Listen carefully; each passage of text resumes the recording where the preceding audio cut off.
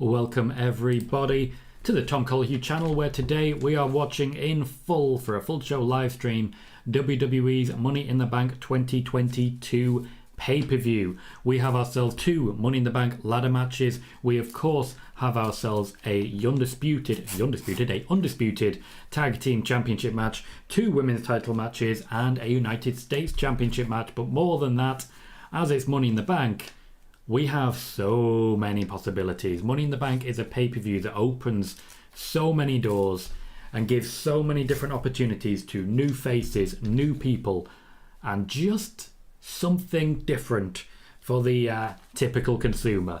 Now, of course, looking at the betting averages, looking at the potential winners, and if you watch the spoiler show earlier on yesterday, you will see that the favourites at the moment are not exactly new faces, but even then, we may get something different out of it, because at the moment the champions have a bit of a stranglehold, so this may be the only way to get championships away from them.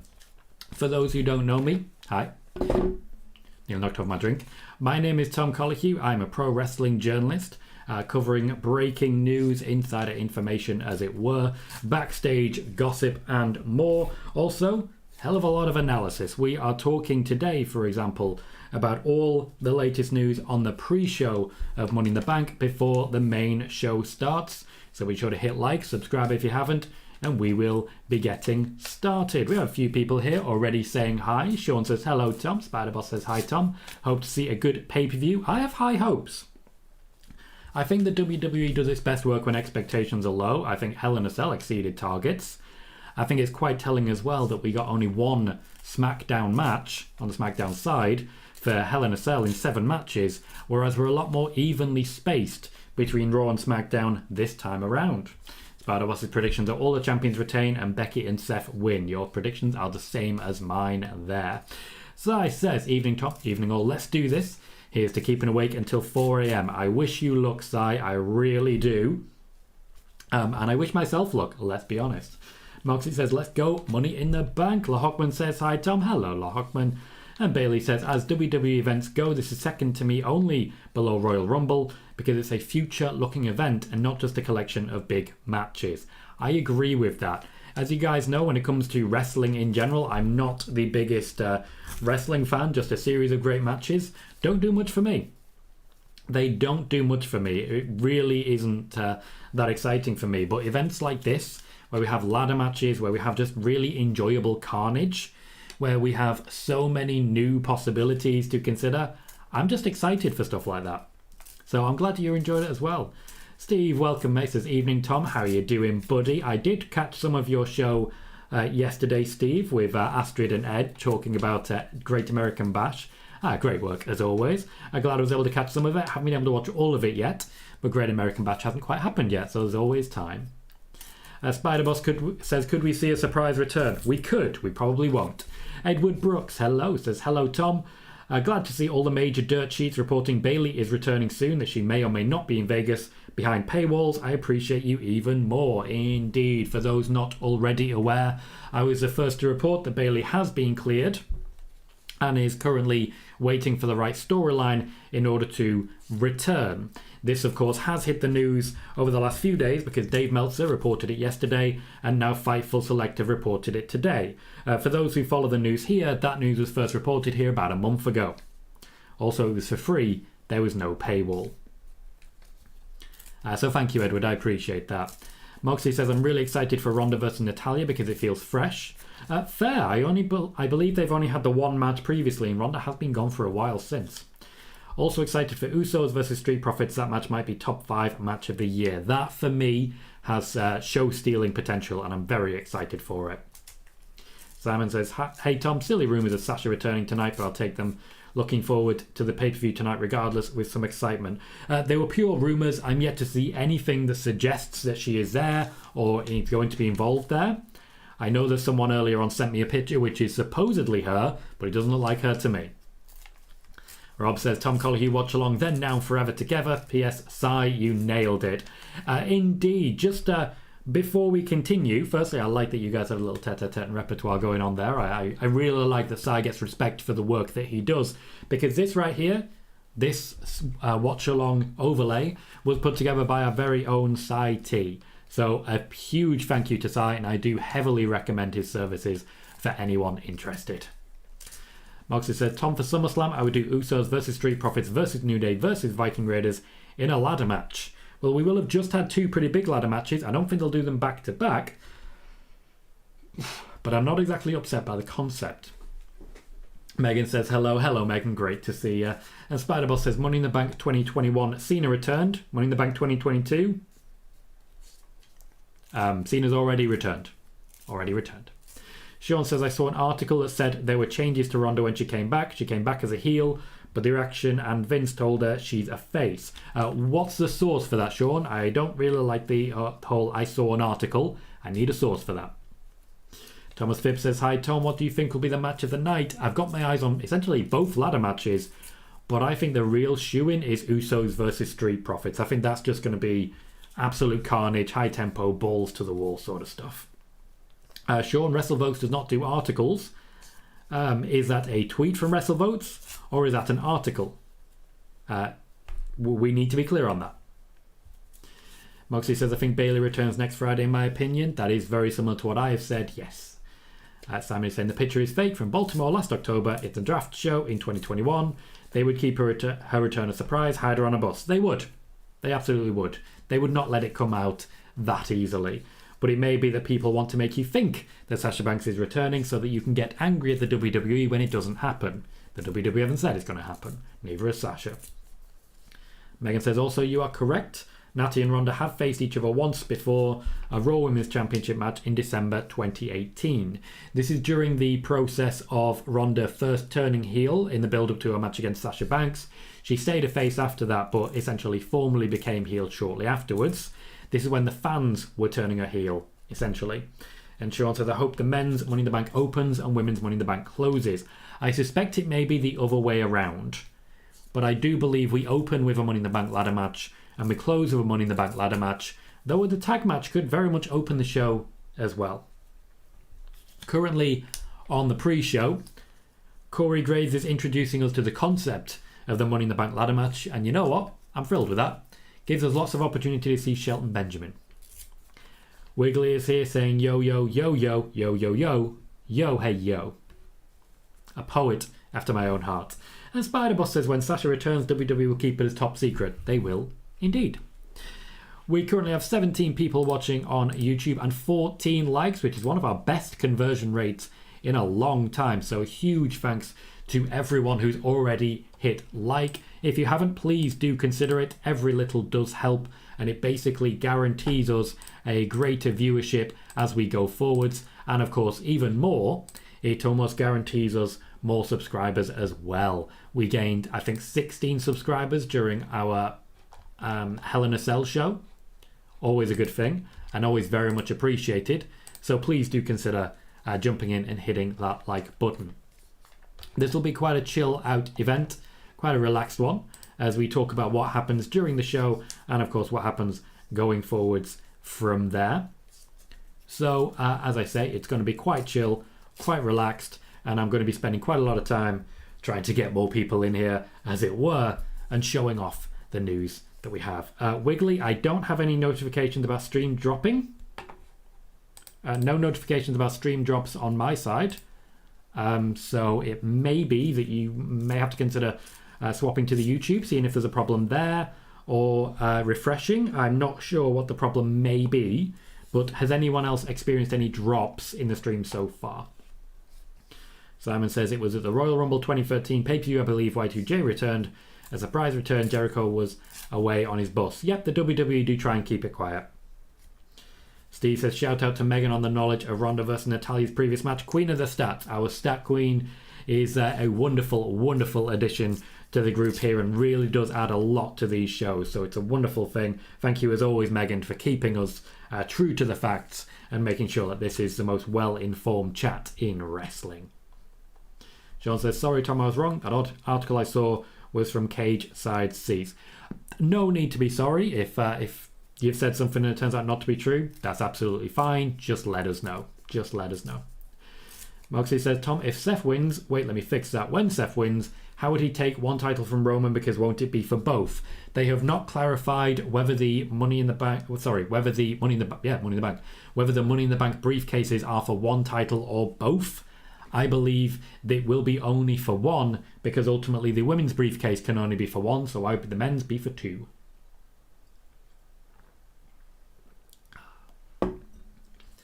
Spider-Boss says, if Sasha ever returns, I hope her fans don't call her a sellout. Some of them will, some of them won't. Standard. Thank you, Steve. Says, no problem here on YouTube.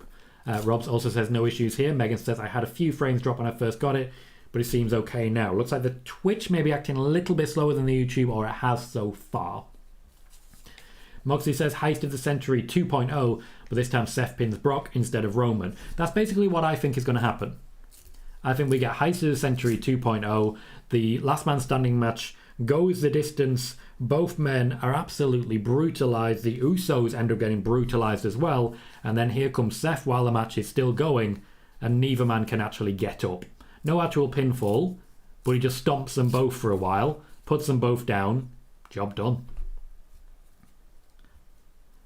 Megan wearing her crown as always. Moxie says, I would give Street Profits versus Usos 23 minutes on pay-per-views, and I know this because of Megan. On pay-per-views, matches rarely get more than 20 minutes unless you're Roman Reigns. Now, the Money in the Bank ladder matches, I'm confident will get longer than that, but I think Usos Street Profits will get 15, maybe 20 minutes, and we'll still be absolutely raving about it. Oh, this is lovely, Megan. Thank you. Says, also, thank you for creating a space for fans that isn't a complete dumpster fire of a shit show. I try my best, Megan. I do appreciate you saying that. It does mean a lot. That's the hope, that we're creating a space for wrestling fans to nerd out, to like what they like, to be who they want, etc. That's the hope, and that's what I personally am trying to do. So thank you for letting me know that you think I'm doing that. That's really nice to see. Moxie says, Tom, isn't it your birthday in a couple of days? It is. It is my birthday on Thursday. We will not be doing a stream on the Thursday because I will be celebrating my birthday. We will be doing a special birthday edition of Spoiler Warning. Special edition of Spoiler Warning for my birthday on Friday. So Friday will be technically the birthday party, which I will start to advertise over the course of the next week on Twitter. Spider-Boss says, thanks, Tom. You're the only one who doesn't come up with rumours about Sasha. Your information about Sasha is accurate. Thank you, Spider-Boss. I try my best to deliver that, and I'm glad to hear that. I'm very glad to hear that you're giving me the kudos for that. I appreciate that. I try to give as much information as possible without any hyperbole, without any rumours, and it's pretty clear to me that for anybody watching here regularly, a lot of the news that I report comes out on different wrestling media websites and behind paywalls in the days and weeks after. I think anyone who's been here is fully aware of that. It's a real shame that people can't give the credit to the right area, but I unfortunately have to try and build with my back against a wall because I have a little bit of gatekeeping. But we try our best, and ultimately I'm just glad that the people here see it and enjoy it. And I'm glad that you appreciate it. Thank you kindly. Bailey says, Seth is a favourite, but if Sammy won the briefcase, how interesting is the last man standing finish you just described? It's also very, very interesting, I'll say that. But I think if Sammy won it, he would hold on to the briefcase for much longer, so that we could play out the whole honorary Us angle. It would work for me. Simon says, my pro wrestling fan heart will always be with Sasha. Nonetheless, good luck to my picks tonight, Liv and Seth. I hope you're watching, Simon. Megan says, I showed my brother the maximum male model segment from SmackDown. He just laughed the whole time. That's not a bad thing, though, is it? That's not a bad thing at all. Steve says, will there be party hats and cake on Friday? Probably, yeah. Probably. I may write myself a card from you guys and just have that in shot behind me. Or who knows, maybe Sai will make me a birthday overlay. I don't know. Sai tends to just sort of do his thing, and I'm always very grateful to have it because it's always fantastically done. But yeah, cake, I'd imagine so. Maybe I'll do a stream where I just spend an hour eating a whole cake. Stranger things have happened. Thank you, Moxie. Bit premature, but thank you kindly. Jay says, hey Tom, do you think if Becky wins, I'll have her cash in tonight to be a failed cash in? No, I think they will have her cash in at Survivor Series. I think at Survivor Series, we will have Ronda Rousey versus Bianca Belair. Just after the match, when both women are shaking hands, I can see Becky Lynch coming down. Becky Lynch teasing who she's going to cash in on, but basically beating up everyone, not being sure who she's going to cash in on. Then she cashes in on Ronda Rousey. That's what I personally would love to see. No failed cash in for Becky for me. Sai, thank you kindly, has super chatted with £5. Thank you very kindly there, sir. And he says, agreed, Megan. This is a great community with its own characters and everyone has something to contribute. Thank you kindly, Sai, and I could not agree more. We have many individual personalities here, and I love that so many of you have been able to express yourselves. And we have personal in-jokes, and we have individual preferences, and we're a diverse community of obsessive fans and passionate people, and I'm very, very happy to see it. Simon says those fans that call Sasha a sellout if she did return tonight or whenever are not proper fans. Sasha's happiness matters most, whatever she does. Indeed, and if she doesn't return, that is the exact same situation. Brandon, welcome mate, says, hi Tom. Long day at work, just finished and feel crap, but now sat down watching yourself along with Money in the Bank with a pizza whacked in the oven and ice cream safely tucked away in the freezer, ready for the Money in the Bank main show, all ready for another long day in work tomorrow. You are a braver man than I, watching this through to 4 a.m, ready for work tomorrow. Correct me if I'm wrong, but do you work nights? Because, yeah, you will have just finished, so you work long hours, so staying up till 4, not the worst thing in the world, but you're a braver man than I. I have no work tomorrow, and I'm so glad, and Megan, I'm sure you'll back me up on this, so glad to have a Saturday pay-per-view. Moxie says, wait, won't the Usos have to lose one of the titles before Roman does though? Why? Why would that have to happen? I see no reason why that would need to happen. Simon says, great community, really nice, down to earth, kind people. Thank you, Simon. Really do appreciate it. It's great seeing so many people putting each other over and putting ourselves over and just celebrating what we're trying to do here. The reason I've gone live so much isn't necessarily for my benefit. It's for the benefit of just all of us getting to know each other, having conversations between yourselves at times. I'm really enjoying how often people are putting over Megan, for example, for being the stat queen. I like that every now and then I see Sai and Rob's just basically celebrating Sai's work. It's just a wonderful, wonderful thing. Megan says, I still want Asuka to win so she can cash in on Ronda. Not a bad shout. Not a bad shout. It means we get to Asuka Ronda sooner, which is just going to be a good thing. Spider-Boss says, could we see Bianca and Ronda swapping titles? We could. I don't think we will.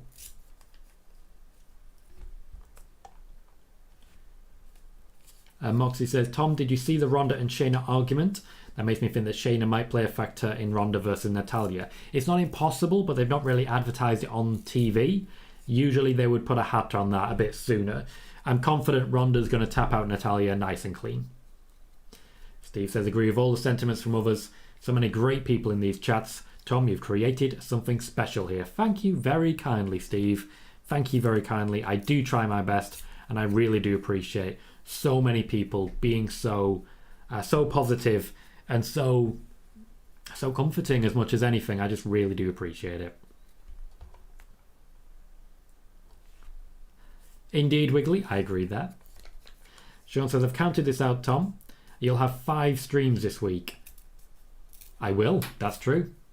That is true, especially with the gaming stream that we'll be doing tomorrow. We do, on Colohue Gaming, we are playing through The Last of Us at 1 p.m. UK time, which is 8 a.m. US time. That's our Sunday show. But of course, we also had spoiler warning yesterday, the SmackDown show yesterday, and we will have our spoiler warning on Monday as well. So it's a crazy time.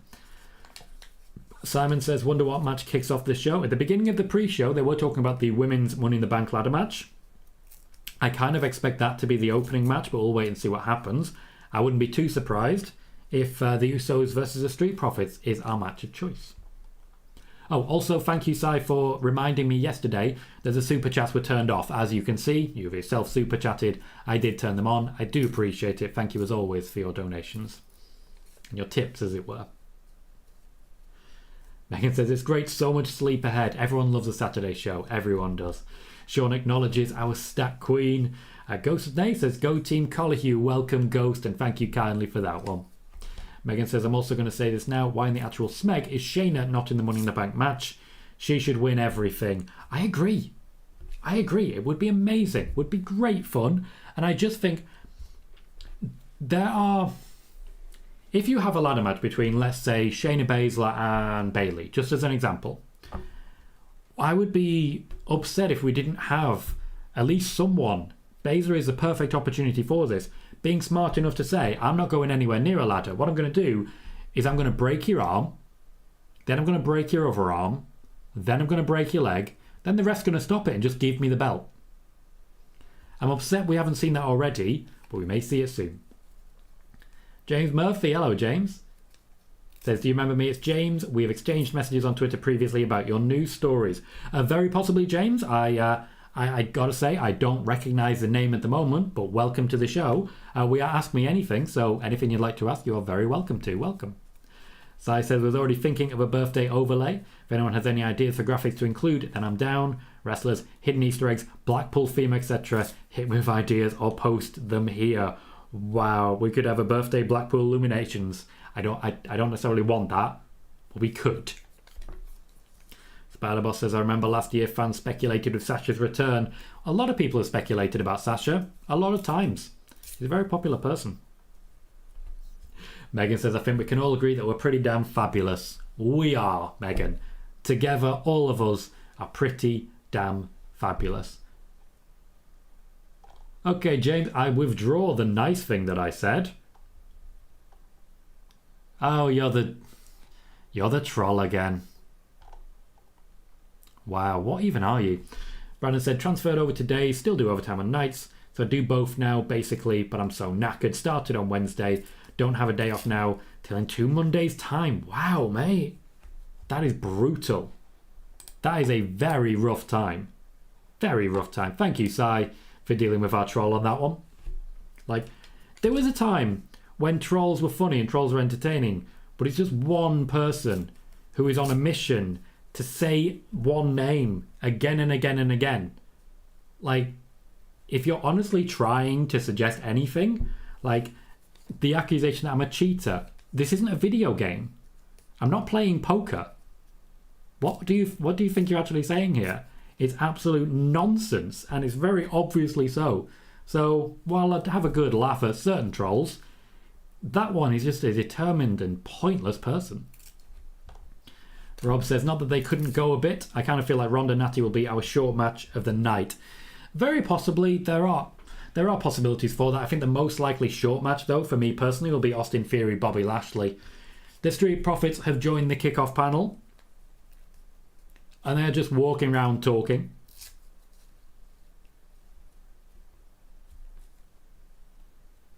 Montez Ford wants to talk to Booker T, but Booker T's not looking at him.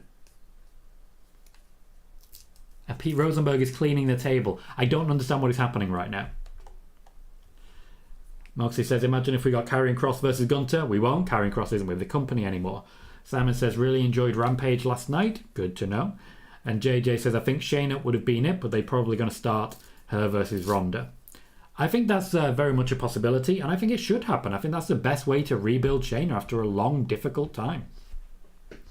Spider-Boss says, Becky winning is 100% Vince's call. Yes, Vince is head of creative. Everything is Vince's call. Thomas says, any returns possible for tonight? Yes, a lot of returns are possible. None of them are likely. Simon says, Sasha, Bayley, Charlotte return rumours. All rumoured. None of them likely tonight. Megan says, Tez is on a table. He is. That explains why Pete Rosenberg was cleaning the table. Montez Ford, he just gets excited. He's been told to stop, but he just gets excited. Also, I like his choice of hat. That is a reference to a TV show that may have released its final 2 episodes yesterday. Moxie says, Tom, do you ever see Shayna winning the Raw or SmackDown Women's Championships? Yes. Chris Leclerc says, we need Bayley to come back tonight at Money in the Bank. We don't need her. I don't think we need her per se back tonight, but I'm confident we will see her back shortly. I don't think tonight's the night, but I think we'll see her. Connor says, Tom, keep that poker face. You got this, man. Poker face, poker face. Thomas says, which match do you think will be the match of the night then? Still, as I said earlier, I think the Usos versus the Street Profits has match of the night written all over it. Simon says, with no rumoured Cena match at SummerSlam for Theory, Tom, I really think Bobby may become a 3 times US champion tonight. I don't see it. As soon as I've caught up with the chat, I will go through my predictions and also go through the predictions that I had with Nicholas Barbatti on Nick and Tom's earlier today on the PW Torch VIP section. We are competing tonight, but we have only 2 different choices. Spider-Boss wants the short match of the night. Believes that the short match of the night will be Bianca versus Carmella. That I could agree with. Sean's excited to see Montez as a heel. Not an impossibility. Look what happened with the Viking Raiders. And Ghost says, I've seen a few tweets showing the women's briefcase being the only one currently hanging. So it sounds like a great prediction that the women's Money in the Bank match is up early tonight. Megan says, if he had broken the table, I would have laughed for the rest of the show, provided Tez was okay. That would bring back some memories. Montez Ford is a table breaker. He just doesn't know it. And Simon is happy to see MMM, it's not M&M, it's MMM, models really proving popular. A lot of people really enjoying the modelling. The work of Marseille.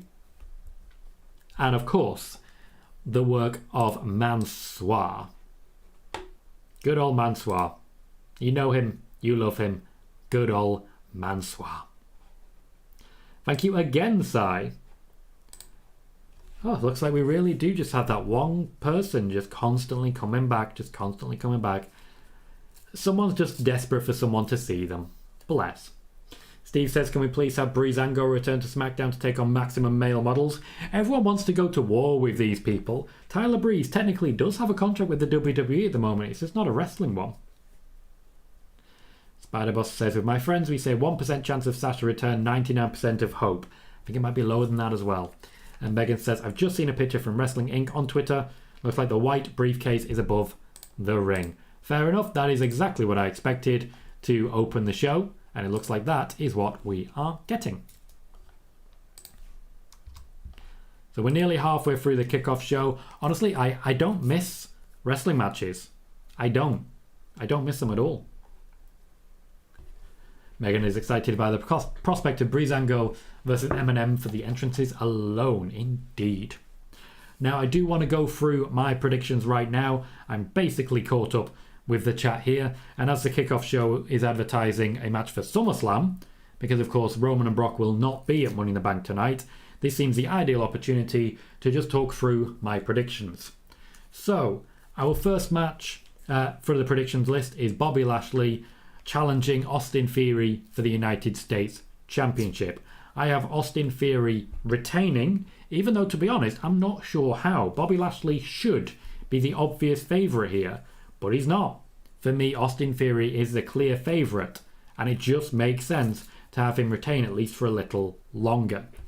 For the Raw Women's Championship match, Bianca Belair, for me, will defeat Carmella in fairly short order. Carmella's a late challenger and just not likely to really stand much of a chance of getting anywhere near this championship. After that, we have the Usos versus the Street Profits, in which I think the Usos will retain, but I do think the Street Profits will go on to be the challengers at SummerSlam as well. For the SmackDown Women's Championship, I naturally have Ronda Rousey retaining, forcing Natalya to tap out after basically getting out of the sharpshooter, probably twice. It's Ronda Rousey, that's sort of what she does.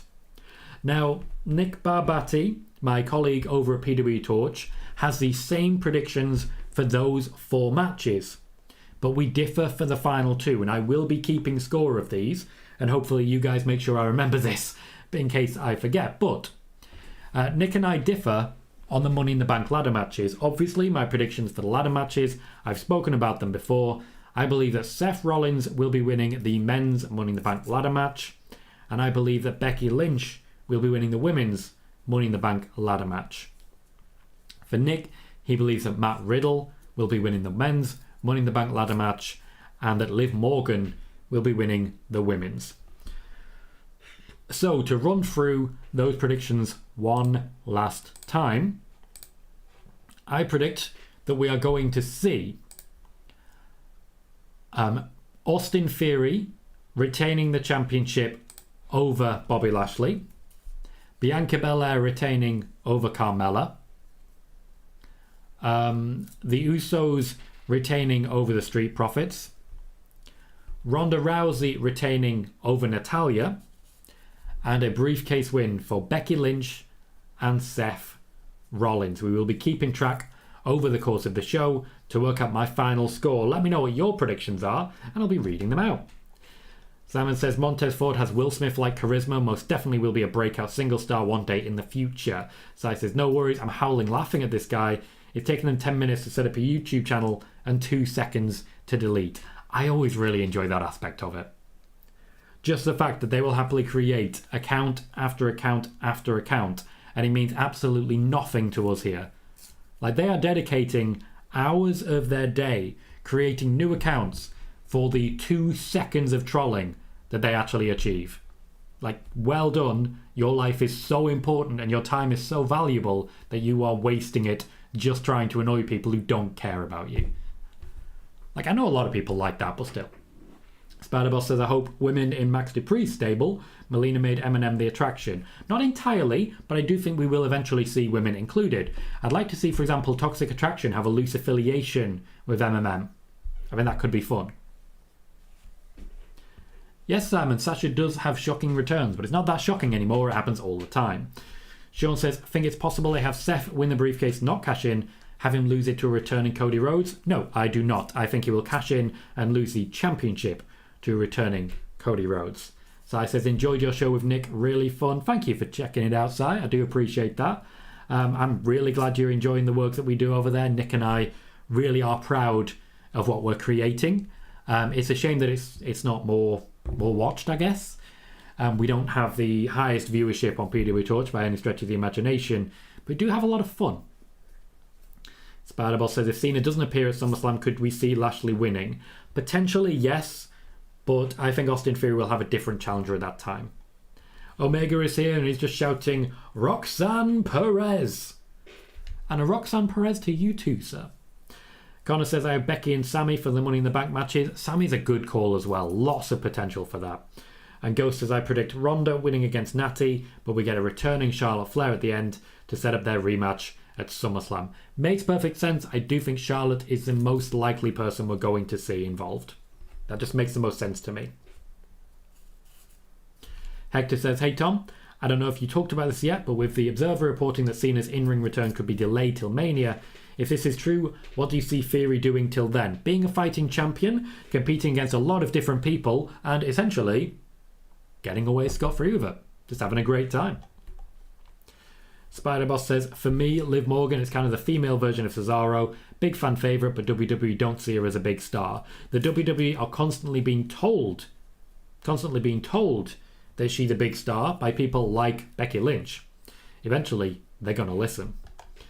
Lahawkman says, Becky wins, Seth wins, Theory wins, Usos win, Bianca wins, and Ronda wins. Thank you, Lahawkman. We will be keeping track of these as best we can, so please do remember who you've chosen. Connor says, MMM sister company, MWM, for Toxic Attraction. I'd love it. I think that's a great idea. Thomas's predictions are Bianca, Liv Morgan, Ronda, Seth, Usos, and Theory. Only difference from myself there is Liv Morgan. Rob says, in what order of conference would you place your picks? Interesting. Okay, this is good. I like this. Okay, so Bianca Belair at top. Usos second, Ronda Rousey third. Becky Lynch fourth, Seth Rollins fifth, and Austin Theory sixth. I like that as a question, Rob. I appreciate you asking that one. Spider-Boss says, does WWE still want Mustafa Ali as an opponent for Theory? Yes, they do. I expect we're going to see more of him. Of course, he's on the screen right now getting beaten up. I do expect we'll see more of that, but it looks like the WWE may have vetoed it with the availability of John Cena. Megan says, now that we're getting closer to the start, I'm seeing more photos of the white case above the ring. Seems like a dead cert the women's match will open the show. That was my prediction. Just to be clear, not a spoiler, was a pure prediction. And it just makes sense for what they're planning to do. I think the men's will main event. Sai says, WWE have a paradox in their hands. They've over-delivered on the last few pay-per-views when we didn't expect much. Now folk are expecting Bayley, Sasha, etc. today. And I will get any but high hopes tonight. Yeah, that...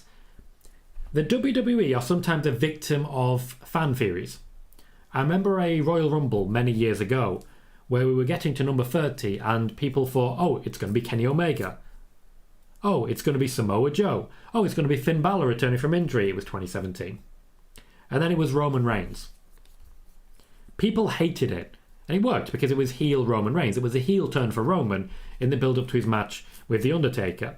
He then had to turn face again afterwards, but he was a heel Roman in that run between that Royal Rumble match and the match against The Undertaker. He was a heel. And it obviously worked. People hated it, but people were really a victim of their own predictions. Spider-Boss says, most of heels winning tonight, only Natty and Carmella lose. Yeah, but you can't have it exactly balanced. I like it to be heel heavy, to be honest. It means people still have something to fight for. Bailey says, here's a question I should know but do not. How far in advance do the competitors in the ladder match get the finish from Vince? It varies. Usually he lets them know about a week in advance, but there have definitely been times when they find out when they get to the arena for Money in the Bank. Because it's a pay-per-view and because there's a lot to get done, they don't really have the amount of rehearsal time, particularly for a lot of the SmackDown wrestlers who weren't able to get here yet. A lot of the SmackDown wrestlers have only arrived in Las Vegas in the last hour or so and started getting set up, so they don't have time to rehearse. With that in mind, they tend to find out and have rehearsal time about a week before.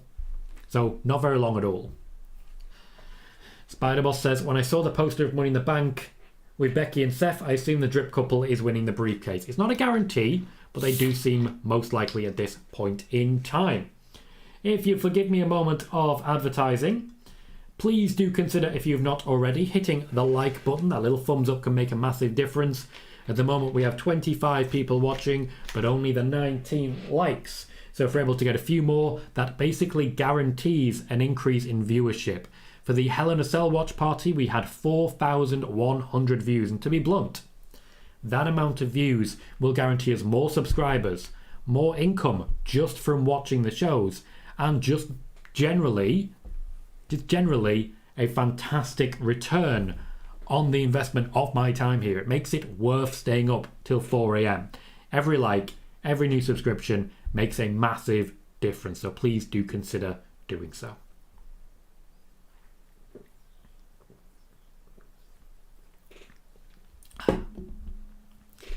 Megan says, I have Asuka and Drew winning the briefcases, Bianca, Ronda and the Usos retaining, and Bobby winning the US title. That is the most different from my predictions right there. And I'm looking forward to seeing what happens there. Asuka, I feel, will be a good call. Drew, I'm not sure. I feel like that would be a waste because I think he's getting the match in the UK anyway. But that may be a means to that end. And Hector says, people can say what they will about the MMM stable, but I guess it shows they see something in Marseille and Mansoir because they could have been released, but good on them for being open to this gimmick. I agree. I think that's a really good shout. I really do. I think that's a really good comment there. What I will say is that a great microcosm to examine and work out what people are really excited about in wrestling is this chat feed. This chat feed right here.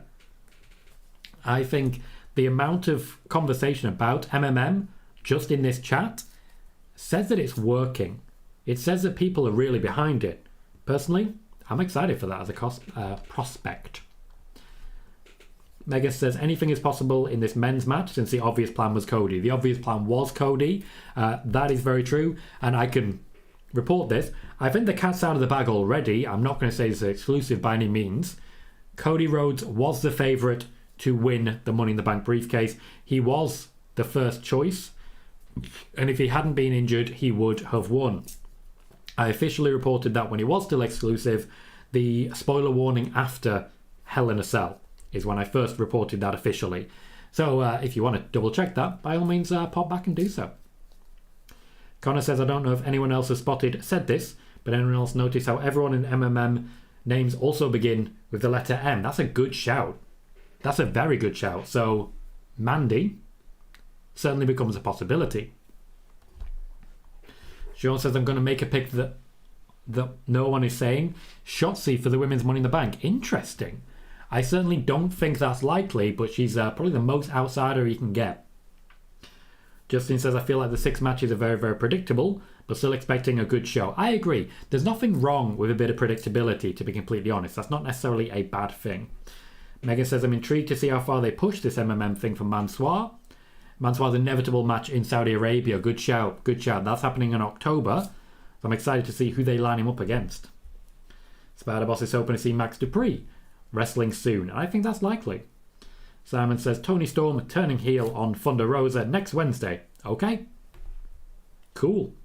Sai says, did we clear up Cody's line about the Money in the Bank winner main eventing WrestleMania? Misspoke, misunderstood, or a poorly written line? We did clear that up, Sai. It was a poorly written line. He did not misspeak. They would have edited that out. Misunderstood is a possibility, but it was poorly written, and that resulted in it being misunderstood. Connor said, Mustafa Ali joins the MMM soon. That could be fun. I like that idea. I like that idea a lot. I like that. He'd look very... I think I'm not the only person who would say Ali's a very attractive man. Like a very attractive man. And, you know, I'm thrilled with that as a prospect. Thrilled with that. It is 20 minutes until Money in the Bank starts. And I want to say a huge thank you to everyone who's joined us so far. We've already had 191 views and the show hasn't even started yet. Usually things explode a little bit as we get closer to the show officially beginning. So thank you everyone for joining us so far. Thank you for all the likes and the subscriptions. As I've mentioned, we are continuing to grow and I am very, very grateful of that. We are currently sitting at 1,218 subscribers. 1218. So we've already picked up 2 just in this show alone. Thank you everyone who has joined and pushed so far. I'm just going to post a tweet. The WWE have asked about the US title, so let's talk about this. I can't see Theory losing this early. Unfortunately, I also can't see Bobby losing at all. So let's get MVP involved. A new manager for Theory after losing Vince for ... reasons. For reasons. I think it's fair to just say reasons. I don't want to overstate it, but there are reasons that Vince McMahon has vanished from Austin Theory's life. He's been ghosted. Imagine being ghosted by Vince McMahon. Just imagine that for a moment. And be upset. Simon says, Shotzi, the Shelton Benjamin of the Women's Money in the Bank ladder match, the spot queen of the match. That is why she's there. She is there to do the big spots. And I expect to see quite a lot of them. I expect quite a lot of those. Hector says, I don't know if this info was disclosed or if you happen to know, but when Cody signed with WWE, do you know if he was allowed to continue teaching at the Nightmare Factory or no? He is still a presence at the Nightmare Factory. He still visits, but he is not a full-time coach there anymore. Moxie's predictions are Becky, Seth, Austin, Bianca, Ronda and the Usos, which is the same as my predictions there. Megan says, how many people have seen the Up Up Down Down title tournament finals? Hilarious. That was like a 1.5 hour show and I watched it start to finish. I was watching Stranger Things yesterday and I thought to myself, this final episode is an hour longer than the Terminator film. Like, there's a point at which it's too much. Spider-Boss says, back in the day, I always wanted to see Shelton Benjamin win Money in the Bank. I think he deserved it, but at the same time, he was only there to pop a flip. Justin says, Seth winning and cashing in on Brock Roman match is going to happen. I would love it, and I suspect it will. As Simon says, who do you see Jericho feuding with next in AEW? I have no idea. I don't watch it regularly enough to know what's going on at this point in time. Simon says, Theory gets out of the Hurlock with baby oil. I suspect you, Simon, have also been listening to the Nick and Tom's Intercontinental Adventure show today. We suspected he'd get out of it just by being too slippery to beat. Justin says, why not 8 people this year? It's been 8 for years. Not sure. Really not sure. I think it's just due to not many people being on SmackDown anymore, but certainly there are possibilities and potential people that could have been involved who weren't. I think that's a shame. I really do.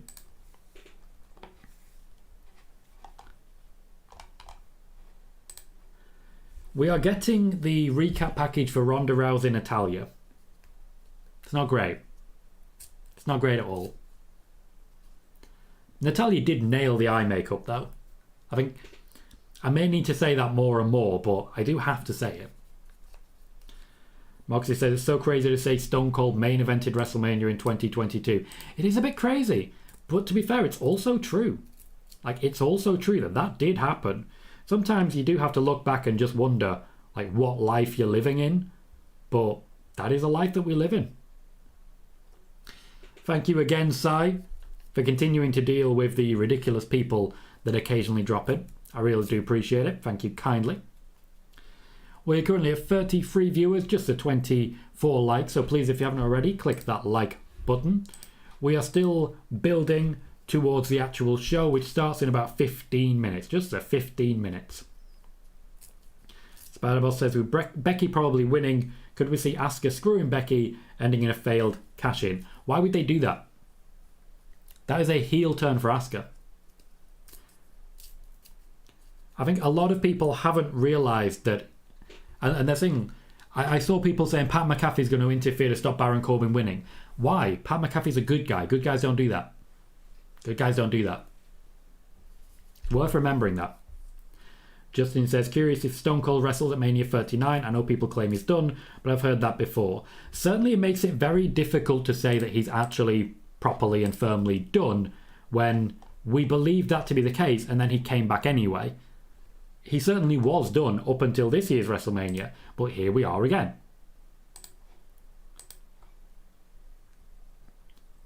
Megan says the planned match order is apparently up behind the paywall for anyone who cares. I don't need to see the full match order, and I don't really understand the appeal of that. Like, let's give it a moment and just see how it plays out, you know? Let's give him a chance. But here we are. But thank you, Megan, for letting us know. We do want to be as well informed as possible, so people who are interested in that, by all means jump over and do so if you're willing to pay for it. Hector says, if I'm not mistaken, it's 4 free Raw for both Money in the Bank matches. Really hope SmackDown gets more love. Come the draft, they definitely could use some call-ups for sure. I think the main reason for that is that SmackDown's the 2-hour show and Raw is a 3-hour show, so there's more people on Raw. I'm not upset about that personally, but thanks for the clarification there, Hector, as well. Kervin, welcome, says, big returns tonight, maybe. Justin says, got to imagine the women's Money in the Bank kicks off the show. I believe we can confidently say that it will. Jay says, do you see Becky turning backface before SummerSlam? On Monday, the crowd was behind her a lot. I don't. I think they'll save it until the cash-in on Ronda.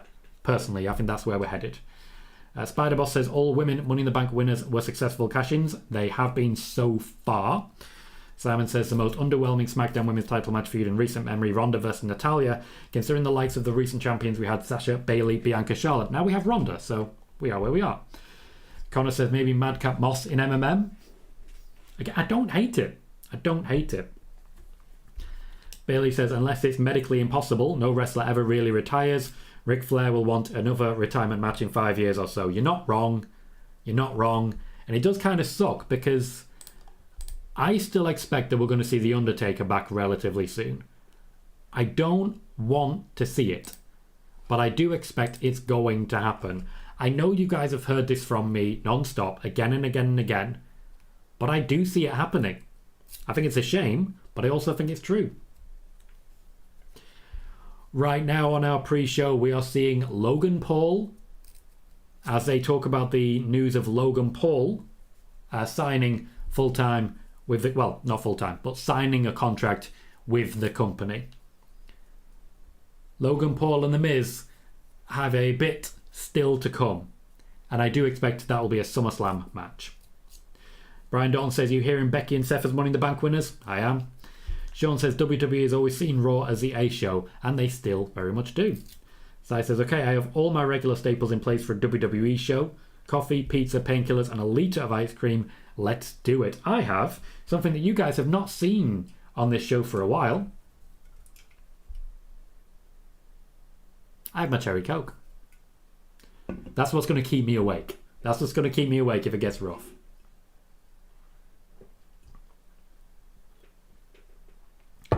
Justin says, WrestleVotes claims Stephanie held a talent meeting backstage and it went extremely well. Let's share some news, shall we? Let's talk news. Now, this isn't spoiler warning, but we have some news regardless.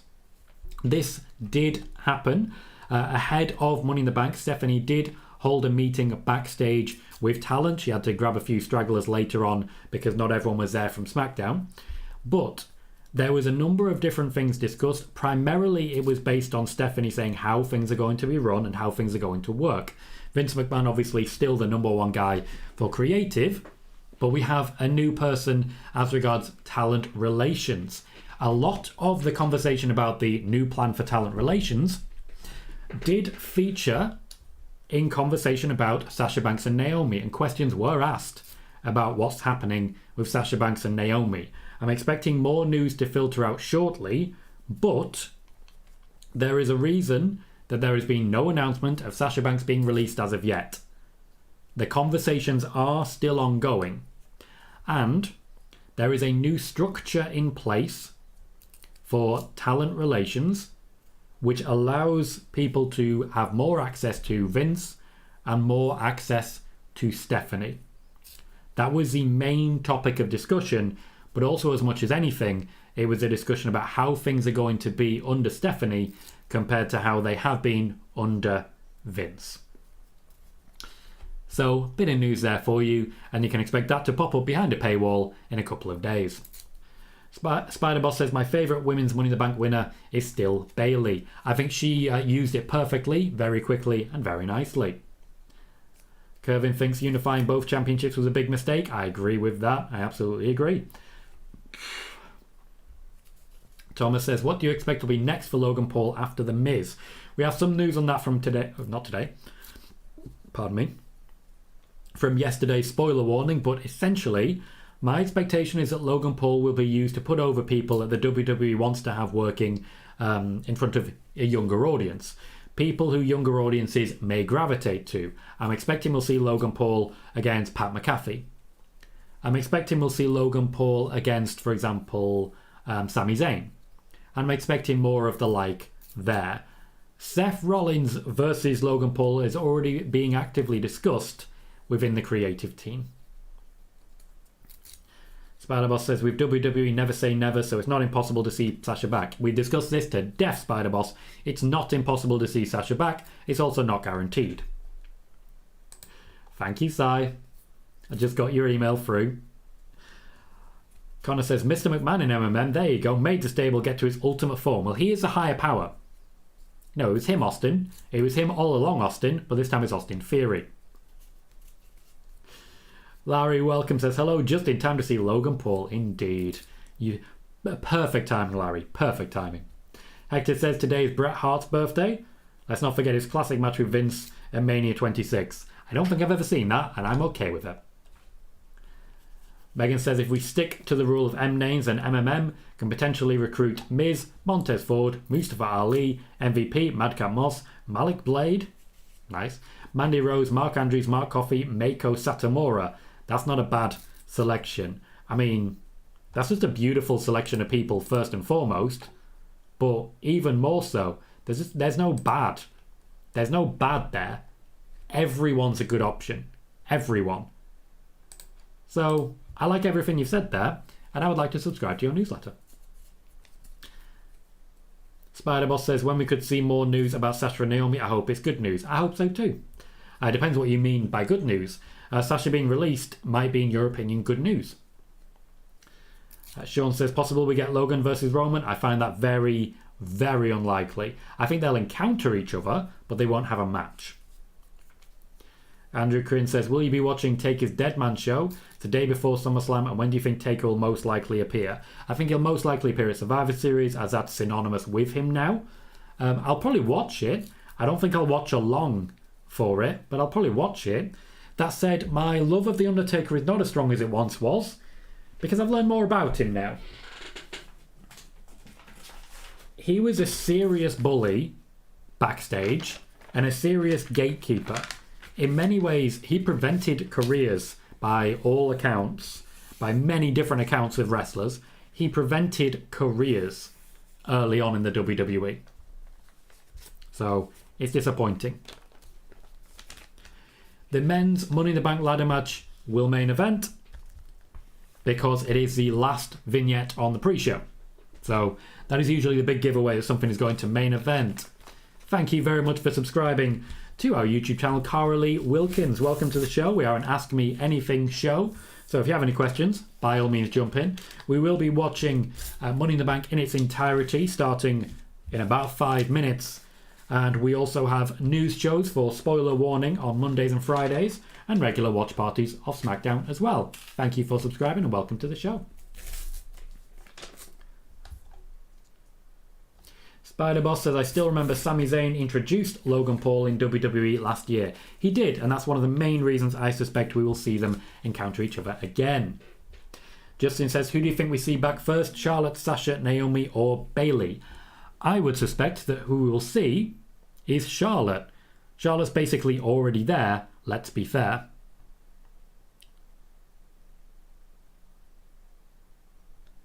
Thank you for that update, Si. I won't have time to read all of it, but I will double check going forwards and try and keep that information. I'll keep aware of that information. Thank you kindly. Spider Boss says, for good news about Sasha means Sasha coming back. That's entirely your perspective of good news. Sasha being released might also be good news, depending on if that's what makes her happy. That is what she seems to want. That is what she's instructed her legal team to make happen. Connor says, also people can get their name changed to begin with letter M. Also, if you want someone in particular. So Butch could become Much. Jay says, whole time people think Bayley or Sasha or Naomi return tonight. What should be Charlotte after Ronda versus Natalya? Charlotte Flair is due back very soon. That's who I expect her to see if we see any returns tonight. Hey Wiggly, welcome back, mate. Megan says, I can also use the M name logic to put myself in the mix for an MMM in a supporting role. You just basically want to follow Max Dupree around, don't you? You can be his entourage. Entourage and his stat person. I mean, you can make it work. You can make it work. Spider Boss says, Jericho once told that The Undertaker laughed when Vince told everyone Jericho was winning the Undisputed title. Sounds about right. And Wiggly's prediction is Asuka wins everything, or AWE, or... Spider Boss is excited by the prospect of Mandy and Max Dupree's stable. I think they'll have a loose affiliation, but I would like it if they are just two separate stables that just sort of come up together. I just like that as a prospect, and I'd like to see more of that kind. We are coming up on 400 views so far in our first hour, and the show hasn't even started yet. Massive thank you to everyone who's joined us so far. We're currently at 58 viewers. Now, on the Hell in a Cell show, we peaked at just over 100 viewers at once. So I'll be keeping an eye and see if we can make that. But at the moment, 58, I'm pretty happy with that as well, to be fair. If you're watching on YouTube, please remember to hit like and subscribe if you haven't already. And, just as importantly, if you're watching on Twitch, be sure to hit follow as well. We are now on YouTube on 1,220 subscribers. So we've grown by another 4 since we started. Thank you everyone who has joined so far. We are 2 minutes away, just 2 minutes away from Money in the Bank. Megan says it would be a nice view, you can't deny it. He knows a good tailor. He does. He does. Now I'm jealous of you and want to be as involved as possible. Wiggly says that Cody interview... Sorry, nope, that's not what he says. Wiggly says my prediction. Wiggly says Hikaru Shida will attack Asuka at the end of the Money in the Bank match. She will definitely not be doing that. Andrew Quinn says that Cody interview on Raw was very interesting. He said if Seth wins the Money in the Bank, I'll be the first to congratulate him, even though Cody won't be there tonight. But his music hits, Seth gets a shock. I find that very unlikely. There's nobody who would do that on his behalf. Wiggly says, I'll drop in intermittently. Enjoy the show. Speak soon. Speak soon, Wiggly. Great to have you. You by all means, you drop in and out as much as you like. Spider-Boss says, if Toxic Attraction get called up to the main roster, I wonder how it could work. Since Toxic Attraction is not PG, they would become PG. It's that simple. That's one of the reasons they haven't been called up so far. They would be forced to become PG. Connor is suggesting Minoru Suzuki for MMM would be just odd but class at the same time. If you've seen his Instagram, he fits. The man has style. Simon says the Stephanie talent meeting is very positive news in terms of a Sasha return and Naomi being posting a lot very recently on social media. So positive news for their return as well. There is nothing else so far to suggest that Sasha Banks or Naomi will be returning. We will have to wait and see. Spider-Boss, unfortunately, I do have to say that basically every time they're in even slight way mentioned, you do seem to think that means she's coming back. Rob says Riddle training video was well done. I did like that. Little things like that, showing that people are taking it seriously, go a long way. Sean says, do you think any of the women have special gear from Winning the Bank? Yes, I believe they do. I've seen some of it. Hector says, the way I look at the Sasha situation is the longer that goes on, could possibly lead to Sasha, because if you think about it, she doesn't need to hear the WWE side to be open to discussion, but alas, here we are. Again, I have no idea. Nobody knows at this point. It is up to Sasha Banks whether Sasha Banks returns. Kervin says 3 women have cashed in on Charlotte, and they have, all of them successfully, because ultimately sometimes that's the only way to beat Charlotte Flair. Welcome back, Hector. Welcome back indeed. We are about to go live with WWE's Money in the Bank 2022 pay-per-view. It is just starting now. We will be watching in perpetuity, start to finish. It's a live stream of the full show, which we will include results, highlights, and reactions to everything going on during the show. There will be live analysis, there will be live news, there will be backstage info. If you're interested in that, this is the place for you. Bailey says, do you think WWE have any plans to bring back the introduction of the foreign language announcers for all the big events? No, people really hated that, and they saw evidence that people were literally just switching off whenever that started to happen. So I don't see any reason they would keep that going. Cheers.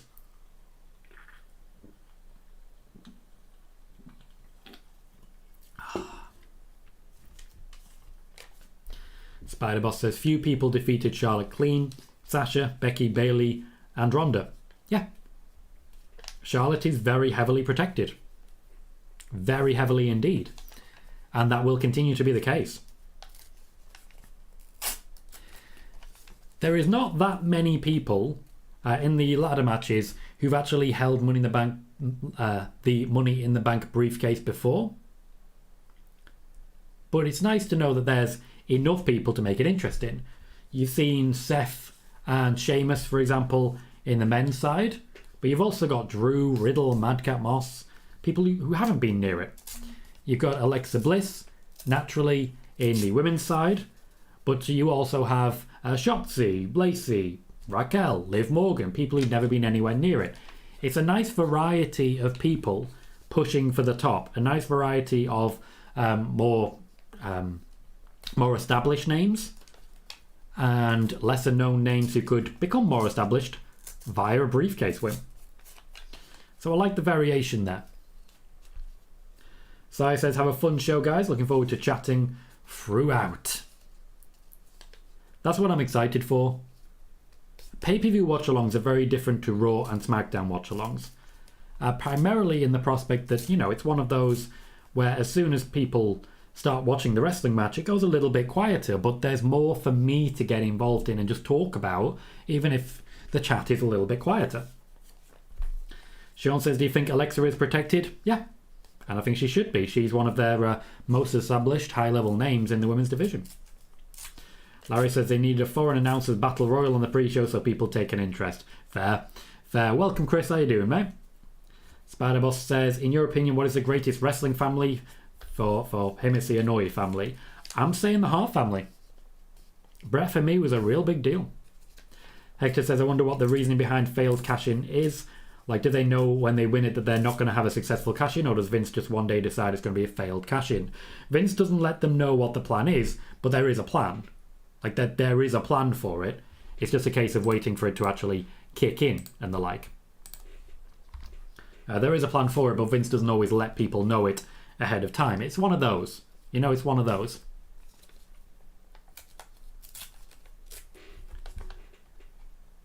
Corey Graves, Byron Saxton and Jimmy Smith are ringside for our first match. We will, of course, have SmackDown matches, and it does suggest that maybe SmackDown announcers will be covering the main event.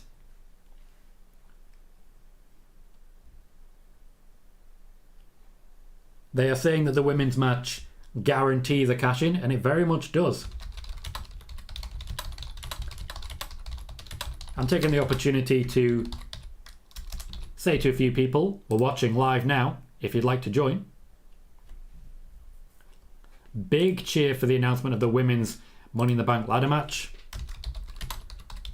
We're watching Money in the Bank live now, if you'd like to join us. They are, as always, announcing what the actual ladder match is, what the briefcase means, and just making sure everyone knows the rules. Becky Lynch is the first person to come out. She is easily the biggest name in the match. The match is lacking star power. Becky and Alexa Bliss are the only real top-level recognised names.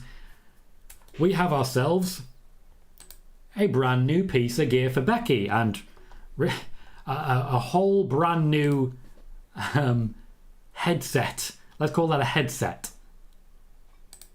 I think that's fair to say.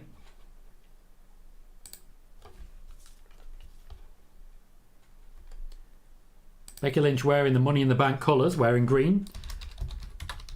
That's Cena talking right there.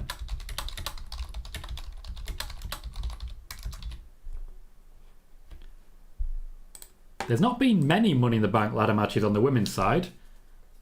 Becky, as quite rightly announced there from Corey Graves, is one of the most journeyed, most travelled, and I believe the most seasoned in the actual ladder match environment. She also knows her hardcore, and she's one of the most experienced in general.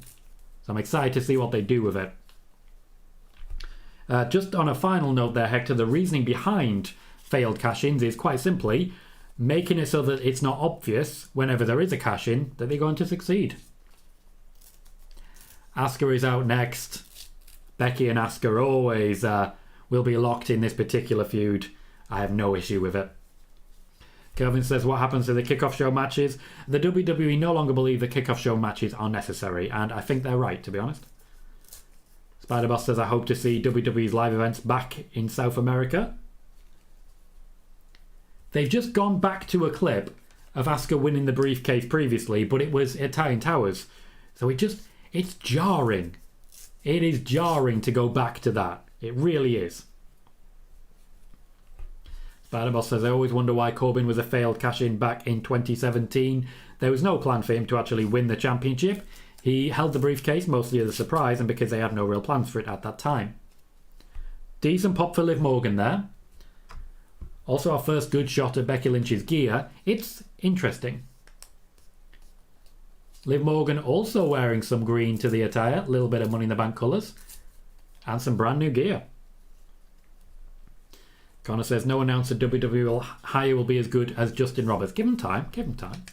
Sean says, Becky's theme is a banger. I totally agree. And Sean says, Asuka's theme is a banger also. Lots of bangers. They've added a bit of a beat to Liv Morgan's theme, which I respect. Raquel Rodriguez up next. No real response from the crowd there. Let's see if she's got new... She does. Some brand new gear for Raquel Rodriguez as well. Showing off her back as always. And why not when you have a back like that? Spider-Boss says Money in the Bank is the only thing that Becky hasn't won. Has she been a tag champion? Kelvin says Corbin's first gimmick was awesome. It was. He's had a variety of gimmicks since, and I do feel he's got future world champion in him. We're just not there yet. Sai says Liv Morgan crying when she's coming out makes me wonder if there was a late change. Not impossible. Naturally not impossible. Lacey Evans, the first one to get a 3D graphic for her I'm American gig.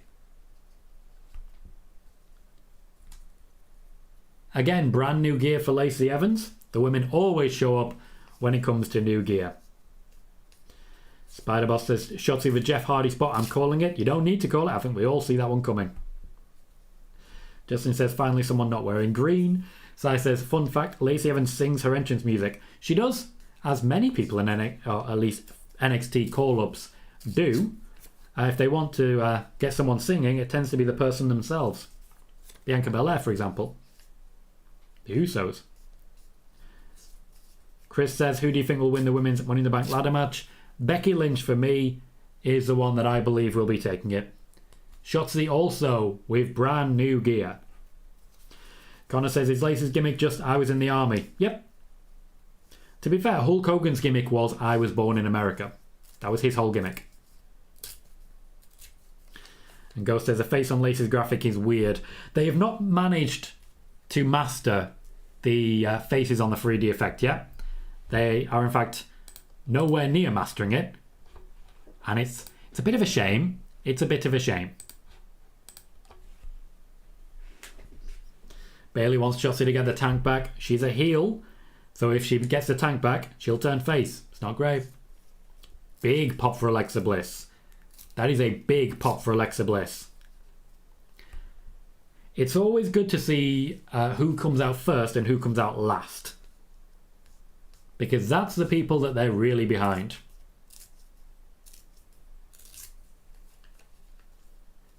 Lexi with her own 3D graphic, a giant Lily doll. And I want to say a new jacket, but not necessarily new gear.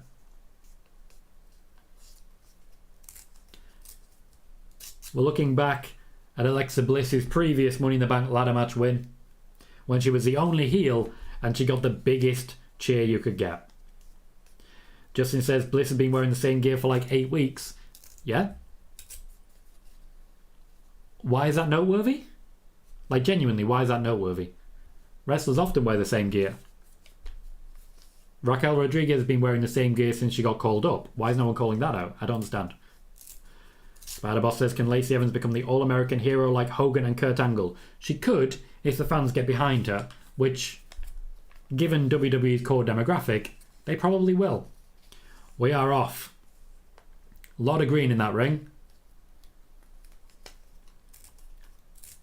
As always, people start spilling outside. Shotzi and Raquel Rodriguez are fighting.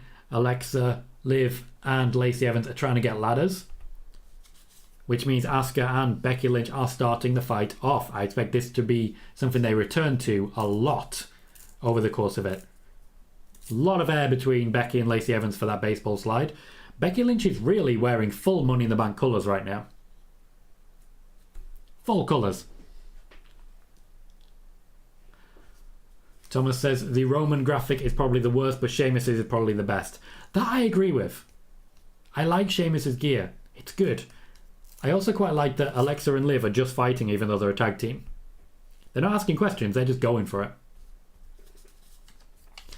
Chris believes that Becky Lynch will win the women's Money in the Bank ladder match. I'm noticing Becky even has some green in her hair. She's representing.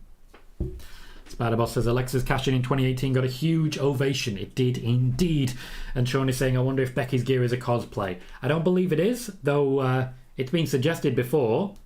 I believe it was WrestleMania 32? 32. 32? No. No, it wasn't 32. 33? Must have been 33 then. Yeah. WrestleMania 33, when people believed that she was doing an Aloy cosplay from Horizon Zero Dawn. Raquel Rodriguez tries to pick up the ladder with both Liv Morgan and Becky Lynch on it. Does not succeed, but still did alright. There was a moment at which the crowd were into it. That's all I'll say. Rodriguez and Evans, of course, are there to be the powerhouses. She's showing off. Didn't quite master showing off to the hard cam, but not bad. Kevin says WWE need to be careful with Lacey Evans' booking. The fans can turn on Lacey fast. The fans can turn on anyone fast. I think that needs pointing out. Becky Lynch and Liv Morgan working together to try and take on Rodriguez. Rodriguez over double suplex, and that was a bad landing on the ladder. They did not land flat across the ladder because the ladder is not flat. They landed on the corner. That's got to hurt. That has got to hurt. Sean says, oh, Shotzi with a slide into the ring just following on a ladder. I like that. Kevin says, WWE need to be... I've already read that one. Sean says, yes, Alexa's Money in the Bank win and cash-in gets a huge reaction, but everyone on social media hated it. Yeah, but to be fair, there are less people on social media complaining about it than there are in the arena cheering it. So, which would you pick? Ghost says, I can just imagine Seth and Becky in Mr. and Mrs. attire on Monday after winning their respective matches. Definitely see them absolutely ridiculous in a great way. I'd be excited by that. Raquel Rodriguez being bullied at this point. Connor says the fans can turn fast and will if they feel like if WWE don't do it right. Which, let's be honest, fans on social media don't believe that WWE have ever done anything right. KJ says, what's up tomorrow? I mean Tom. That's because Alexa was champ months before at Mania. Yep, and since then, Alexa Bliss has not been a champion. After losing the championship to Ronda Rousey at SummerSlam 2018, I believe it was 2018, Alexa Bliss has not been a top champion. So clearly, the WWE listened. I think she's getting closer to it, but I don't think the moment has come yet. Welcome, KJ. How you doing, mate? Lovely work from Becky Lynch there, piling up 4 bodies. And then a springboard elbow drop. Ethan Edwards, welcome, says, who do you think is going to win the men's Money in the Bank? Seth Rollins. I think Seth Rollins is going to be the one doing that. Cannonball from Alexa as well. Rob says Shotzi slipped and missed her spot. That does happen. That does happen. In a match like this, there's going to be botches. I'm not going to blame them for it, especially with the lack of rehearsal time that they've been able to get. We currently have 39 people watching on YouTube, but only the 33 likes. If you've not done so already, please remember to hit that thumbs up. Every like gives us a chance to increase our viewership. We just shot up to 45 as well.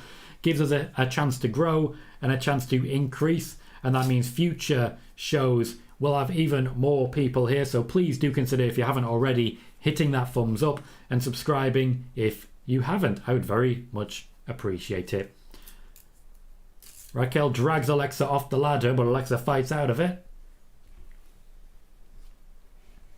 They're trying to go for the knees and get her down. It's working. Alexa Bliss really going for this. A Hurricane Runner into the ladder. Wasn't perfect, but it was still damn good. Alexa Bliss showing off there. Not often we see that sort of attitude from her. Sean says SummerSlam this year will be 4 years since Alexa's last singles title reign, so it was indeed 2018. Rob says Raquel playing the bass for the other ladies very well indeed. She's playing the powerhouse, and she's doing so very effectively. She's in the, if you'll forgive me, the Kane role at the moment.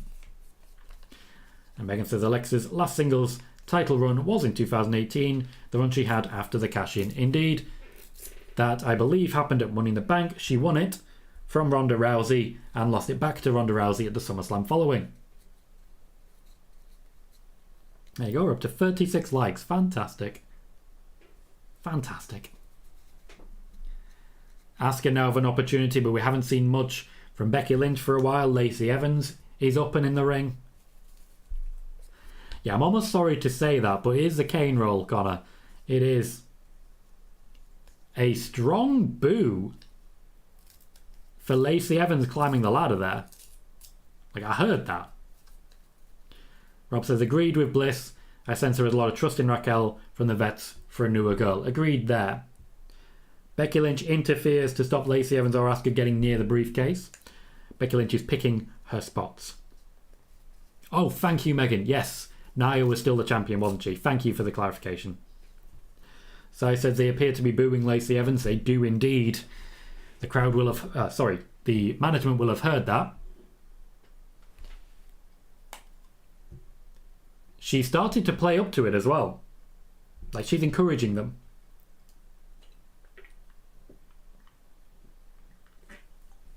She's playing the heel now.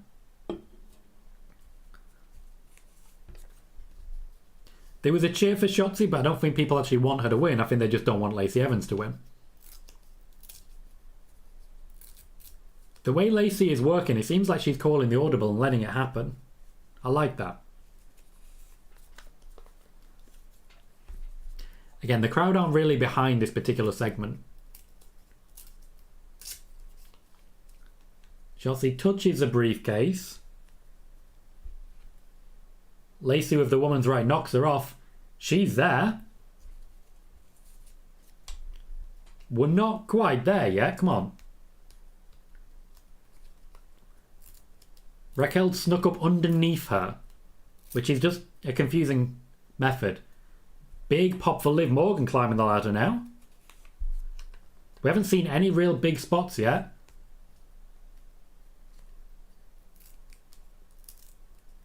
Raquel fights back. Shotzi's there as well. Liv Morgan with a sunset powerbomb on Lacey Evans, who was the lower down opponent. Not the best of decisions there from Liv Morgan. It's not the best decision she's ever made. Lacey Evans came down slow as well. Hey Jaden, how you doing, mate? Kervin wants to see Lacey turn heel. Connor also says Lacey was always a better heel than face, in my opinion. I think she's been very good in both roles, to be honest. Very good in both roles. Yes, Jaden, this is the opener. Rodriguez is now tied in the ladder. And Shotzi just mauling her a little bit. Alexa Bliss is recovering. There's a cheer for Alexa Bliss as well.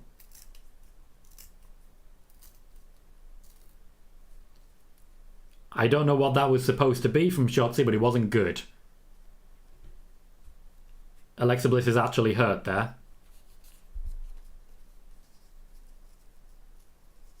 Alexa Bliss is actually hurt.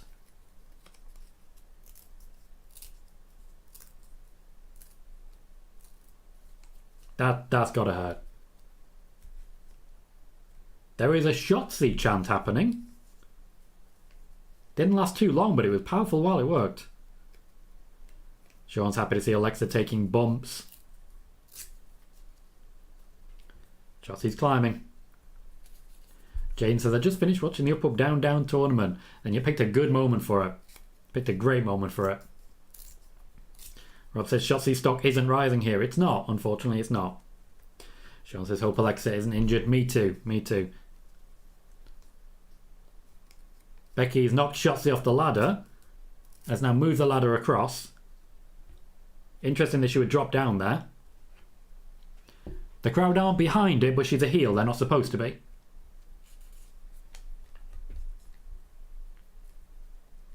Shotzi's been involved in a lot of the match at this point. I can see an elimination coming her way. Like a big through a ladder sort of spot that just puts her out.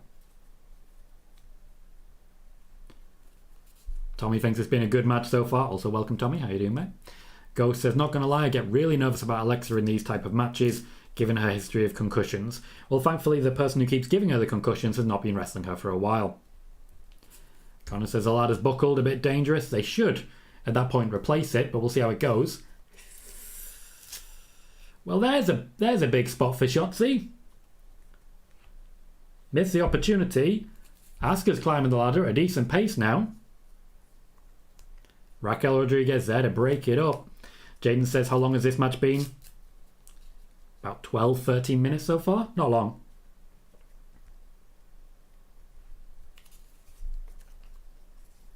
Rodriguez just sort of throwing Asuka about. The ladder goes down again. There's been a couple of botches, Thomas. I'm not going to blame people for botches too much. Though I'm not sure what shots he was going for during the Alexa spot there. Raquel Rodriguez just runs over Asuka. She's just knocking over ladder after ladder. Oh, we're going tables, are we? We're going tables. Roman's not there, so they can go tables. Oh, she's building. She's building.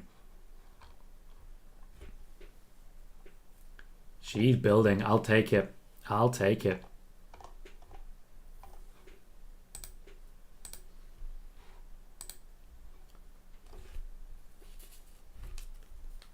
Rob says, I think there's a natural charisma to Shotzi that fans are drawn to, but from an in-ring standpoint, not sure she's gaining any points backstage or within the peer group. Within the peer group, there's a lot of respect for her. Want to be clear on that. But yeah, she's not performing brilliantly this particular one. Thank you very much for following Ulfa. Thank you very kindly for the follow. You will get a notification every time we go live for spoiler warning news shows and of course our watch-alongs. Asuka and Raquel Rodriguez are fighting on the table. Asuka trying to get the armbar on Raquel. It goes into a triangle in the end. Raquel's going to deadlift. Asuka's going through something. She's going through the ladder, isn't she? Asuka trying to get her again. Raquel's got her with grip for white noise. Oh, we're getting good. Becky Lynch getting involved here. Thank you very much for subscribing, Human 2. A second human has joined our channel. Welcome. Becky's dragging over a big ladder. This is going to be a big spot. I'm a little scared. Becky Lynch is getting chance. Drop kick on Asuka? This is how you lose. This is very much how you lose. She missed. Becky went too far and missed. The ladder was supposed to go through, but it was a glancing blow. Let's have a look at where she landed. Right on the hip. Right on the hip of Asuka. That's got to hurt. That has got to hurt. Oof. And this is awesome chant for that botch. Connor says, I thought this was Money in the Bank, not TLC. Well, there's still a briefcase involved. Ghost says they need to use another ladder. The one they're using is slightly leaning to the side. I'd imagine with all this stuff happening outside, they will make that change. Megan says, I missed a whole bunch of this. I don't think my internet likes my stream. Keep buffering for some reason. Oh, awkward. Awkward. Well, I hope you can get that fixed. Human 2 doesn't believe Liv is winning. I also don't, let's be honest. Rob says, Raquel, however, continues to impress through the little things. She's done well in this match, I'll say that. Kevin says, every wrestler is botching. Okay, guys, well, wrestlers botch sometimes. Not everything goes right, and to be fair, they've not had a lot of rehearsal time, particularly the SmackDown side. Jaden says, could Bayley just enter at the last second and grab the briefcase? Anything could happen in the WWE, but I don't see any reason for that to do so. Ofa says that hurt to watch. It did. It did. Sai says Becky legit hurt herself and nearly hit the cameraman. Yeah, she put the ladder a bit too close and ended up going a bit too far. Becky throws Raquel and Shotzi, and in stereo they just hang over. Also throws Alexa and Lacey down. Becky with an opportunity here. The fans are going for it. Well, Liv Morgan is in to stop her. Rob says, please don't kill our Asuka. I don't think that's going to happen, thankfully. I think Liv Morgan's going to go for a finisher off the ladder. Definitely something she could do. Liv Morgan's ladder was pushed down and she recovered it. She's up. She's up and no one else is. She's got it. Liv Morgan has won the Money in the Bank briefcase. Well, who was it who said she was crying? I believe that was you, Sai. She's definitely crying now. Liv Morgan has won herself a Money in the Bank briefcase. Tell you what, you wouldn't want to miss this show, would you? Jaden likes the gear. Thomas has asked, is Shotzi bleeding? KJ does say Shotzi is bloody. Greg Livingston says hi. Hey, Greg. Connor says, are we going for the free ladder spot again from last year? Seems so. And then after that, it's just a lot of very happy people. There's a yes, yes, yes. There's a yes. There's a holy shit. There's a Jesus fuck. Sai says, I thought so. Her face when she came out totally gave it away. Thomas says, so happy for Liv. Tommy says, people wanted it. They got it. Don't complain now. Sean says, shocking result. And KJ just saying, let's go several times, which is the right way to say it, let's be honest. Massive congratulations to Liv Morgan for winning herself a briefcase. She was crying as she walked down to the ring, so it seemed like a last minute, seems like she was informed at the last moment. Look how happy she is. And she really is. Look at her just running around with it. That's a career maker. We know that's a career maker. Interested to see, of course, where she goes with this one. Becky continues to lose her mind on the outside. But I've got to say, that is a great call. Just an absolutely fantastic choice by the WWE. I'm not sure where we're going with it. I'm not sure what the next steps are. But I've got to say, I'm absolutely thrilled with it.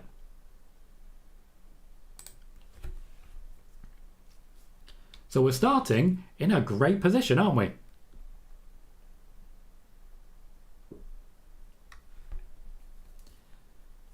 We have our first SummerSlam commercial sliding in to our Money in the Bank show. Congratulations to Liv Morgan. WWE definitely made a good choice with this one.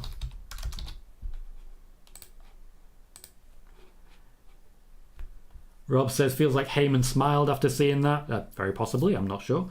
Moxie just says, yes. Tommy says, and people thought Becky was going to win. I thought Becky was going to win. She was the overwhelming favourite. Justin says, Rhea beats Belair and Liv cashes in on Rhea. Very, very possible. KJ says, someone's pushing hard for her. You love to see it. Becky is definitely pushing hard for her, I'll say that. Megan says, I don't want Liv to fail. Jane says, how last minute during the match? Why, no, that's not what I'm thinking. The user is here saying, hi mate, who do you think is winning the men's match? I still think Seth is winning the men's match. Justin says, now have Alexa turn heel and fight her for the briefcase, with Liv retaining it, but it gets Alexa back in her best role. I think we should give Alexa a bit of time as a face, because I don't think we've really seen her as a face. I think she's been a face for such a short amount of time that we don't know what her best role is. Connor says, you know what, I've changed my mind. I don't want this to be the year for the first female fail cash-in. Don't think it's time yet. Fair enough. Ghost says, I swear she better not cash in anytime soon. Just hold on to it for a while, considering Carmella is the only one who has held on to Money in the Bank for more than 24 hours, and she held on for 10 months. Kevin says the match was okay, but the ending was good. I agree. Not many big spots. Didn't really feel very Money in the Bank ladder match, but we are where we are. Sai says, quite accurately, that puts Nick 1-0 up. It does indeed. He did pick Liv Morgan. I picked Becky Lynch. Thomas also selected Liv and is 1 up. Rob says Heyman is a Liv backer. Many, many people are Liv backers. I just want to be clear on that. Hector says the emotion on Liv's face says it all. No one deserves this more than this. Liv has worked on her craft so much and put in the work. I'm confident she will get herself a "You deserve it" chant when she appears on Raw. Greg says, what match is next? Good question. We'll find out in a moment. Chelsea says, hi Tom. Hi Chelsea.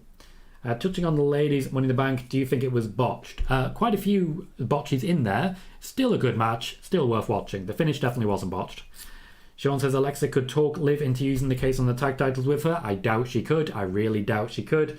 Especially considering the tag titles are vacant. There's no one to cash in on. Just win them.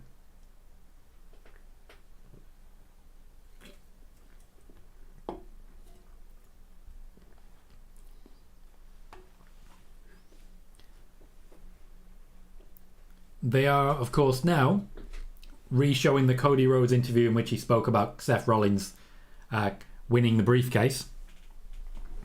Gotta say, I'm less certain than I was.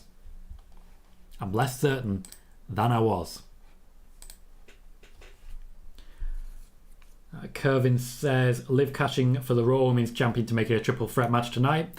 Very unlikely. Would be fun though. Not gonna lie, it would be fun, but I don't think that's a smart move by anyone involved. Then it says 16:35 for that match, apparently. Decent time. I expected it to be a little longer. I'd imagine they're saving the big spots and the long time for the men's. But hey, given that there's 6 matches, that took up our first half hour or so. I'll take it. Very happy with that. Chelsea says, who does she cash in on and when does she cash it in, do you think? I think she'll hold it for a while. I think she'll cash in on Bianca after SummerSlam. Next up is Bobby Lashley versus Austin Theory. Bobby Lashley versus Austin Theory. Next up. Pardon me. Just realised we're currently sitting at 1,552 views. 1,552 views so far on the YouTube side. We peaked briefly at 62 views. We're still currently at a very healthy number. So I am a very, very happy boy at this point in time. If you're currently watching on Twitch, please do consider hitting the follow button.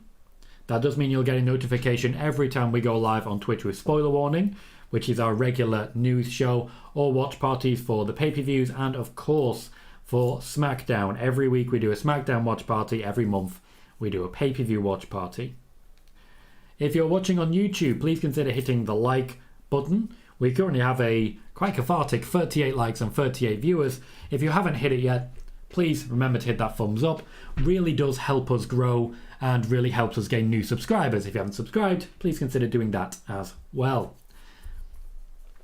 Ghost says, surprisingly, the star of that match seemed to be Shotzi. Looked pretty good during the match despite the botches. I would say Raquel Rodriguez actually had a slightly better showing for me and seemed to be more of a focus, even though Shotzi certainly had her moments. Megan says, title change time. Well, I've been wrong before, including over the last match. Brandon says, Fury versus Lashley next. KJ says, it was definitely a few botches, but there should be botches in this type of match. If there's going to be botches, it is going to be in a match where there's just a lot going on, like, for example, a match with a lot of ladders involved. Sean says, I just hope WWE doesn't do an Otis Miz thing with Liv and have her lose it to Becky. I find it unlikely, but not impossible. Justin says, if Liv cashes on Bianca, doesn't that mean Liv goes heel? It's never been a face cashing on a face and then stay a face. I mean, it's Liv. It's not impossible that she is a face that stays a face. It's not impossible. That said, there's every possibility that Rhea Ripley wins, and then we go from there. Tommy says, I think Theory will win by DQ. I think he'll find a way to weasel out of it, is all I'll say. Jermaine says, do you think that Liv Morgan will be the first one to have a failed cash-in? And I say this because the women have yet to have a failed cash-in. I don't think so, not yet. But I do think that moment is coming sooner rather than later. Marie, welcome, says, I can't believe Liv won the Money in the Bank. I'm very happy with that. Very happy with that. Just really thrilled to see it. Very excited in general. Megan says, that time actually makes it one of the longer women's Money in the Bank matches. Most have been around the 12-14 minute mark. Longest was the rerun of the first match that they did on SmackDown at 24 minutes. That is just strange. That is just strange. Rob says, Liv is a genuinely nice young lady. Got to spend a couple of minutes with her and Charlotte after an NXT show years ago with my daughter, who she was very attentive to. Both were very classy. That sounds absolutely lovely, Rob. Thank you for sharing that story. That's absolutely fantastic. No worries, Connor. I got you back. Okay, I kind of love how Austin Theory's entrance is just a hell of a lot of selfies that he's taking with people. Some of which were up for it, some of which were not. I'm also confused by the fact that he's changed all of his branding. The A icon has just become a T icon, but he still has A-Town when he comes down. I liked the A icon, I really did. He still has a focus on the A. There's no A in his name anymore. Confusing. Bailey says Alexa took a couple of hard bumps in that match. She did. That's true. We'll see how she recovers from that one. Megan says if Becky had won, I would have had her fail the cash in to further her spiral into utter madness. I think they found a good way to enhance that spiral without, gotta say. Go says having a Cena showing during this video package shows that the Cena Theory feud is definitely on the horizon. Wouldn't be extremely shocked if we see Cena in the next few weeks. I agree. I absolutely agree. Megan says Mike Rome is in the ring for a change. Makes a nice little change, doesn't it? Kevin says Becky wants Liv Morgan to be getting a push. Good. I wish Charlotte gives her SummerSlam opportunity to Shayna. She won't be doing that. She can't do that. It's not up to her. That said, Becky Lynch has been one of Liv Morgan's strongest supporters. And we are where we are on that one. It does need to be T down, Connor. You're absolutely right. Johnny Mendez says, hi, Tom. How's it going, mate? Is Seth still expected to win tonight? I can see him cashing in to take the WWE title back to Raw. And then Seth versus Cody 4 for the WWE title at Mania after Cody wins the Rumble. I see that exact situation that you've laid out there happening indeed, Johnny. Sean says, I've seen many saying they want Liv to cash in on Ronda. That's because a lot of people really don't like Ronda and just don't want her to have a championship. Bobby Lashley's entrance just gets better and better, I swear. I genuinely think this might be more of a powerhouse match than we expect, because Austin Theory can compete physically with Bobby Lashley. I know that may seem to be a bit of a confusing prospect when you consider it in individual terms, but we are where we are.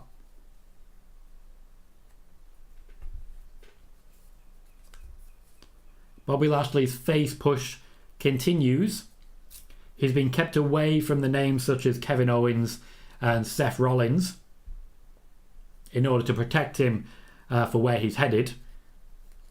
I think having him in and around the United States Championship picture is a very good thing. It makes perfect sense. His name has become somewhat synonymous with it as well, and it really helped push him in the build to getting him to be WWE Championship level. I just don't think he's taking it this time round. I see a sign that just says Bobby will lose. Megan says, how mad do you think Bobby Roode is given that Bobby Lashley nabbed the podium for his entrance? Bobby Lashley coming out to glorious would be a beautiful thing. That's all I'm going to say. That's all I'm going to say. Connor says, if I'm being completely honest, I could not give a flying F who Liv cashes in on. I just want her to be a women's champion. Day seems to be coming. Steve says, I'm still awake. What a moment with Liv winning, wanting a chance last year to get in Money in the Bank and then winning this year. Feud with Becky, Rhea and Carmella, A Star is Born. At times WWE does listen. It does indeed. This won't be a universally admired move because some people just hate everything. But I think this is going to be one of those that goes down as just a genuinely great move for all involved. Rob says, yeah, botches happen. I don't mind that. I only worry Shotzi seems to be involved in a few too many. Just hope she can kind of steer clear of that in the future because she does have natural charisma. She does indeed. You are absolutely right. I do hope she can sort of drop that out of the game and just get a bit more experience as she goes. Steve says, fans have got behind Liv. Long may continue. Hopefully a championship win is in her future. I definitely believe it is. After the feud with Becky Lynch, I did report that people were very, very high on Liv Morgan backstage and wanted a championship for her. We're closer now than ever before. KJ says Liv either has a short reign or wins after Mania 39. I can't see her going Mania 39 going into Mania 39 as champ, but I can't wait until she cashes in. I agree. I can see like a Big E sort of push for Liv Morgan. Go says, Twitter update. Money in the Bank is currently trending number 1 in the US, along with Liv Morgan as well as Ronda at 22. Liv won at 23. Good for Liv at 24. And Let's Go Liv at 28. Big chance for Bobby Lashley. The fans are really behind him. He's going straight for the kill against Austin Theory. Straight for the kill. Austin Theory knows how to get heel heat and he will continue to build it. This match will likely last a little bit longer than expected, primarily because he's going to spend some time outside of the ring. But he's going to take a beating for a while. Kevin says, can Liv Morgan cash in on Mandy Rose too? Not anymore. The NXT Championship is no longer considered a World Championship. Sean says, why do I see Theory breaking Dean Ambrose United States Championship reign? Someone's got to. It might as well be Theory.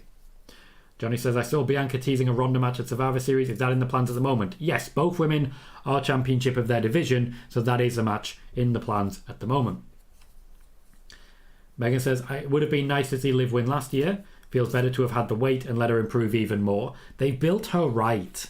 They really have. It's been a very good year for Liv Morgan. KJ says, Bobby chants are really a regular thing now. They are, and that's a very good thing. They are trying to build him as a babyface, and it's working. They're teasing a count-out victory for Austin Theory. He'll certainly take it, and so he should. Lashley, however, does manage to get back involved.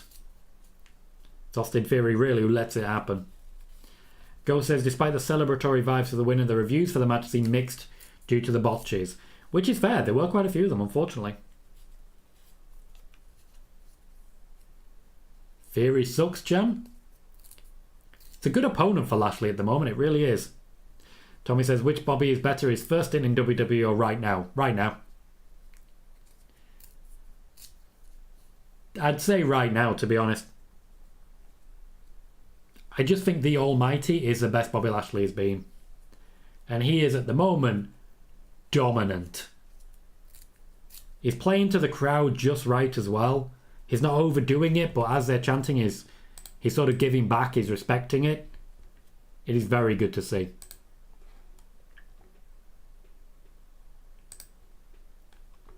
Bobby chants again. They are showing a lot of love.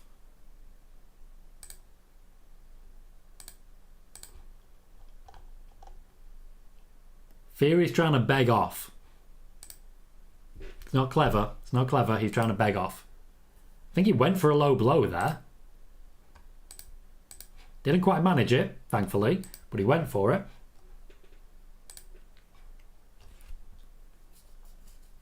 Theory is continuing to just batter Austin Theory here.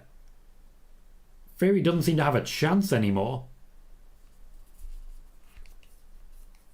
Theory managing to escape here. He's not really competed physically as of yet, but that's a good clothesline. Taking Bobby Lashley down. He's got the physicality, he just needs to start using it. Tommy agrees. Sean says, what a week Liv's had. Beat Alexa on Raw, won on SmackDown and wins Money in the Bank. She has to be on Cloud 9.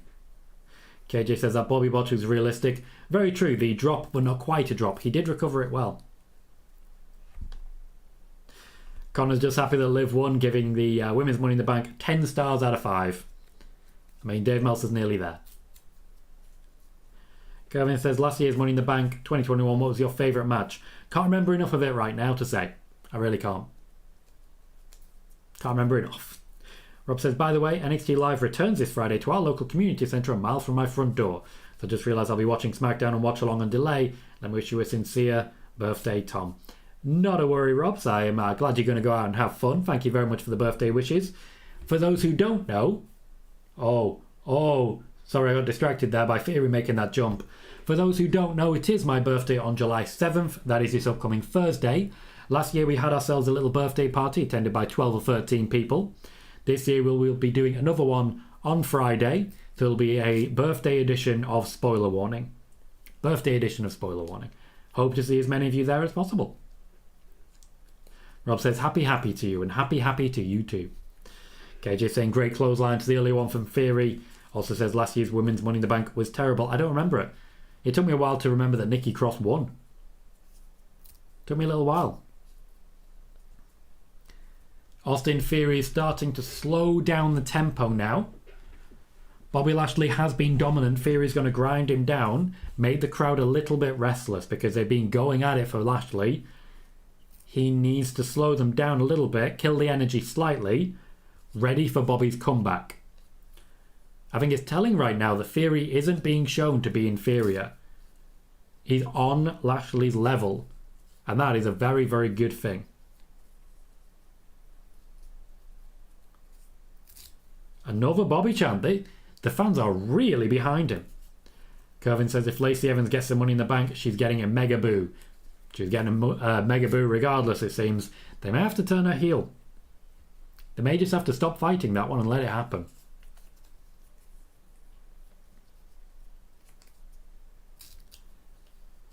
The match has slowed down significantly.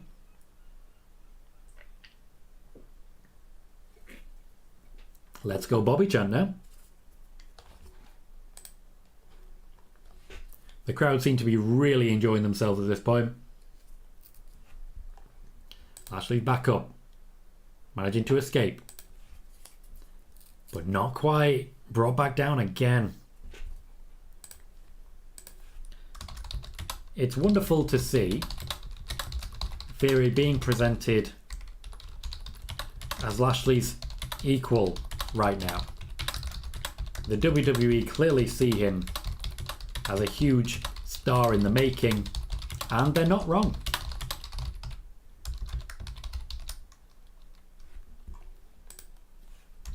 Good call there from Corey Graves, pointing out that Theory's a bit jacked.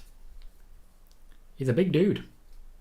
Connor says that's one of the issues of having people cash in straight away, is you don't get to see them with the case enough or at all, so your brain can easily forget because it has no images to remember it. Fair, that's a very good point. I often forget that Bayley was a Money in the Bank winner. Lashley's comeback is in play, and the crowd are hot for it. Sean says, hardcore Alexa fans are complaining she didn't win Money in the Bank. I'm fine with it. Also a big supporter. She's also a big supporter of Liv. Yeah, Alexa wasn't really in line for this. And, yeah, if Sasha Banks was in the match, people would have been complaining she didn't win. That's how it goes. Key Rebel, welcome. Says, hey, Tom, as always, blessings to you. Really enjoying the watch-along. You provide the best watch-along. Makes me feel like I'm there. Much respect. Thank you very much, Key Rebel. Pardon me. Thank you very much, Key Rebel. I do appreciate that. And thank you very much for joining us. Oh, wow. Theory caught there as he rolled through into a running power slam, Strowman style. Not his finisher, though. John says, Alexa will get a push soon. I have faith. She will indeed. And Connor says, people online will always find a way of complaining. No idea why. Just strange people, I guess.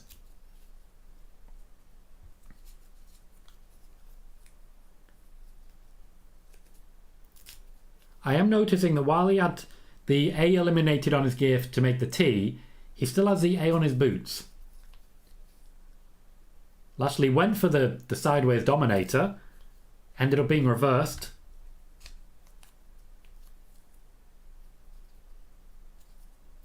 Oh, Theory is starting to come out of this. Starting to come back. Goes for the same move again, but lands it this time. Good spot as well, Connor. He does still have it on his wristbands. KJ says, if Banks was to leave, I feel Liv has a potential to not replace her, but to become the star Banks was. But obviously that'll take a lot of time, and booking will have to be behind her, but she's still very young. She is, and she has a lot still to offer, I will say. Thomas says, I'd love to see Cena versus Gunter for the IC title in the future, seeing as it's the one belt that Cena has not won. I am much the same. I think Cena versus Gunter, Sheamus versus Gunter, McIntyre versus Gunter are all very exciting prospects that should be in the near future. Here he goes for his finish, gets cradled. His shoulder is knocked down on the right side, but he escapes it. Lashley going for the Dominator again. Referee got distracted. That's a rake to the eyes. Theory with a spear. Oh, this is good stuff. He's going for the Hurt Lock, I think. No, he's going for his own finish. I thought he was over again that. Wait, is he going to win clean? No. Hurt Lock is in. Hurt Lock is in. That's it. It's over. Megan nailed it again. Bobby Lashley looking like he's bleeding a little bit in the mouth. Is the United States champion once again. Well, this was the result I was least confident in. I'll say that first and foremost. But I did not see that one coming. This Money in the Bank is not going the way I expected it to. Lashley looks thrilled. Absolutely thrilled.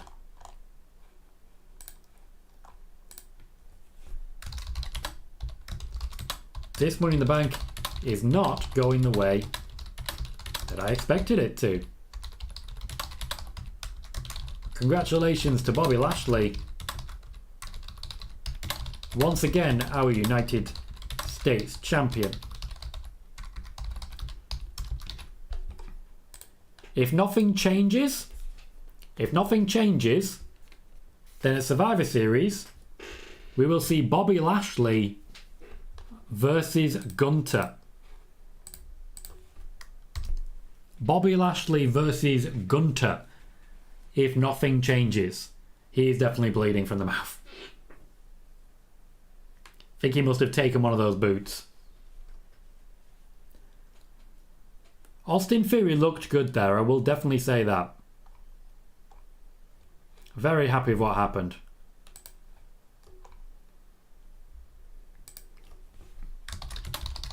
Nothing changes. We get Lashley versus Gunter at Survivor Series. Now let's catch up. Rob says probably takes a little while to break in a good pair of boots. True. Connor says Theory is not going to be beating Ambrose's reign. Definitely not anytime soon. Sean says surprise Theory lost the title this quick. Me too. Absolutely me too. KJ says kind of saw that coming because if they do Cena versus Theory, why does Theory need the title? Lashley's a beast and should have had a title. Well, Lashley has a title again, and it's the US title one, the one that has been synonymous with him. Thomas says I did not see that. Neither did I. Megan's one right and one wrong so far. I'm just too wrong. Just too wrong. Liv Morgan is being interviewed backstage about her cash-in. Is she announcing ahead of time? She's just been crying the entire time, hasn't she?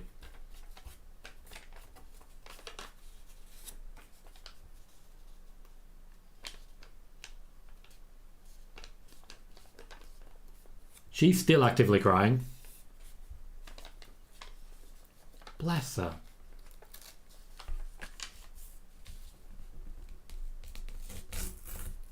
She's just going to celebrate. That was a really good promo.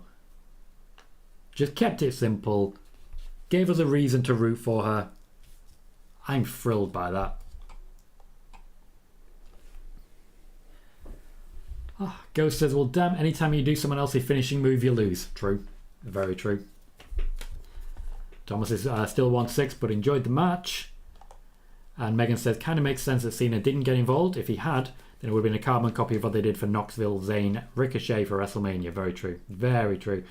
Jermaine says, congratulations to Bobby Lashley. Rob says, Theory is fine. May not have gone over, but he's definitely getting over a show at a time. He is, and I think he performed extremely well there. That was genuinely a very good match. Sean says, it seems like Liv is a member of the Riot Squad WWE liked. WWE liked all of them, otherwise they wouldn't have been used and called up. Liv is the one who got over. And KJ says, Liv is perfect. Strong words from KJ there, strong words. Liv is perfect. They're putting over The Miz on WWE Network. They're just putting over The Miz. I have no issue with this.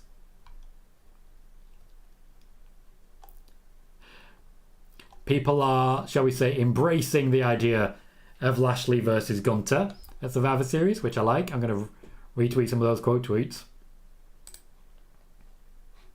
Because that's what I do, as you guys know.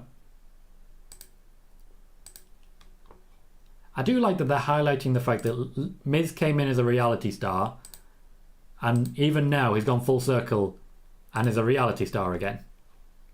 That's The Miz.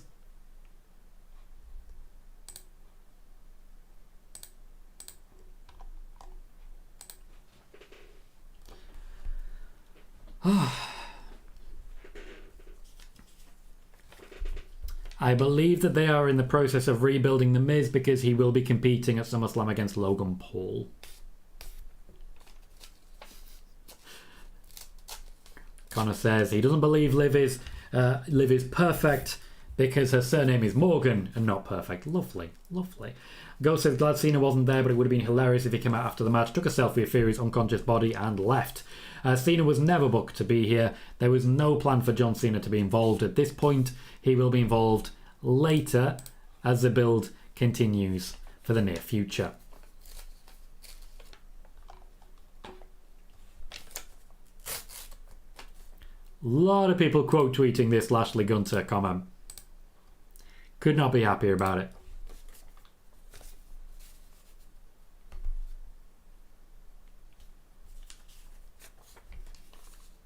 I do think a lot of people don't necessarily give The Miz the respect he deserves. But we are where we are. Bailey says the next generation has arrived. Rhea 25, Liv 28, Sonya 28. Completely agree. Absolutely agree. I think Sonya's definitely going to be involved as we go forwards. Could well be the one to take the championship from Bianca. But of course we do still have Rhea just picking up wins and involved in the top level. Good stuff coming. Connor says, Tom, in your opinion, out of 10, what are the chances Logan will be in the Rumble? I'd say about an 8. Say about an 8. Sean wants to see Jimmy versus Jay at Survivor Series. I do not. I would struggle to know what's going on. And KJ says, it's a waste if Cena shows up. It'll either be a big deal or confirmed. Yep, pretty much. Next up is Bianca Belair versus Carmella. I've got to at least get the first point here, surely. Because at the minute I'm 0 for 2. I'm 0 for 2 at the moment. Surely this one gets us to where we need to be.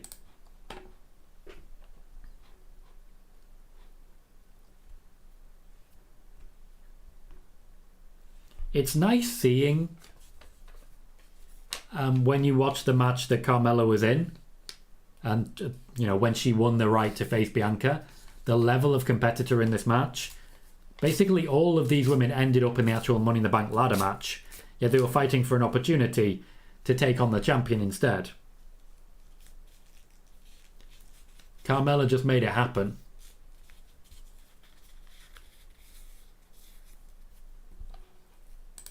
Thank you for the quote tweet as well, Megan. I will definitely retweet yourself as well. Connor says, Tom, don't worry, I'm also 0 for 2. We are both doing terrible. We are terrible together. KJ says, also speaking of Sonya, with Sonya feuding with Pierce, I feel Pierce will get Bailey to fight off Sonya. I mean, that's an option. Like, I'd be happy with that as a feud, certainly, but I don't necessarily think that's what's going to happen. Megan says the WWE Fox account just tweeted that Bobby is the IC champion. Wonderfully done. Wonderfully done. Make sure to get a screenshot of that because it'll go places. Sean says, what I mean is Raw Tag Team Champion Jimmy versus SmackDown Tag Team Champion Jay at Survivor Series. Well, they're undisputed at the moment, so they're going to have to break them down somehow. Well done, Megan. It's funny that at the moment, I'm very happy with the fact that they're able to get this long a hype package out of a match that only just got made as a last-minute replacement. They had 2 weeks at most. 2 weeks at most. That's all they had. Don't get me wrong, they're doing the best they can, but 2 weeks is not a long time, and they've made something of it.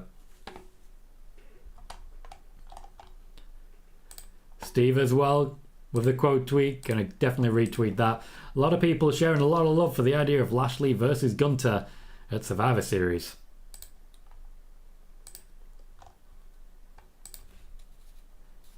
Bianca Belair versus Carmella up next.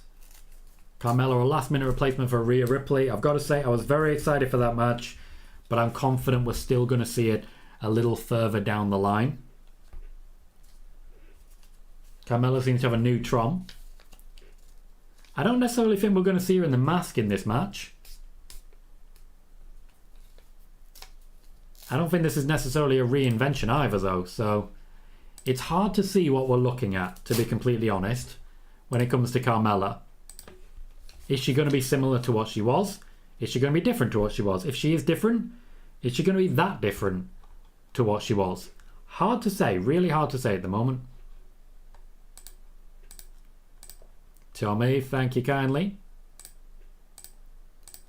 Lots of love for this match possibility. Corey Graves, really quite going for it. Really quite going for it. Moxie says, in my opinion, Rhea returns, beats Bianca at SummerSlam or Clash at the Castle, then Liv cashes in. I think that would be absolutely perfect. Absolutely perfect. Gives us Liv Morgan versus Ronda Rousey for Survivor Series as well. Connor says, does that mean at Survivor Series we will see Roman, the Universal Champion, versus Reigns, the WWE Champion? This is one of the main reasons I think they're going to get that WWE Championship off of Roman as soon as they can, just to separate things out. Needs to happen. Needs to happen.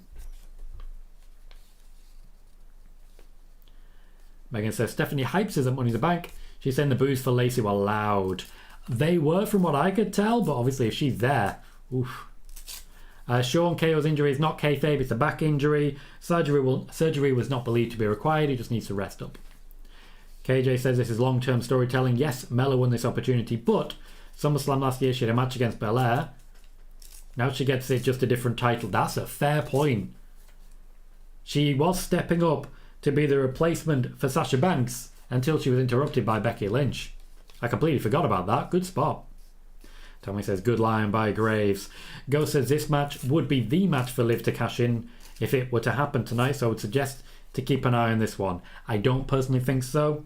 I think Liv has already worked pretty hard and is already a little bit exhausted, and I'm going to be blunt, I don't think Carmella's going to exhaust Bianca that much. Devon Welcome says someone threw money at Carmella during her entrance. That is her gimmick, so I'll take that. Tommy says flashback to Steph and Triple H getting married in Vegas on Raw. I remember that. I remember Triple H faking Steph's voice. It was wonderful. Connor says, I remember in the build to Mania, me and you agreed we should be doing a combining of the titles, and this is why. I don't know on that one. I like having two separate championships. I just don't think right now there's enough of the SmackDown Women's division to make it work.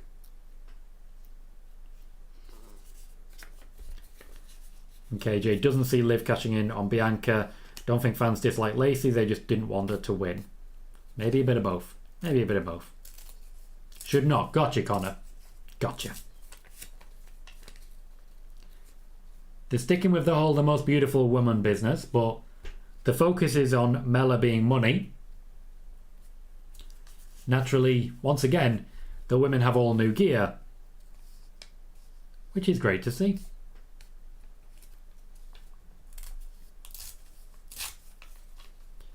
Good pop for Bianca.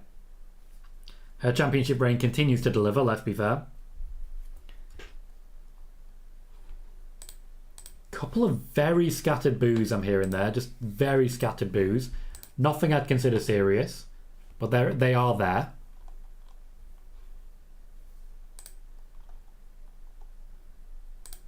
Bit of an EST chant as well, just to make sure people's there for it.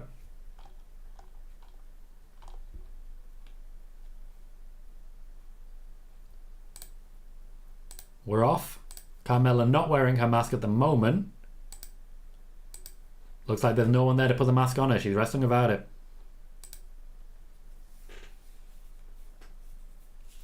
This is a good opportunity, like a solid opportunity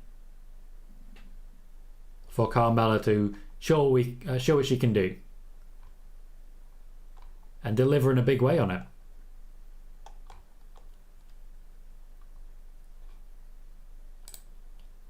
A good showing here puts her considerably higher up the listing on the roster. She's in a very difficult Raw roster to deliver in, you know?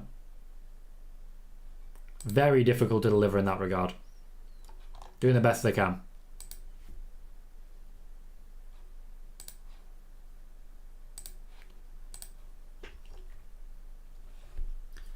Connor says if there is a brand split, so two sets of rosters, there should be world titles. There should be two world titles. I agree.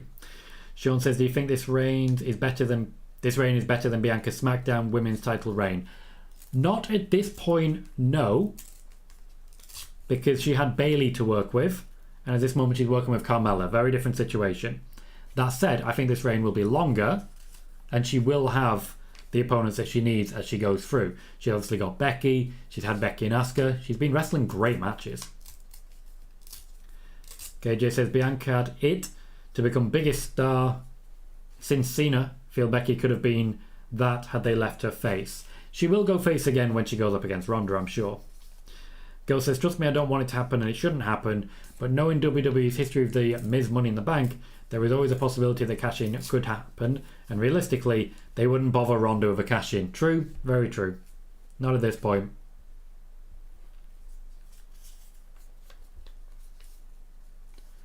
Belair is showing off with the double backbreaker.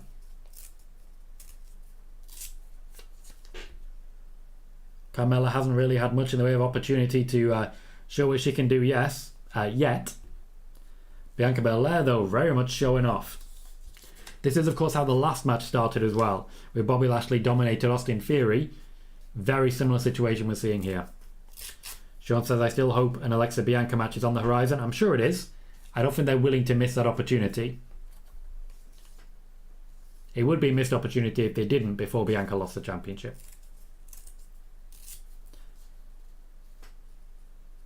KJ says, Bianca is really crazy. What an athlete. Indeed.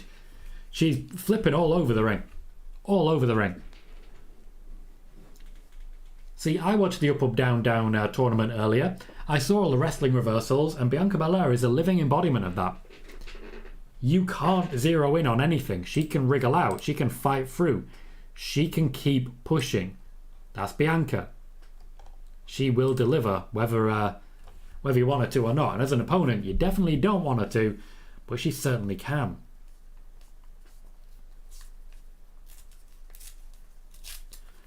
We're currently at 1,935 views on YouTube, doing absolutely fantastic. The Hell in a Cell video, live stream I should say, finished at 4,100 views. Don't forget, of course, of every one of those views, we get an ad view, which helps the growth and development of our channel.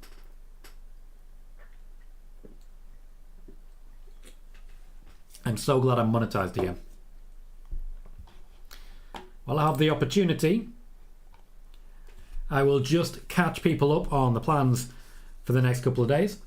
I will be streaming a gaming stream on Colohue Gaming starting tomorrow. We are continuing with day 3 of The Last of Us Part 2.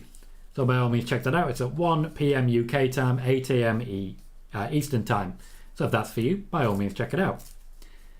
We will of course be doing our Monday spoiler warning, which will take place at 10 PM UK time, 5 PM Eastern time. So be sure to follow, subscribe as needs be for that. And then we will not have a live show until Friday. On Friday, we'll be doing a special edition of Spoiler Warning. It is my birthday on the Thursday. We'll be having a birthday party for Spoiler Warning on Friday. So please do come along and check it out. I'll be putting the go live up way ahead of time for that one. I'll tell you that. Much like the previous match, Carmella is starting to get into it now. Bianca Belair, though, not leaving that one lying down.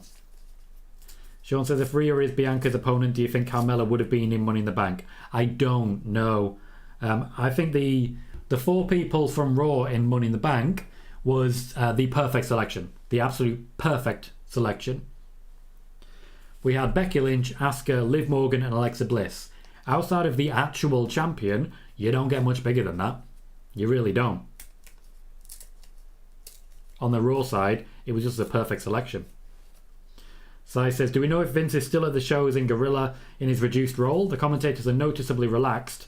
You might say better than normal. Vince McMahon is still in attendance in the Gorilla position, speaking to wrestlers. He's not there every single time, as he has been previously, but he is still in attendance in the Gorilla position, speaking with the commentary team. Connor says, something tells me, and correct me if I'm wrong, but I think Mella likes money. I don't know where you get that idea, Connor. I don't know where you got that suggestion. I think you may be misrepresenting her there. And I think it's important that we don't misrepresent anyone. So we're just going to have to say Mella hates money. It's the only right thing to do. Kevin says, what match is right now? It is the Raw Women's Championship match between Bianca Belair, who is defending against Carmella. Carmella looking to cheat on the ropes. She's doing a lot of what she normally does. I'm disappointed we haven't seen Carmella's suicide dive. She's very good at those. Hector says, seeing Carmella makes me happy. They dropped that horrible mask gimmick they had her doing. It wasn't that great. It wasn't that great. You don't need the cheap heel heat, and it was making it very difficult for her to see during some matches. Resulted in a few botches and a few kicked heads. That's all I'll say at that point. Carmella now trying to get the crowd booing her. Bianca Belair briefly going strong style there.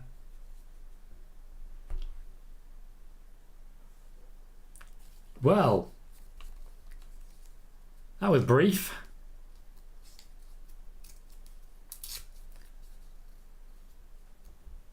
Carmella didn't get a lot there. That wasn't far off a squash. Like that wasn't far off a squash. Bit awkward.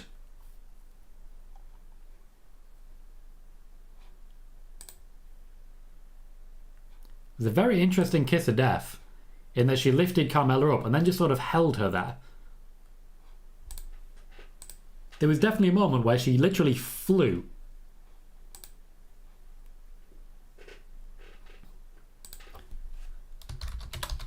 The pause in the KOD where Carmella literally was flying was a lovely moment for everyone involved.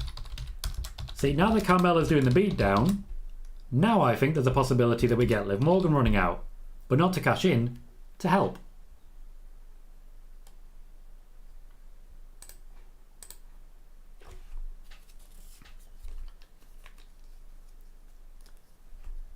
Carmella now walking away after the beatdown. Suggests maybe this feud isn't quite over. Bayley says in 3 or 4 years, Bianca and Montez could be where Becky and Seth are today. The faces of the company, no pun intended. That's a very fair comment. I think Montez Ford might take a little longer to get there because he needs to break out of the tag team first. But I do think Bianca's well on the way, and I don't think Becky Lynch is going to be with the company that much longer. Connor's saying, okay, fair enough, knew it could be a long shot. I do apologise for assuming things about people. We don't know if Carmella likes money. We don't. Tommy says, remember, only 2 weeks to work with. Megan says the match was 7 minutes. Tommy, you make a fair point. Not much time to really rehearse and prepare a match. Still, I think they could have done better than 7 minutes. You've got to remember, the last long-term series feud Carmella was in was with Sasha Banks. And she lost every single time. It wasn't great. Sean says, I think the last time Carmella used the mask was WrestleMania. We haven't seen her that much since, to be blunt. And Thomas says, predictable but the right call. Indeed. I finally got one. KJ says, Liv better not cash in, which didn't happen. I do think they was trying to tease the idea of that as well. But I'm glad they didn't go with it. Thomas is a 2 out of 6 in the predictions. Well, at least you're off the mark. I am. I'm off the mark. Finally off the mark. Sai says, I felt that match was what it should have been. Bianca is on another level. I don't want to bring the champ down to everyone else's level like they're doing with Rousey.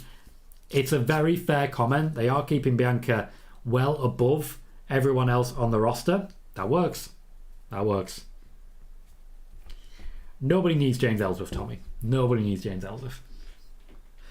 Hector said, I don't know whose idea it was to pace these most recent pay-per-views as fast-paced as they have, but I love how the pay-per-views are flying by. You are absolutely right. We're nearly halfway through.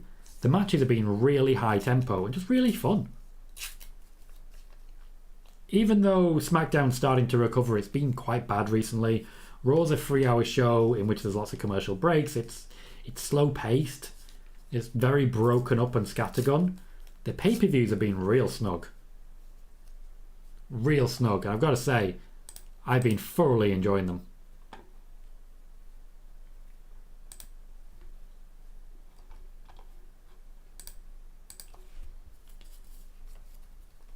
Another SummerSlam commercial. I'm guessing they're playing something different on Peacock.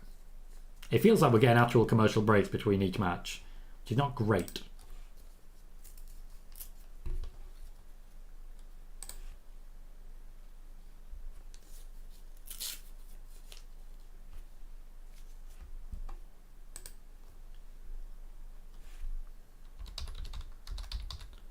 They call it Smashville, do they? I never knew that. They're putting all of their eggs into the last man standing basket, I've got to say that.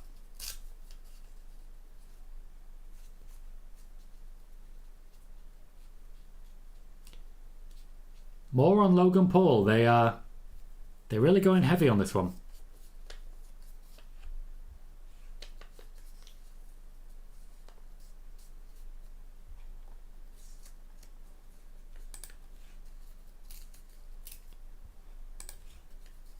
Showing off Logan Paul's training. Strong boo from the crowd. Strong boo.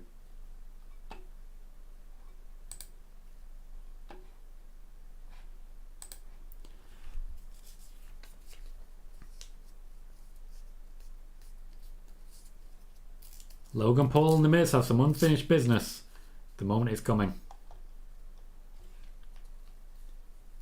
Megan says, are we halfway through? We are halfway through in the matches terms. We have the tag team match, the match between Rousey and Natalya, and the men's Money in the Bank match left, and that is it. Ghost says, Bianca and Carmella just don't have the best chemistry together. I'd much rather see Bianca and Rhea when she heals, and Carmella and Zelina, since there has been tension. Very true. Very true.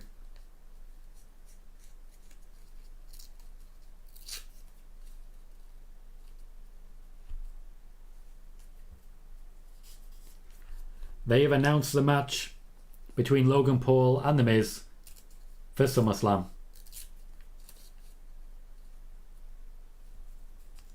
Oh, it looks like they haven't formally announced it. But if you wanted an update on the plans for Logan Paul, I laid them out on Friday, spoiler warning, so yesterday. And now here we are with that coming true. Sean says, Bianca Carmella rematch at SummerSlam? Not impossible. We have an earlier today of Alexa Bliss.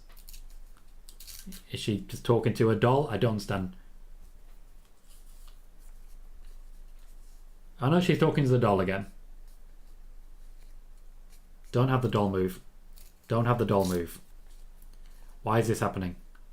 Why is this happening? Please stop this.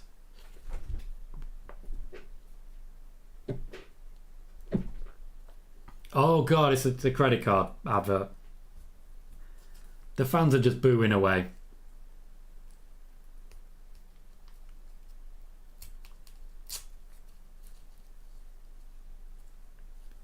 Just not a good moment for anybody, is it?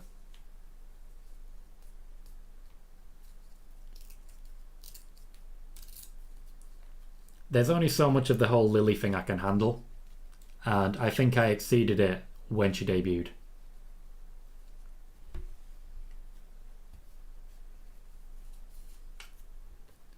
The fans don't want the doll. Can we just stop the doll, please? They do want the Usos, though. So it says they've completely changed their SummerSlam graphics. New overlay coming on a later date, lest someone else tears their pec. Connor says, Tommy, you going to Clash at the Castle? No. If I go to it, I can't do a watch party for it. I'm making a business of this. That means I've got to be right here when the pay-per-views are happening. And I'm okay with that. Key Rebel says, a live push is way overdue. So happy to see her get the W. Hope they go all the way with her. She's my third favourite behind Naomi and Alexa. Rob says, Bianca gonna get hometown-like pop at SummerSlam. Fair. Nashville's nickname is Nash Vegas. So maybe they didn't want to call it that. Fair. Fair. The Usos now. The Usos now have a 3D graphic. I don't want to talk about it. I don't want to talk about it. The Usos now also have a 3D graphic. It's horrendous.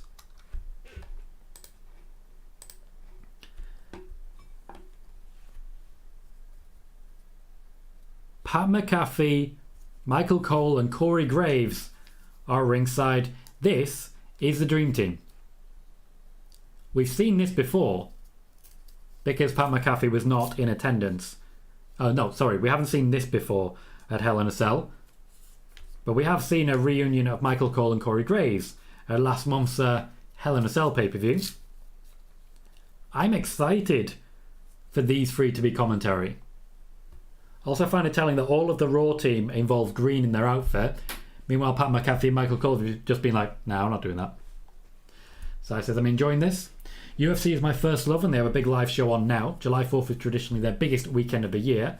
Here I am hanging with you guys and having a blast. Cheers. Well, to be fair, you can do both. That's one of the biggest advantages of these sort of shows. You can do absolutely anything you want. Hector says, kudos to Logan Paul for not just coming to the WWE for a paycheck. He takes it serious. He's training at the PC. That's a really good look for a celebrity wrestler. I think Logan Paul is going to be about as good as Pat McAfee. I was very happy with him at WrestleMania. Very happy. Thank you, Key Rebel, for the happy. Sai says, the credit card got heat. Credit card got heat. Ghost says, Lily is the biggest heel in the WWE, confirmed.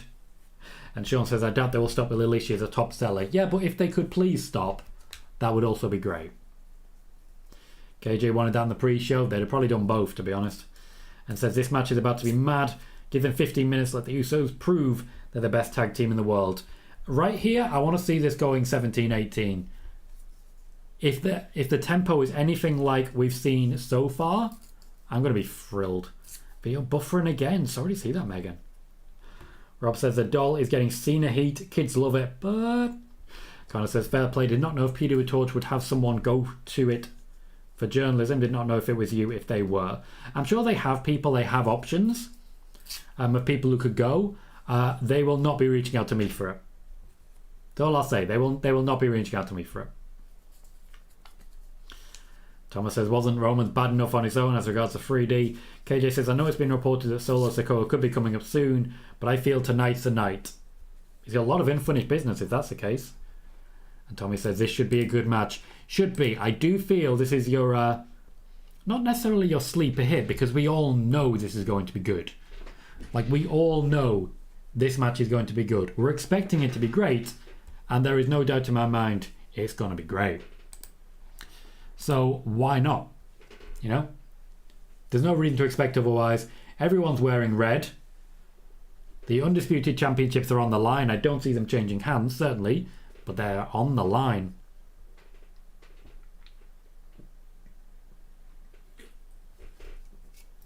It has been a long time since the Street Profits were champions, wasn't it? We during the Viking Profits era. Or Street Raiders? No, I don't quite work. Sean says, I saw a Becky fan saying her gear was a Loki cosplay. I think she just wanted green and gold because that's the Money in the Bank colours. I don't think it was a cosplay. I think people are looking for things. Fair enough, Connor. I look forward to watching it with you as well. I was going to ask what's the ref going to do with 4 championships. He's holding up 1 for SmackDown and 1 for Raw. Seems the best move. Seems the best move.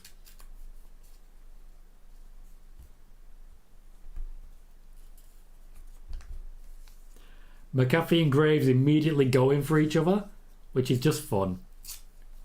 More of that, please. More of this story later. We are off. Angelo Dawkins and Jimmy Uso starting off. How many matches left, the user? 3. There is this match. There is the SmackDown Women's Championship match, and there is the Men's Money in the Bank ladder match. We're about halfway through the show.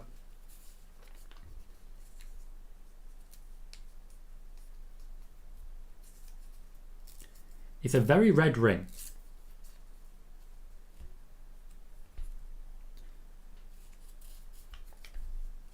Big We Want the Smoke chant, which the Usos are trying to hype up by being heels. We the Ones, also good. It looks like they're going to go at a slower tempo for this one and build up to something. I think that's the right call. We know what these 4 men can do, but they want to do something for the ages here. So take your time, build up to it. They've had a lot of rehearsal time, and this is the main reason the Street Profits have been visiting SmackDown. Just making sure that they've had time to plan and rehearse. This should be match of the night. We've had some good matches so far. This should be the one. Go says, uh-oh. We've just mentioned on commentary that there's a rumour backstage that the Street Profits aren't getting along. I've heard that. I've heard that. Montez Ford says, nah, we're good. We'll see how it works with Angelo Dawkins. Hector says, I could see the Street Profits breaking up possibly tonight. I feel like it's run its course and they should probably find out whether or not Montez can be a single star sooner than later. I would have no issue with them staying as a tag team and having another run. That said, I think everyone knows who the Michaels and who the Jannetty is in this team. So I think one person really might not want them to break up. Let's not forget what happened when they broke up the Dudley Boys. They were going to give Bubba Ray Dudley a push. And then they just paired them back together and said, let's never speak of it again. I don't hate that. I'm glad they changed their minds. I think it was necessary.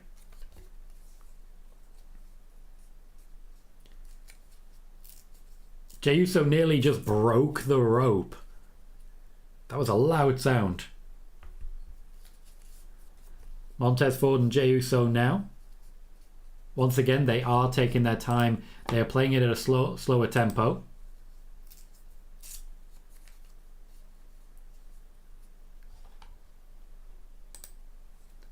Got a Pat McAfee chant going. Ooh, rude from Graves. Rude.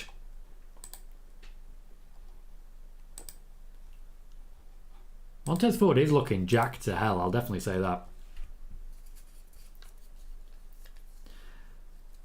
Tommy says, chant for Pat, let's go. Connor says, I feel like whenever the split happens, Dawkins will go back to NXT, because in my opinion, he is not the best solo. I don't think he'll go back, but I worry he won't last too long on the main roster, one way or the other. Be a shame. Fair Hector. Hector says, Tom, don't forget the breakup of the Dudleys gave us Deacon Batista, which, as we all know, was the best Batista.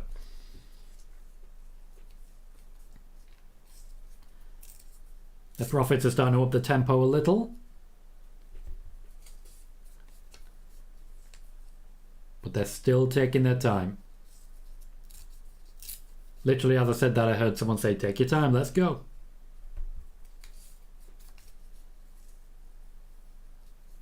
The slow pace does help the Usos, Michael Cole.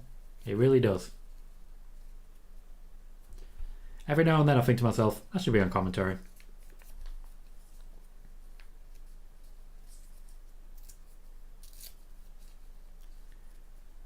Corey Graves is desperately trying to make this match all about Roman. I don't think it is, but he certainly seems to think so. The Usos are back in charge.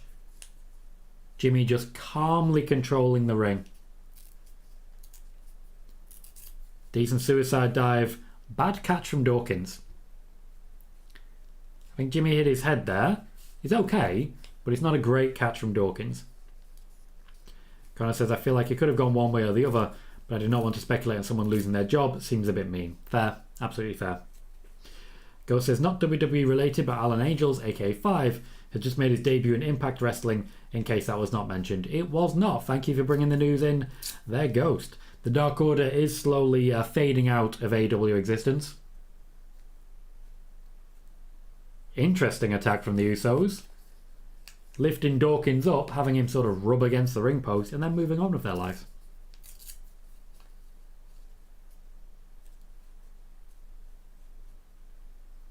Angelo Dawkins is building to a hot tag, but the Usos are continuing to take their time with it.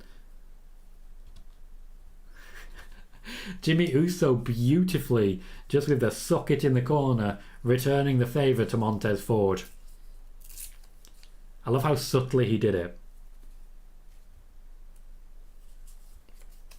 An Us knows chant. The Usos not quite heels.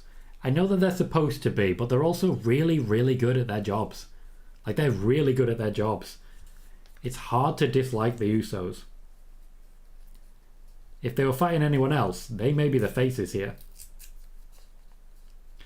Hector says, I don't see the Usos losing, because after all they have main event Jey Uso. They do. They absolutely do. He, I believe, was in the ladder match last year.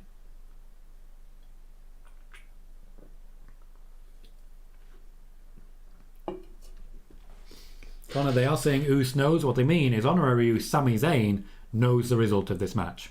Because he's going to make it. So I said it's a really great crowd tonight. I absolutely agree. Crowds like this make all the difference. They are just there to hype up the wrestlers and just give them that energy. It's what you need as a wrestler. KJ says Montez bulked up, now growing out chest hair. He's coming for a main event spot. He is. These are the steps that you take before a main event spot. Maybe Montez Ford versus Gunter.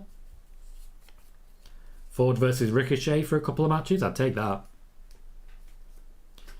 Ghost says doubt it's going to happen. But what could happen if Riddle becomes Mr. Money in the Bank? I predict absolute chaos. Well, firstly, absolute chaos. It would mean Riddle has an opportunity against Roman again.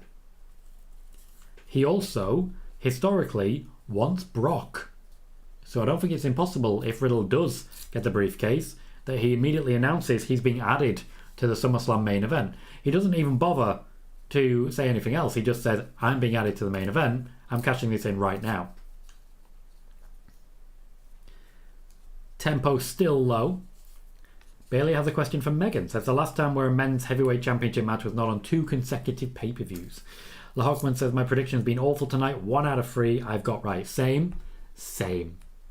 Absolutely the same. Sean says boos for the ad of Alexa. Sure, the boos weren't for Alexa. They weren't. The boos were for Lily. And the boos were for the credit card. Montez Ford is not the legal man. The tag did not happen, but I think they're just forgiving him that. Angelo Dawkins missed him. Wow. As hot tags go, that one did not work out, did it, Montez Ford? Usos continuing to keep it slow-paced. Just continuing to keep the pace slow. Off the top of a flying nothing, straight into that kick. Well done on your 3 out of 3 so far, Ethan. I'm at 1 out of 3. But that's how predictions work.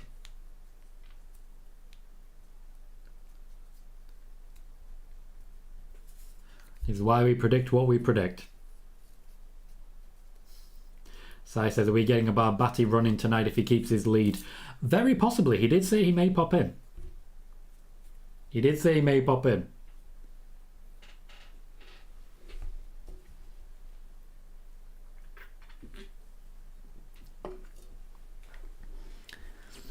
I've got to say, because of how slow-paced this has gone so far, I'm confident that we're going to get a hell of a spot when they decide to up that tempo. I mean, we're basically watching a Roman Reigns match right now. He likes that tempo slow.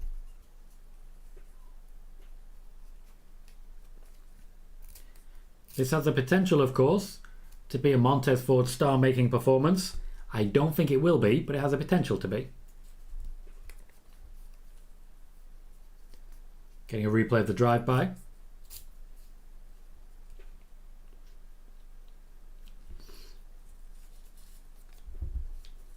The Usos are just dominating at the moment.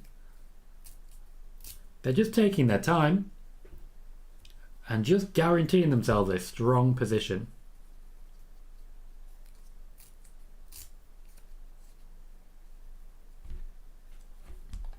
Well, historically, this is not the way the Usos play ball.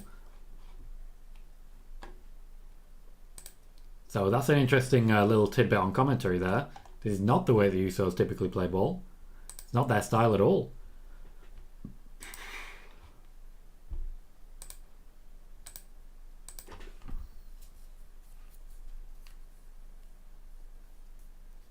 Interesting commentary in every possible way there. Just a little bit confusing at this point. Like, what are they even going for?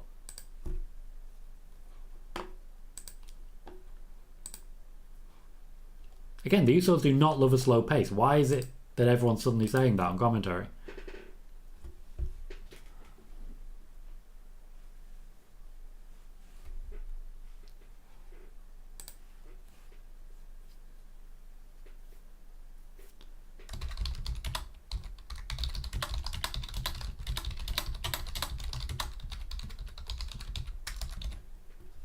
Honestly, the Street Profits haven't looked like a threat.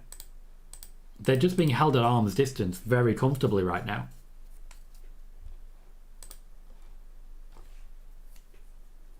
Hector says WWE fairly gets criticised for not having long-term storylines, but this Roman head of the table story is going strong, has gone on for well over a year. Well, nearly 2 years now. We're about a month away from his 2-year anniversary. Also, we've still not seen the eventual one-on-one matches with Roman and each Uso. I don't think those matches are going to happen at this point, unfortunately, but it's still nice to see them happening so far. Go says Uso's 1-year anniversary is on July 18th, while Roman's 2-year anniversary is on August 30th. Not long at all. Sai says, do you think the lack of pre-show match helps create a crowd like this? We had the first match pop like on the pay-per-view, keeps them fresher for a 3-hour show. I do think so. It also gives them time to filter in properly, and just the pre-show in general, I'm only ever half paying attention to. I'm never more than half paying attention to it. So it's not really a big deal if there's any matches or not. Also, the amount of hate that WWE wrestlers get for being in a pre-show match, it doesn't help them. It doesn't help them at all. The fans sort of work against themselves in that regard. A cheap shot from Jey Uso on Angelo Dawkins. And Montez Ford looks battered at this point. He looks absolutely destroyed.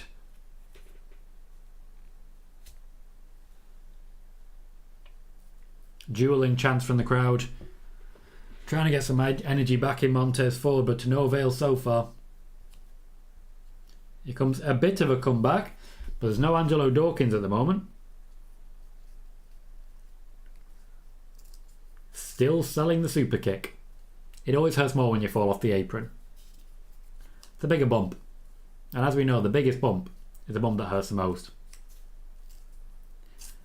Montez Ford did the crotch chop, then tried to leap into the ring and just got slapped. He's getting nothing so far. The Usos are just owning every second here. We've been going more than 10 minutes and the tempo is still flat as anything, intentionally.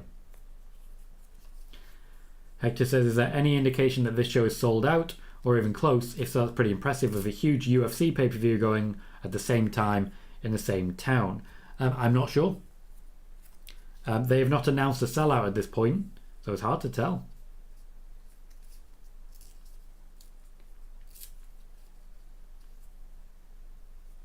Corey Graves going after Roman.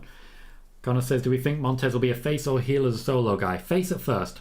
I think Dawkins will be the heel. Shawn Michaels, Marty Jannetty.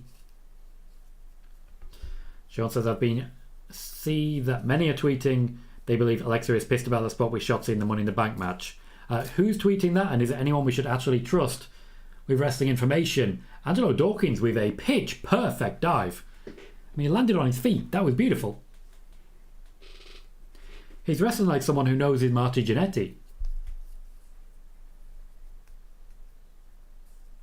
Tempo started to get going and got slowed down again. Dawkins, though, is not done. KJ says, I think Montez would be the perfect guy to pull off a Hulk up move or a no-sell part of his move set. I don't think anyone in wrestling nowadays should be using either of those, personally. Sean says, it's just fans tweeting it. Then I am never going to trust a word they say. They say sell out, but you never know if WWE's either sold out or very, very close. True. Very true. Even if it's only half sold, they call it a sellout and just not have anyone on the hardcam side. That is a beautiful dive. He nearly cleared the barricade, though. Beautiful dive.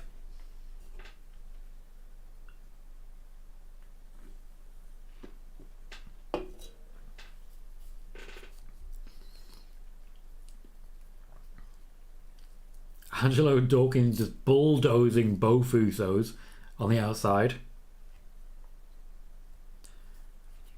Montez Ford has not recovered yet enough for a tag, but that's okay. He should not be getting a tag anytime soon. He's just tagged in. That's definitely the worst thing about the... Oh, lovely move. The worst thing about the build to a hot tag. The fact that someone takes a sustained beating for about 10 minutes, tags out for 1 minute, and then tags straight back in again. Oh, it's a lovely move, that. KJ says Angelo outperforming Montez for once. Well, to be fair, Montez Ford has not been able to show off what he's doing because he's the guy taking the beating. The moment will come, I'm sure. Ghost says never would have imagined that Dawkins would be the one to quicken the pace. Then again, he's extremely underrated in comparison to his partner. People don't really rate Angelo Dawkins. People don't really rate him. And I do feel maybe he's starting to get a little bit pissed off by that whole thing.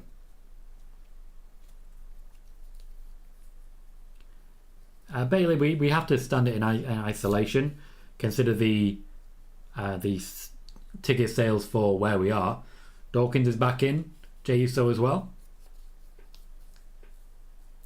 We're going crazy. They're going for it. Ford's on the top rope.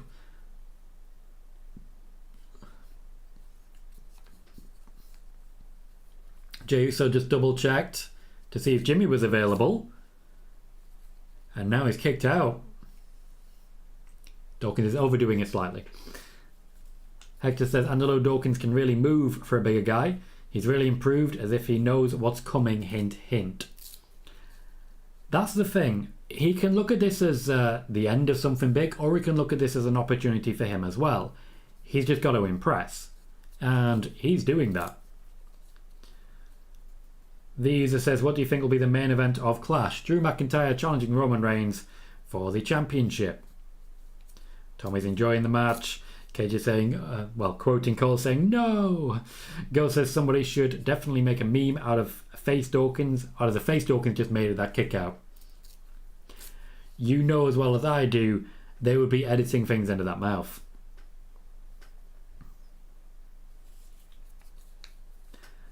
Megan has found an answer, saying who didn't defend the championship twice in a row. Says Braun Strowman's run as Universal Champion in 2020. He didn't defend the title at Extreme Rules because he was in a swamp fight. That's the most recent I can find. So it must be a while back. Fighting champions. We suddenly don't have one anymore.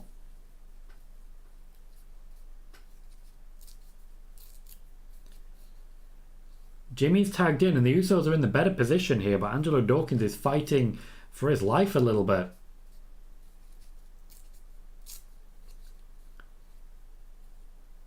Going for another blockbuster.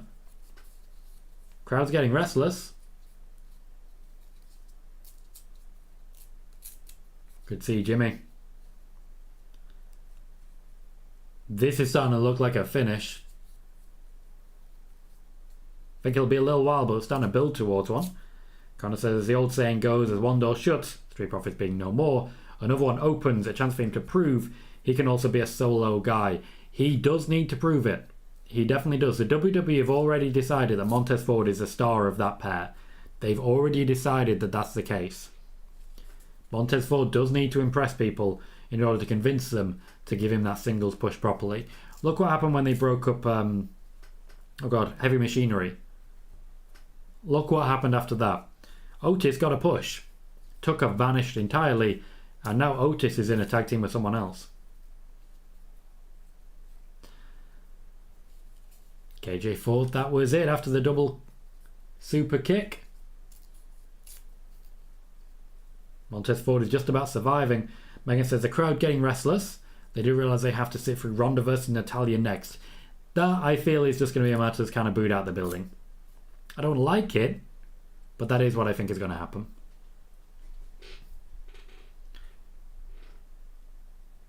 Ford, with his own dive, doesn't quite land on his feet, but certainly clears higher air. Shakes the camera. Now the tempo's quickened. Ghost says, okay, I have a question for anyone who wants to answer. Who has a better double super kick, Usos or Young Bucks? Don't really know enough about Young Bucks to tell you that.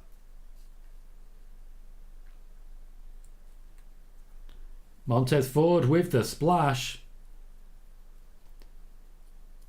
And Jimmy Uso gets in right at the death there, but he did make it. That's just a torpedo dive and a headbutt in the end. Hector says this match has been great so far. The crowd is as hot as possible. Sometimes a slow build really sets you off right. Connor says it's actually harder to cash in the men's Money in the Bank briefcase nowadays, as the champ is never on pay-per-views. Yeah, there's going to be no opportunity to cash in on Roman. He's never there.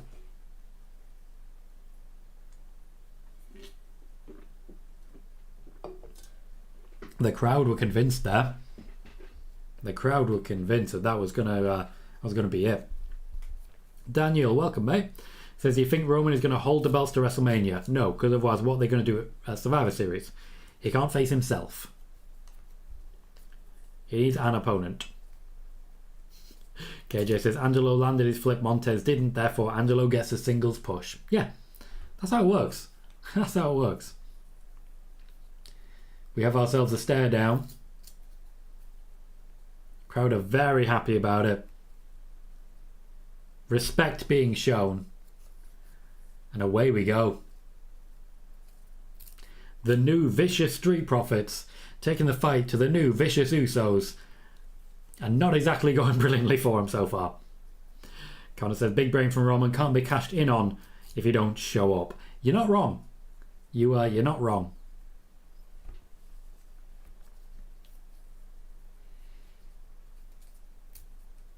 Not sure what happened there. Montez Ford protecting a botch but getting a super kick going. Takes a double. This is it. Took their time momentarily for the cover. I don't think they knew who was illegal. But that is the finish. Great match in the end there. I like that they started off slower pace. I like the build. That delivered. That was everything I was expecting.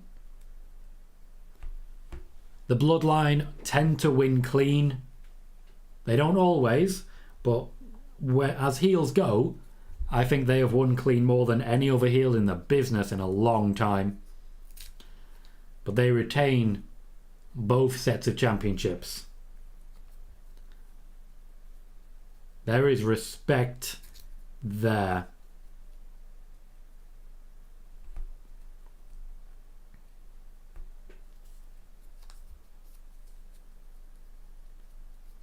Montez Ford briefly seemed to lose control of his right arm there. Not sure what happened.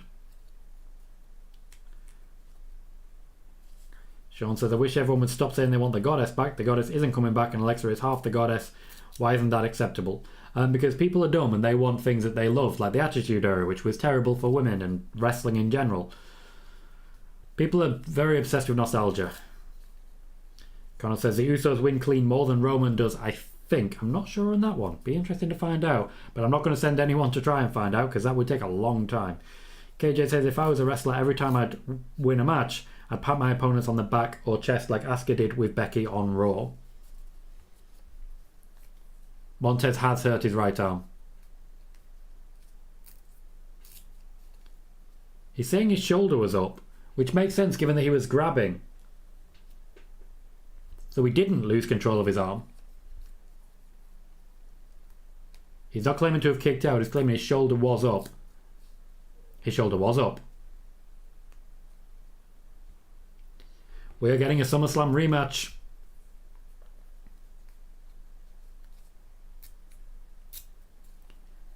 That's why he was holding his hand. He was making sure it stayed up.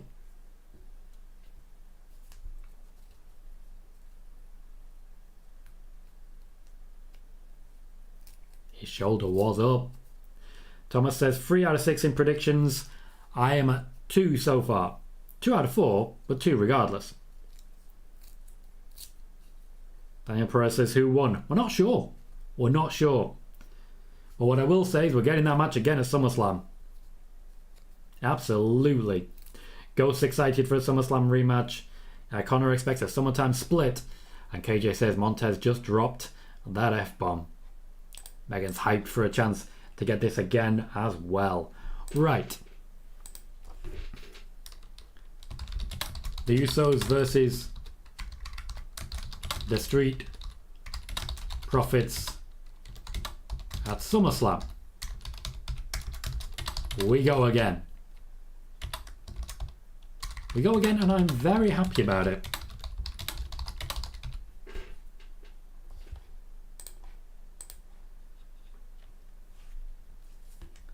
Hector says, with the Money in the Bank granting a shot at the world title, I'd love to see the King of the Ring be for a shot at the mid-card title, but I don't think WWE see the mid-card titles to be that important. I mean, look at the IC title.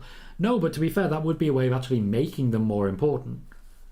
There are ways to do it. You just need top-level talent to be involved. Look at Bobby Lashley winning the United States Championship. That was a big help. A very big help in elevating the United States Championship. The fact that Austin Theory has been getting an active push for a while. We just got Buddy Murphy on WWE TV. It's a vignette hyping up Kevin Owens, but we just got Buddy Murphy, and that was great. I enjoyed that. KJ says Uso Street Profits versus New Day in ladder match, maybe even Mysterios. I mean, that's just the flippiest match in the world. As a quick aside, we are currently sitting at 47 likes, 3 away from 50 on this live stream. If you've not yet done so, please do consider hitting that thumbs up. It makes a massive difference to the growth of the channel. Really helps me to find new subscribers and helps me to pay some bills. So please, if you haven't already, remember to hit that thumbs up. Sean says, I think Gunter will elevate the IC title. I completely agree. Completely agree. Sean is just shouting Buddy Murphy, and KJ says flippy match. Well, there's ladders involved. It's always going to be flippy. Shane McMahon sighting. Samoa Joe and AOP sighting. This Kevin Owens vignette is just literally voices of the past. Just saw Mick Foley and Stephanie McMahon in the ring. They've had to go back a long time in order to get to the heyday there, I'll say that.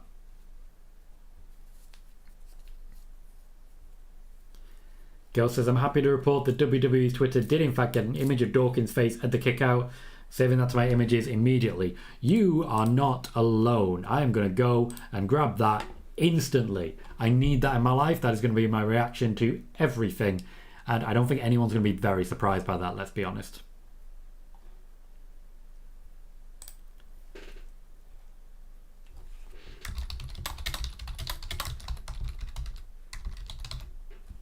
I'm just going to tell WWE to run it back at SummerSlam. They will, but I'm going to say it anyway. Right, show me that response. Show me that reaction. Show me that face. Wow, that is a great picture. That's amazing. Dawkins.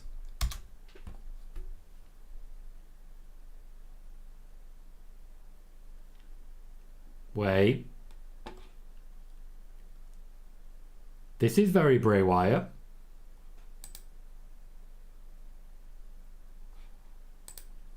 What's happening? This is very Bray Wyatt.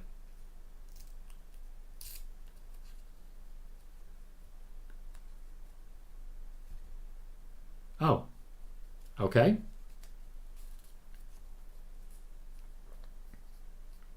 Interesting.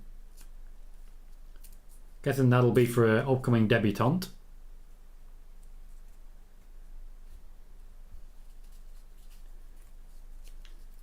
Connor says this is a long hype package for Kevin Owens. It was indeed.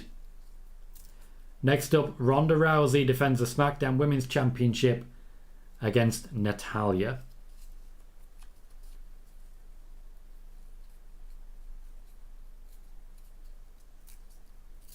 I don't know how they've got a recap package as long as they do.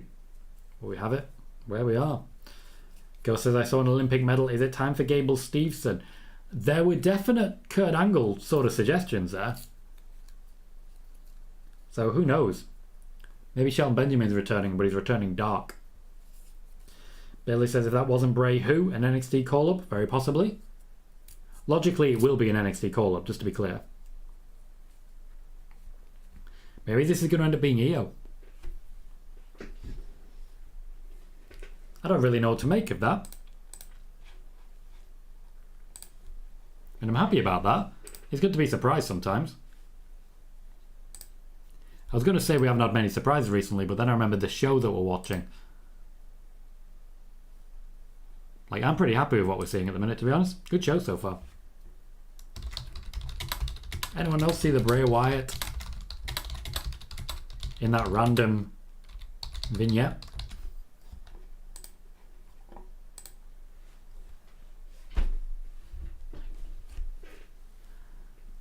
Okay, so I saw Heat. Jason says it says Latino Heat, which suggests to me it's Dominic Mysterio.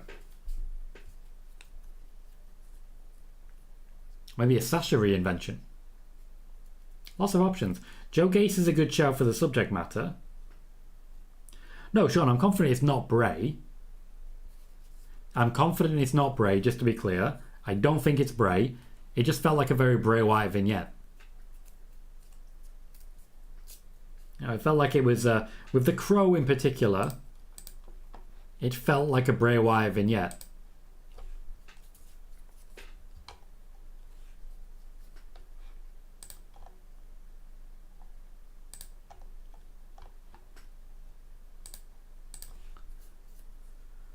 Okay, we have Ronda Rousey and Natalya up next. This is not the most exciting option, but it is the option that we've got. Honestly, I think it'll be a quality match. So I'm excited and interested in what they do. But as regards storyline, I don't think the crowd is going to be there for it.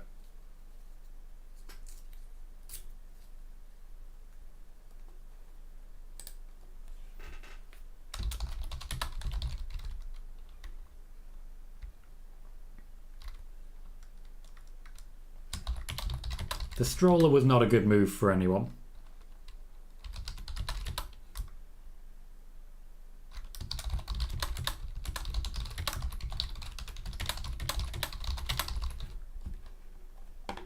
Natalya coming out first. I'm expecting a big boot. Like a big boot.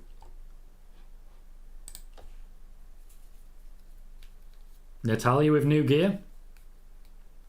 What are those glasses? Like that. That's a Becky Lynch influence, 100%.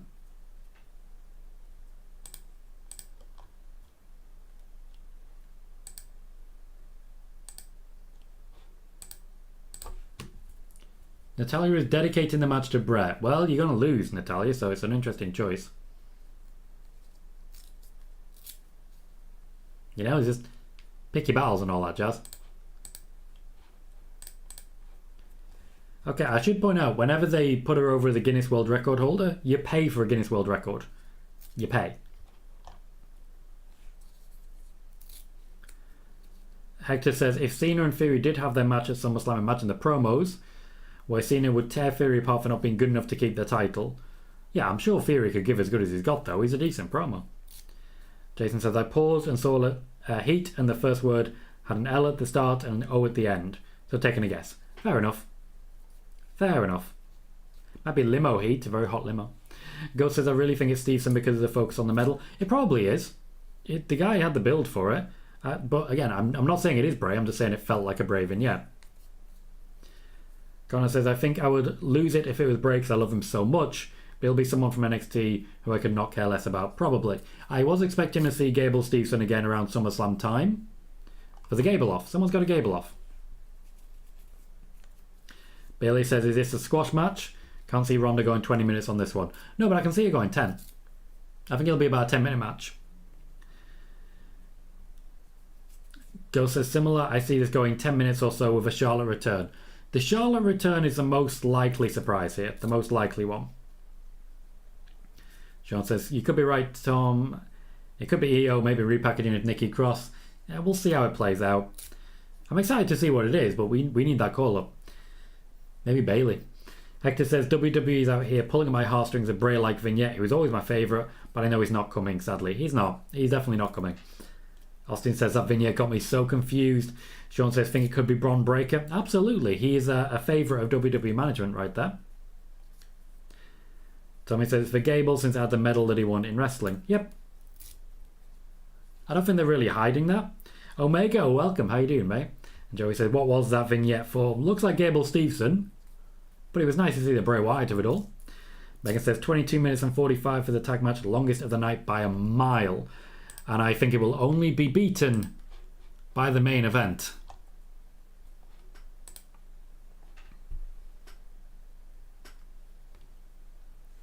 Omega says, chances that Kenny Omega comes out at the end and confronts Natalya after Natalya wins the title. Well, she did dedicate it to Bret Hart, and as we know, Kenny Omega and Bret Hart did have that really, really intense feud in 72, so you've got to consider these possibilities. I don't think this lasts much longer than 10 minutes because I think the crowd are going to start getting restless as we go. Like, from the off. I don't think the crowd are going to be 100% into this. We'll see how it goes. Sai says, just watched that video back and thought it was Edge. I thought the medal was Angle's, Eddie's license plate, some Dudley glasses and what looked like Edge's old wrestling tights in a bin. Interesting. Interesting, Sai. Ghost says, Ronda's brows are red. I repeat, her brows are red. We can't ignore the fact that there was a medal in there, but that doesn't automatically mean Gable. It could also be a reference to Kurt Angle. Sai's got a good theory there. A good Austin theory, you may say. I mean, you won't, but you may. But you won't. Because that would be silly. That would be very, very silly. Thomas says, the beginning reminded me of Swamp Bray. Same to me. It definitely felt like a Bray Wyatt thing, but with Edge as he is at the moment, that makes sense.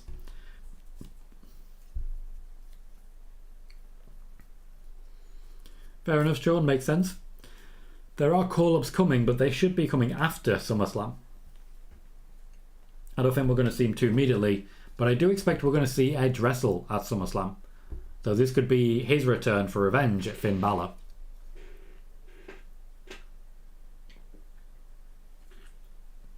The fans are already starting to turn on the match.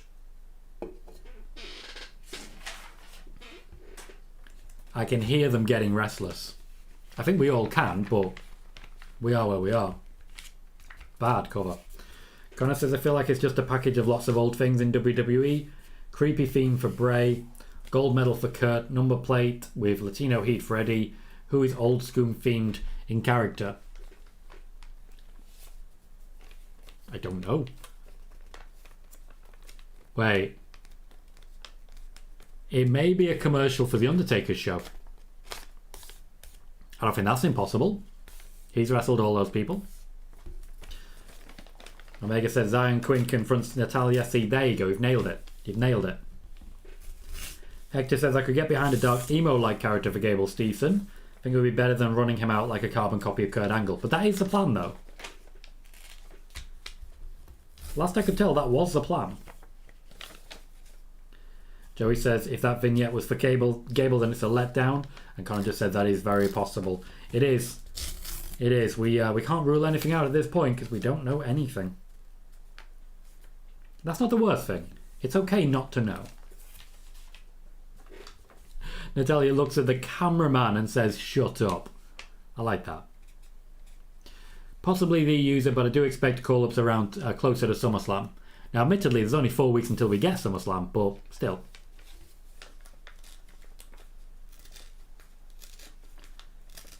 Natalya's trying to get some heel heat by running away. I just don't think the crowd care. They've just had a great match. They know the ladder match is coming. This isn't a great spot. I think they've kind of guaranteed a failure here. There was definitely a brave feel about it, KJ. It definitely wasn't him, but there's definitely a feel about it. The WWE have put Ronda versus Natalya right after a great tag match and right before the Money in the Bank men's match. They've doomed them both here. The crowd aren't going to be there for it, and you just know it.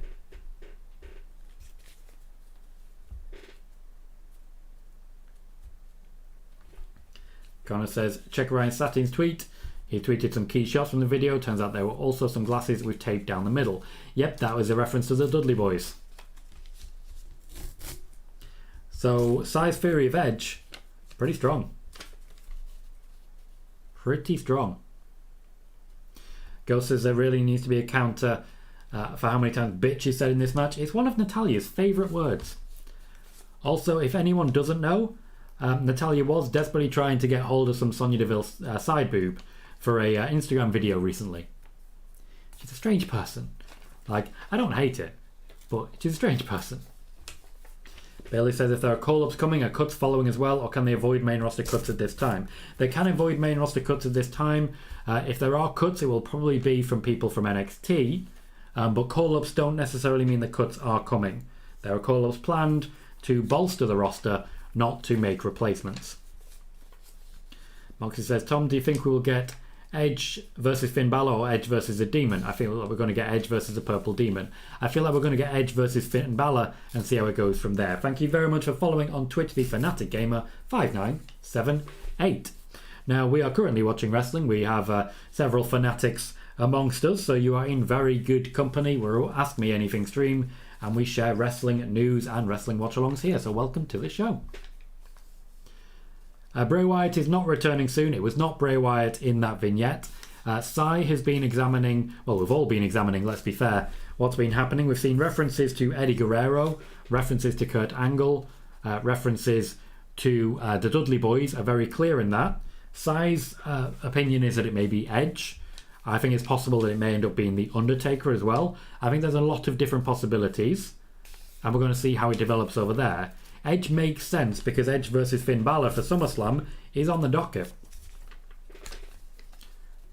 Sai says, I may be wrong with the Tyson the Bin, they may be Hardys. Clearly the vignette is not for Hardy. True, but it does show its previous victims. If that's the case, Edge is definitely a compelling argument. The only thing that would be missing is something from Cena. Connor says also some long arm things that are pink and holes in, like what Jeff Hardy used to wear in the same screenshot as the glasses. Hardys and Dudleys seems very Edge. It does seem very Edge. Taker is too old to come back. That doesn't necessarily mean that he will turn it down. Omega says, yes, we're all fans of WCW in here. It's been great recently. Omega thinks it's Edge for sure. I think Sai has a good theory there, and I definitely see it. Girl says, I saw the back of the head. It's Edge. I see the fresh cut. Nice. Very nice. Edge is now trending.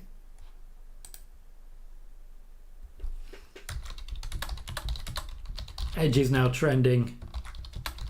In the age of social media, WWE weren't going to be able to keep that secret quiet for long.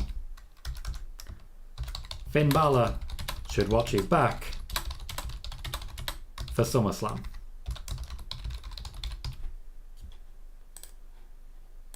Gets out of the bag. KJ says Ronda gets put in a bad spot again, just like Mania. They were after Cody versus Seth and before Austin versus KO. They were. Also, right now, I'd imagine a lot of people are on their phones trying to work out who that was. I gotta be honest, nobody's really caring about this match. The user says Pat just posted a video on his Twitter. Now thought commentators could upload stuff while at work. To be fair, if he can use his phone while commentating, certainly he should. Megan says Edge is now the favourite given that people have had the chance to go through the clip properly. He is definitely trending. Thank you very much, Sai. YouTube will let you paste it because you are a mod. Thomas agrees. Feels like Edge. It's Edge. It definitely does feel like Edge. It felt like Bray Wyatt, but of course, who's more Bray Wyatt right now than Edge? Ronda's going for a sharpshooter. That's the first thing to actually get some attention from the crowd. Into a Shawn Michaels pose. Okay, Ronda, you've got my attention now. You've got my attention now.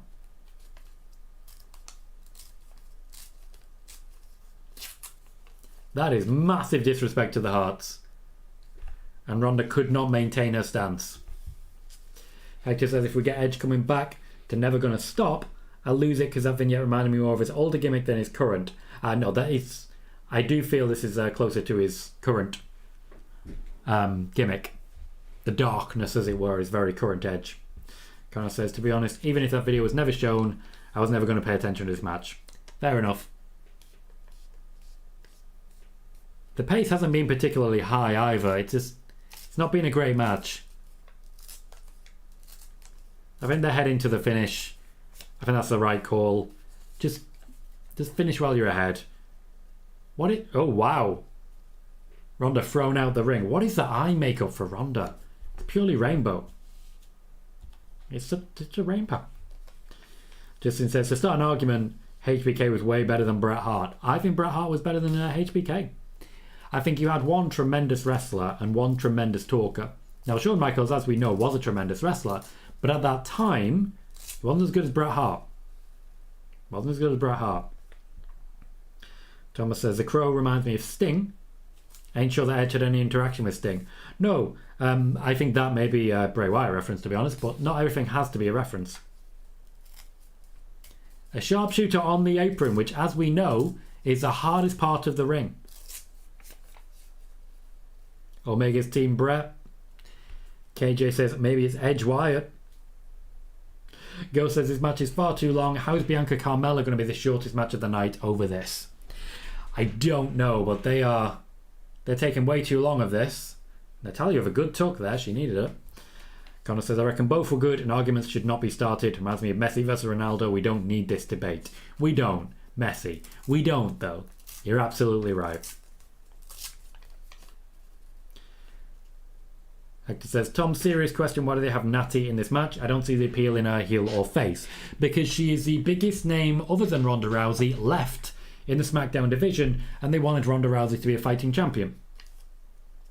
There really was no one else. They're trying to save Shayna for later down the line, so there's no other option. They could have used Natalya in Money in the Bank, really.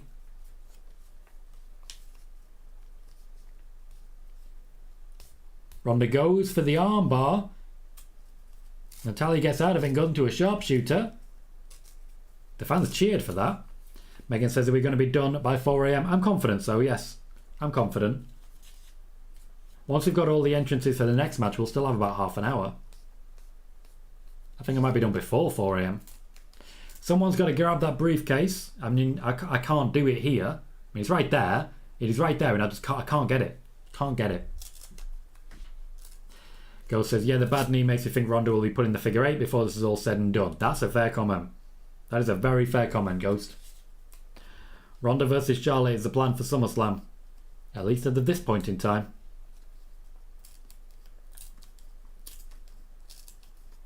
Natalya taps. To something that didn't even look like a submission by the end of it. That was okay. Don't hate it. Don't necessarily love it. That was okay.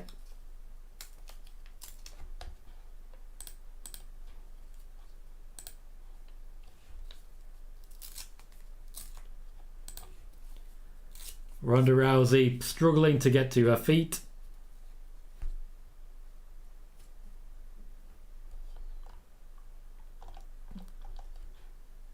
I am waiting for the Charlotte at this point.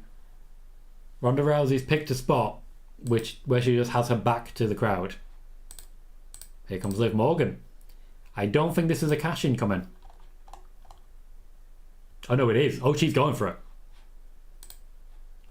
She has cashed in. I don't know how this is going to go. It's happened. It has happened. I'd imagine they'll be very happy to have Liv on SmackDown. She's immediately been put in an ankle lock. She's not going to fail it. The fans would turn on Ronda immediately. She's not going to fail it. No wonder she was crying. She won't have been told the full plan. She'll have been told she's winning the briefcase, but that's all.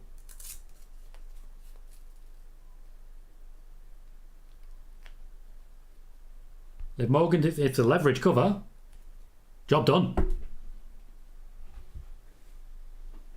Liv Morgan just won the SmackDown Women's Championship.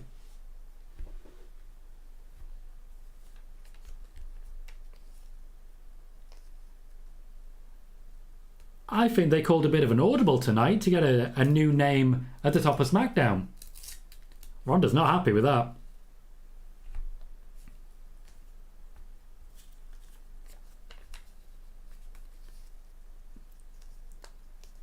So Ronda Rousey was a champion for a month. For a month. Hector says, I wish Ronda would have won with his sharpshooter on Brett's birthday. GP to his best. Ronda's going to attack her. Ronda's going to turn heel here. Oh, I don't believe that hug. I don't believe for a moment. Omega just says, what? Ghost says, fuck. Hector celebrating with, holy shit, we got a wah from KJ. Ethan says, yes, Liv. Ghost says, yes, yes, yes. I still don't believe this hug. Connor says, I'm now even happier. I don't have to deal with Ronda as champ. Sai says, Ronda heel turn incoming. I definitely think so. KJ says, hello, Sasha Banks. The user says, I'd take Liv over Ronda. Ronda's run hasn't been too good this year. And Sai says, if not today, then soon. Thomas says, turn Ronda heel. She will. Moment's coming. And Liv Morgan is the new SmackDown Women's Champion. So Money in the Bank is a lot better than people were expecting, including myself. This has been a great show. Like, this has been a fantastic show.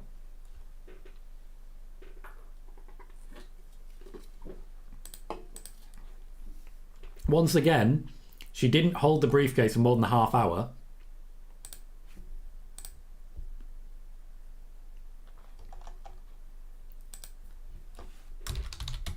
Damn, this Money in the Bank is delivering.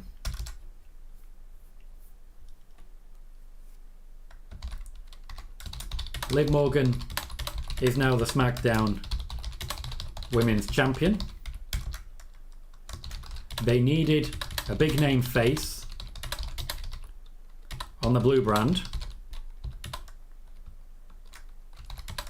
So Liv was chosen and informed on the day. WWE have knocked it out of the park with this one. Congratulations, Liv Morgan. Beautiful, absolutely beautiful. There's an audible being called. The plan was clear. The plan was Ronda versus Charlotte. The plan was Becky Lynch. There's a you deserve it chant. They called an audible. I think they've given up on Sasha Banks.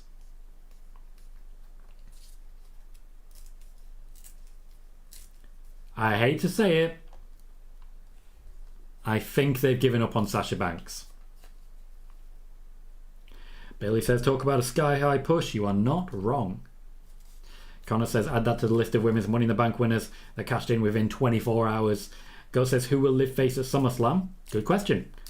I'd imagine it'll be someone on the SmackDown side, so probably a full match with Ronda, in which case Charlotte Flair intervenes to stop Ronda from winning. Makes sense to me. Omega says, I feel so good inside. It's a great show so far. It's genuinely been a great show. Hector says, that was one of the most unbelievable cash-ins just due to Ronda walking out on her own. Usually the champion is completely incapacitated. To be fair, it did come down to a roll-up. It came down to a roll-up there. Kervin says, how was Ronda versus Natalya? It happened. Sai says, I think that's smart short-term and long-term thinking. Short-term audible after the pop she got earlier. Long-term because Sasha's fans on Twitter seem to have a clear second favourite. Very true. Moxie says, I was expecting Charlotte Flair. Still to come, I'm sure. Still to come. And Connor says, so Liv, how did that celebrate winning the briefcase go? Well, I think the celebration went pretty well. She's a champion. Sean says, Liv versus Bianca at Survivor Series. That seems to be where we're going. I'm alright with that. But KJ thinks Liv drops the title back to heel Ronda. I don't think that'll be immediate, but I think it probably will be somewhere down the line. I think she may actually lose it to Becky, but we'll see how that goes. Bailey says they may have given up for now on Ronda Rousey. She may be a limited date contract, let's not forget that. But a 1 month championship reign for Ronda Rousey? This is not the same Ronda Rousey. Ghost says, I just know Ruby is crying in front of the TV right now. She is, I'm sure. Moxie says, what happens with Ronda? Does she win it back or does she win the Raw title? I would imagine she competes at SummerSlam, gets prevented from winning by Charlotte. We get Ronda versus Charlotte in the UK. Then the draft happens. Justin says, Alexa and Liv team is over. It was never supposed to be long-term. It was never supposed to be long-term. Laugman says, I'm freaking up. I can't believe it. She actually pinned Ronda. She did. Moxie says, I'm so happy. Connor says, Liv Bailey Clash at the Castle maybe. I would not have any issue with that. No issue whatsoever. I'd be thrilled with that as a prospect.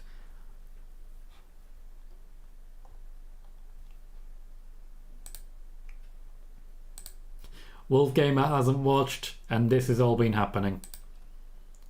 Hey, this is not one to miss, I tell you that. Sean says, still think Becky versus Ronda at WrestleMania? Yes, I do. I very much do. Don't forget there are 2 championships for a reason.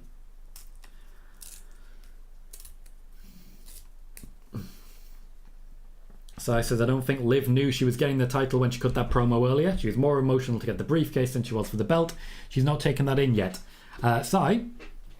No, she didn't. She did not know. She had been told she was winning the briefcase shortly before she won the briefcase. She was told she was winning the championship shortly before she won the championship. Can confirm. Literally, I'm getting the DMs now. Lahogman says, so is she moving to SmackDown officially? I believe so. I haven't had that officially confirmed yet. Once I do, I'll let you know.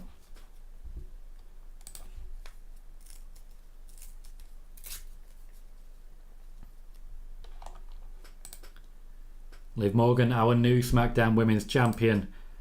There is a lot still to come for that woman. Pure opportunism. Pure opportunism, and it worked.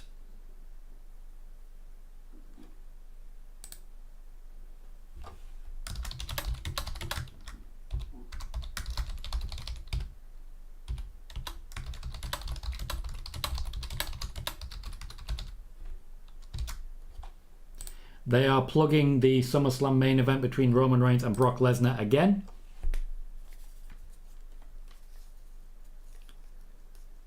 Oh, we're just getting a full vignette about it. Austin says, where does Ronda go from here? Charlotte's still there, hovering in the background. I would imagine we get a rematch at SummerSlam between Liv Morgan and Ronda Rousey. I'd imagine that's when Charlotte returns and just raises some hell.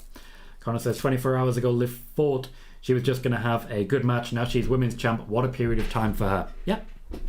She thought she was there to fill a gap. She really did. Bailey says, with all the twists and turns this evening, do we still see Seth as a favourite right now? Seth is still the favourite right now.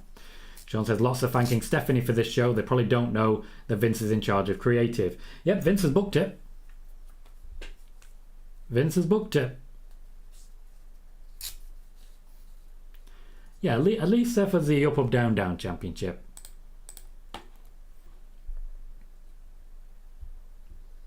They're calling this the defining rivalry of the last decade. Bold.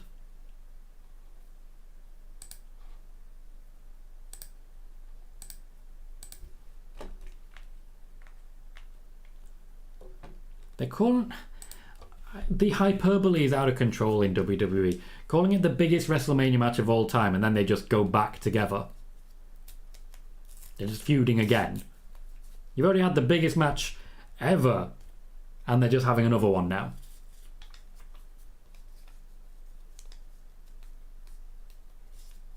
I don't know, I'm not there for it. I've seen it too much. Just way too much. Tell you what, the WWE knew they had to compete.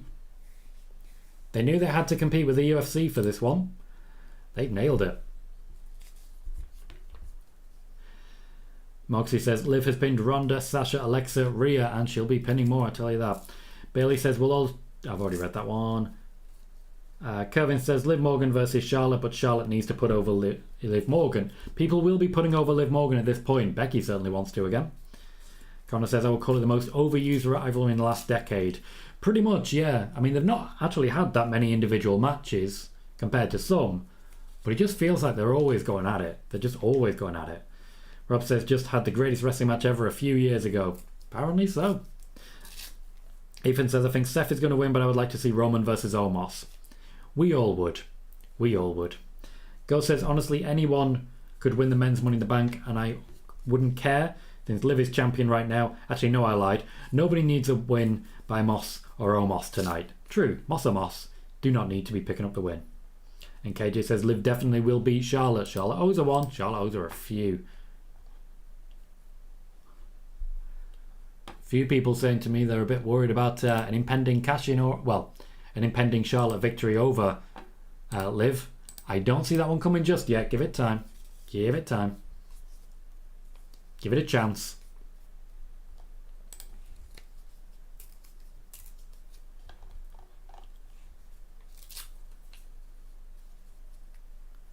Here comes our main event, the men's Money in the Bank ladder match. I'm excited for this. Remind me, everyone, who you've got. I still have Seth.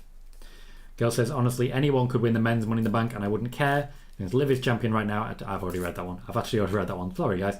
Omega says it's Cena versus Orton all over again. Far too much of that. Far too much. Connor is sticking by his Sammy prediction. Now, Nick had Riddle for this. I'm currently sitting at 3 out of 5. If Seth wins it, myself and Nick draw. If Seth doesn't win it, I finish at 3 out of 6 at a 50%. And Nick has beaten me. Hector says, Liv winning creates a lot of fresh matchups that could breathe some fresh air into the SmackDown women's division, and I'm here for it.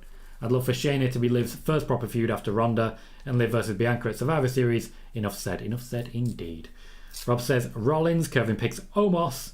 KJ says, I've got Seth. With the way this night is going, maybe Riddle. Moxie has Seth as well. Lots and lots of birds for Riddle tonight. Lots and lots of birds. More than I was expecting. Just a couple more than I was expecting.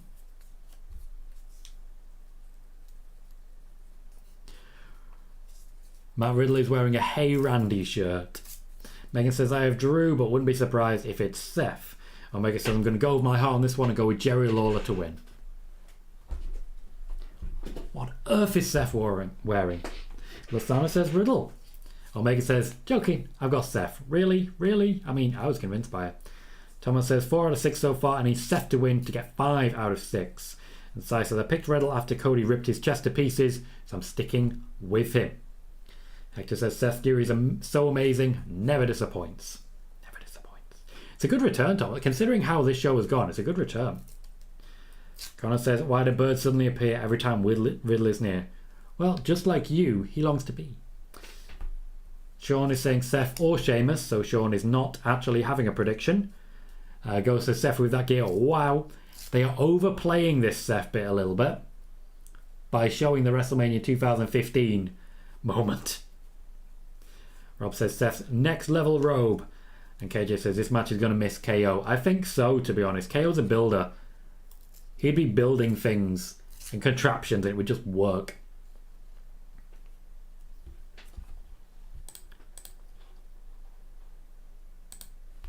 Seth Rollins and Matt Riddle, of course, competing for the second time this weekend. Huge sing-along from the crowd. Seth Rollins and Matt Riddle meet again after Seth Rollins defeated Riddle in the final to win the up, up, down, down championship earlier this week. History right there. History.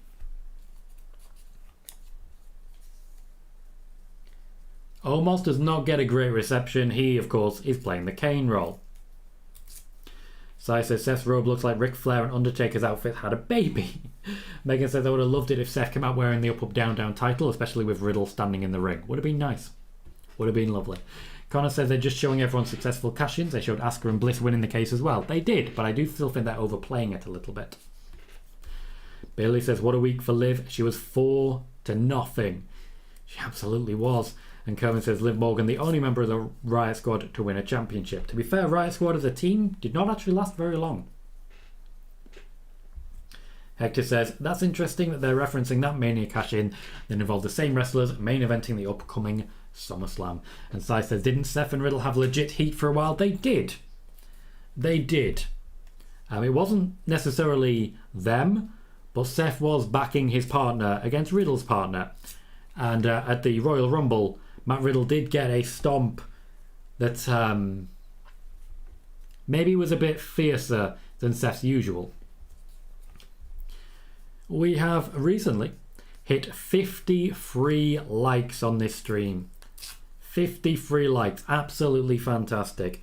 I think this is on a par for some of our highest performers, such as, for example, the Hell in a Cell stream. The Hell in a Cell stream is our record holder at the moment on 55 likes. So our record holder is only 2 likes more than we have at the moment. We currently have 2,538 views as well, which is absolutely tremendous. This has been a hell of a show so far, a hell of a Money in the Bank, and I want to, before we get to the main event, thank everyone for watching. We've also gained quite a bit in the way of subscribers. We've gained 11 subscribers so far, which is also tremendous, and it's taken us to just under that 1,230 mark. We are growing quickly, and it is you that is making that happen. So thank you, and thank you as always for choosing to spend your time watching weird little Tom Colohue making videos about wrestling. I do very much appreciate it. They are flying through the entrances right now. Flying through them. Sheamus now coming out. Connor says, everyone said on Twitter, oh, Liv got the pin on SmackDown. She's defo not winning the briefcase. Well, how more wrong could they be? Yeah, the idea that if you win on the go-home show, you lose in the pay-per-view, it's not right. It's not right. Butch and Ridge Holland are there, and honestly, if Sheamus is going to be a heel, he should be using those two. It's no DQ. They should be helping. No such thing. Ghost says, Riddle's not winning. He doesn't have new gear. This is Seth's match to win. Omos also has new gear. Just want to point that out. Hector says, I can't believe they're showing that bum-ass Corbin on our TV. How dare them? How dare them? And Omega says, there's no way Sammy wins. His beard isn't thick enough. See, there is an expert at this game. An expert at this game, recognising what's going on with beards. Drew McIntyre now making his entrance. This is a lot of star power in one match. McIntyre has his sword. I'm confident that's going to be involved in some way. Hi. Hello, new person on YouTube. Welcome to the show. I'll be interested to see if there's any actual teamwork from Sheamus and from Drew McIntyre again. Because why not? It looks like that is a tag team that's coming, and that is a tag team that could win the championships from the Usos.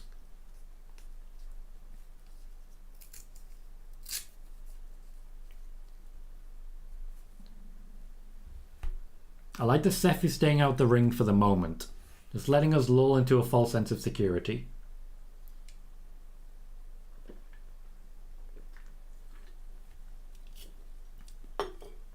Oh, we got a troll again. Big man dealing with that.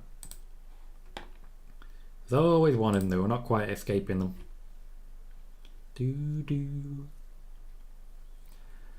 McIntyre's theme stays in my head longer than I would like it. It's a bit much, you know? It's a bit much. Sean says, I wish they would quit saying Miz cash-in was successful. He failed his cash-in at TLC. He did. Cashed in the middle of the match and failed, and then just got given his briefcase back, even though it wasn't even his briefcase.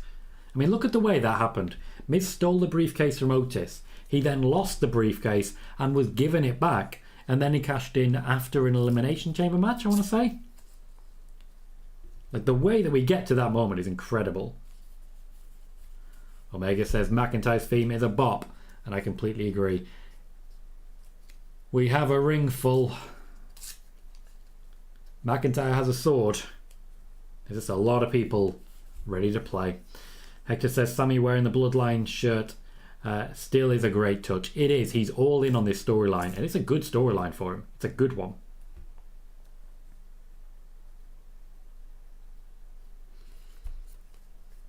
We have an Adam Pearce. Wait, what's happening now?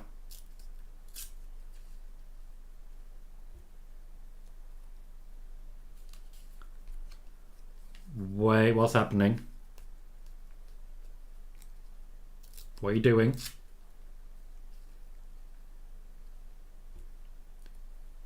They're adding someone new. Who are you adding?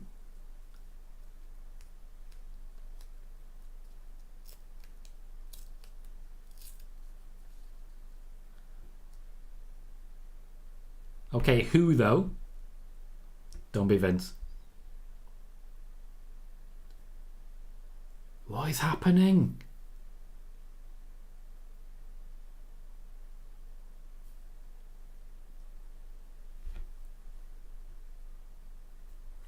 This changes everything. No, but seriously, this changes everything. Theory has been added to the Money in the Bank ladder match. This changes everything. Oh, we are on now. Megan says no, just no. Hector says Theory's winning this, isn't he? Ghost says oh hell no. Omega says oh my god. Rob says Theory. Bailey says someone tore up the proverbial scripts tonight. You are not wrong. Sai says now the earlier match with Lashley makes sense. It really does, doesn't it? Sean says Theory beating Roman. I don't see it. No, but you can't rule it out either, can you? This is Vince's boy. Connor says in storyline terms Vince has got his golden boy added to it because he lost his toy. I still don't see him winning. But this changes everything. Hello, Nicholas Barbati. Says Tom, remember that I once had a theory about Theory beating Roman? I do remember that. You're a little bit witchy, Nick. You're a little bit witchy. Fans of Nick and Tom's Intercontinental Adventure, Nicholas Barbati's in the chat. Let him know that you're here. And let him know that you have been enjoying. Omos is just throwing Drew McIntyre about. This changes everything. I like it. I still don't see him winning. But this certainly adds a level of extra tension.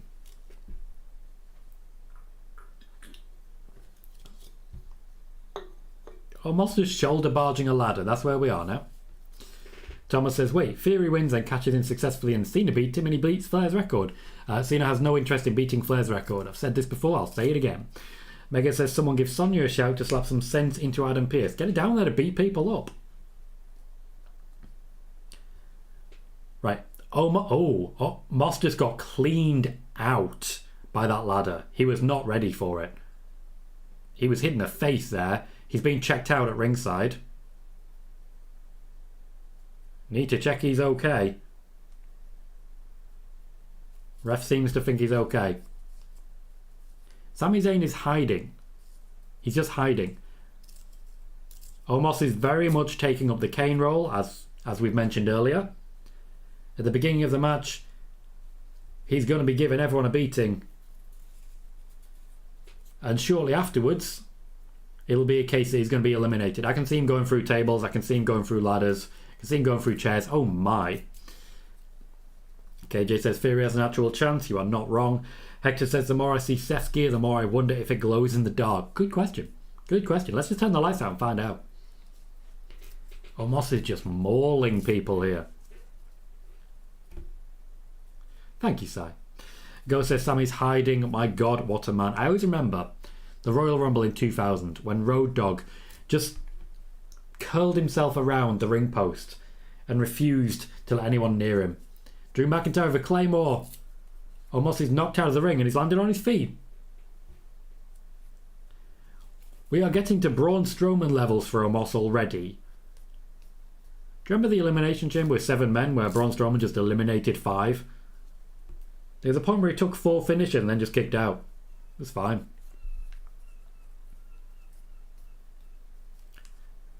Sheamus and McIntyre now engaging, which we know he's going to deliver in a big way. Always does.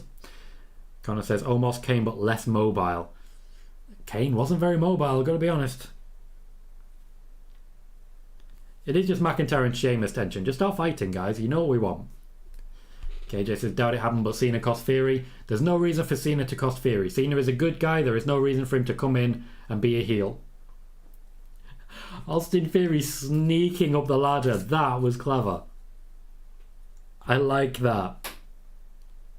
Now, of course, he's frozen. Lots of double duty happening tonight. Theory doing double duty. Liv Morgan technically doing double duty. I feel like they're working on a skeleton crew when they actually don't have a skeleton crew. Rob says, who got hit in the face? Missed that grabbing the ice cream. Moss. Moss got hit hard in the face by a ladder held by Omos. I think he's still down next to the announce table. I think he's still down. I'll need a proper view, which I don't think I'm going to get, but I do think he's actually still down. Austin Theory has got a very red chest, and it's only getting worse for him. Seth is introducing an additional ladder to proceedings. However involved Moss was going to be, they may have to call an audible on it. Seth throwing ladders at people. Hector says, didn't Kane have a top rope move in his arsenal though? He did. He had a flying clothesline. It was honestly quite good. He also had a move where he'd drape someone over the ropes and then do a leg drop. That started as Isaac Yankem DDS, but continued as Kane. It was just a rare one that he only used as a face. Megan says, I'm now worried they put the belt on Liv because they know the result of the men's match will piss us all off. Be Omos then. I think Omos is the only one who would genuinely just piss us all off. We'll see. Connor says, I hope this shows WWE that we like stuff like this for future shows. Money in the Bank is basically a future builder. I felt there'd be reticence after what happened with Nikki Cross and the fact that lately there haven't been that many really exciting cash-ins. But I'm very, very pleasantly surprised by what's happened today. Sami Zayn has finally got involved in the match. Tries to throw Riddle out of the ring, didn't quite succeed. And he's away up top. No sign of... Oh, there's Moss. There's Moss. I was going to say no sign of Moss. He's up and he's in action. The camera is hiding his face a little bit. It doesn't look like he's carrying an injury there. Didn't think so. Sai says, what a display by Omos so far. He's killed everyone stone dead, including 17,000 in attendance. That is his job. Sometimes you got to slow the match down and get people unhappy in order to get people happy. Oof. Moss is having a bad time of this. Like, Moss is having a genuinely rough match today.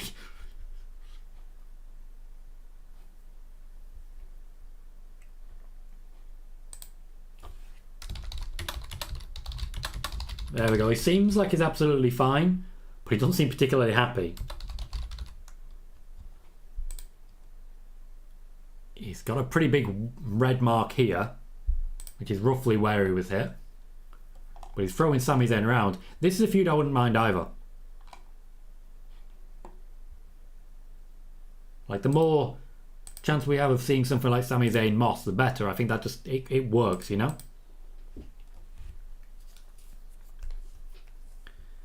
Sai says, Megan, I thought the same, but for some reason, WWE are pulling out as many good news stories as they can at the minute. They are. I wonder why that might be. It's curious, isn't it? Connor says, at least Sammy remembers he has knees and how to climb a ladder. One of the few people who do. I always laugh at the fact that Dolph Ziggler, for example, he does not climb a ladder slowly. He just runs up. Almost catching Riddle there. That looked like a precarious moment, but well done Omos for landing that one. Ghost says, crowd seems very strongly behind Rollins, but little support for Riddle and little to no reaction for the rest of the competitors so far. To be fair, I think there's a lot of respect for Seth Rollins right now. I think he's earned a high-level spot. He just hasn't actually gotten it yet. Bailey says, what if someone dropped the briefcase and it fell to the floor? They're the first person who holds onto it. Yes, that's how Omos won, after all. Not Omos, Otis. That's how Otis won. There was a fight going on between AJ Styles and Corbin. They dropped it. And Otis was just like, job done. McIntyre and Moss trying to push Omos off the ladder. He basically just stepped down. Clotheslined over. More needs to be done. Sheamus just throwing a ladder at him. Under instruction from Drew. Oh, okay. Here comes the Omos elimination.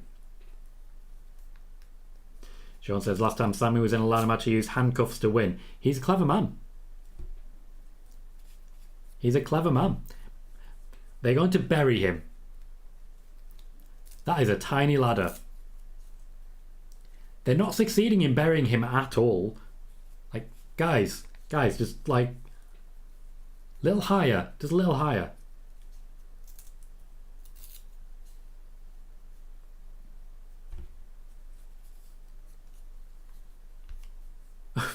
Sheamus has decided to turn his back and just politely tapped Riddle in the middle of all of this. I like that.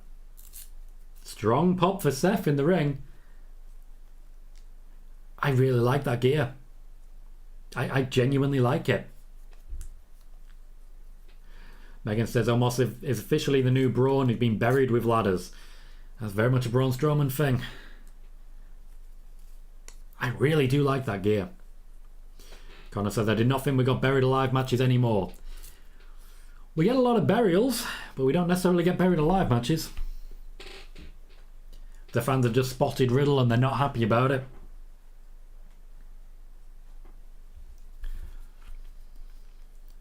KJ just says, Sheamus is the best. It's not unfair. Theory's in a position where if he can get rid of Sheamus here, opportunity knocks. And he does. Theory couldn't seem to work out how to climb that final rung. Moss again, a really strong catch. Fall away slam, sort of into the turnbuckles, but not quite. Kevin says SummerSlam can have 3 women's matches. Bianca versus Rhea and Bayley versus Liv. Morgan for the SmackDown Women's Championships. Finally, Ronda versus Charlotte. Got it. Okay. I would not hate that. Would not hate that at all. Moss is now climbing very, very slowly. He sees Sami Zayn about to make the attack. Clever. It's not often you actually see someone spotting danger. Rob says, with as strong as the Usos have been, it may have been a fun idea to add a tag team Money in the Bank contract match to the mix, even if just to add intrigue to their title run. Fair? Not the worst possibility. Though I will say, after Usos matches, I do sometimes feel like they could just go again. They don't seem to have any issue with it. Sami Zayn, very clever and very quick up the ladder. I get the feeling he's about to get a bit of back pain. Oh no. Oh no.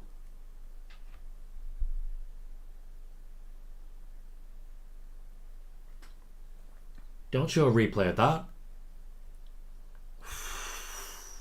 I don't think he actually hit his head. I think that's just a strong sell. But the powerbomb was short. The powerbomb was definitely short there. Oof. These ladder matches have been botchy. Hector says it's a really nice showing from Madcap. Good for him, especially after that bump he took at the beginning. Like, he's earned this.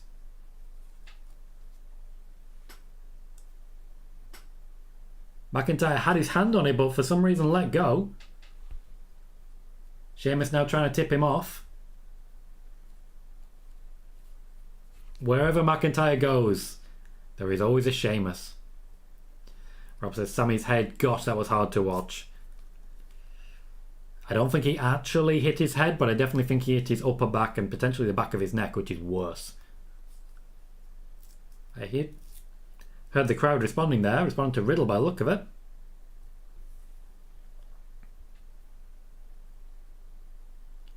Sheamus and Riddle have their own history. Sheamus, of course, won the United States Championship from Matt Riddle a couple of WrestleManias ago.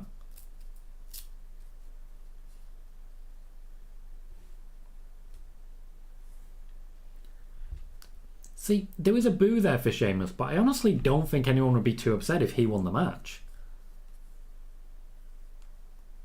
I don't mind the idea of Sheamus versus Roman. I think they can give us a lot of good stuff there.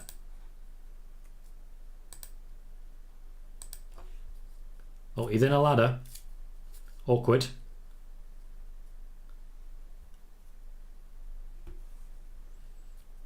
Riddle had to explain what he was going for there, but it's a draping DDT off a ladder. Megan says it's close to 4 AM, time to wind this up, lads. We haven't had many big spots. We haven't had many big spots at all. I'm expecting at least a table spot. But yeah, we've only got like 5 minutes left. Ghost says if Riddle is truly Randy's protege, I expect a flurry of RKOs very shortly. You're not wrong. Lovely Orton-style power slam on Seth there. Lovely from Riddle. There's a big jump coming. He's going to dive in a way that Randy Orton is not a fan of. Oh, right at the top. He's going right from the top. This could go wrong. Oh, not a great landing. Sheamus just took a blow to the back of the head. Moss is actually checking on him right now. You'll see it in the replay. Sheamus took the worst of it. Moss actually caught him by the leg. I think Moss is the one who actually did the catch. Seth's trying. Sheamus is trying, but he's just not there. He's just not what they expect him to be. Oh, Omos has returned.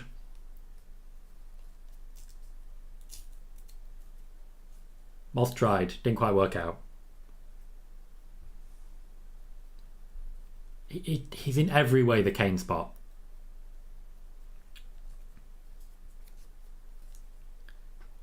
Everyone has stopped fighting each other to go for him.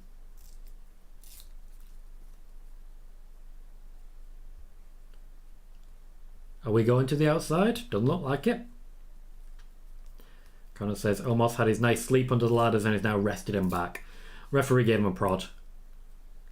Never know what the plan was. Is he gonna do the ladder break spot? Like, I'd like the ladder break spot at this point. Riddle still not letting it go. Giving it everything he's got. If he fades now to the sleeper, maybe not.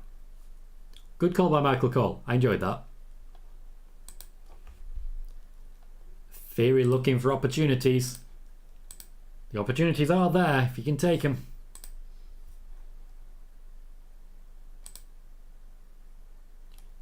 He's trying to instruct Omos of where to stand. It's not working perfectly.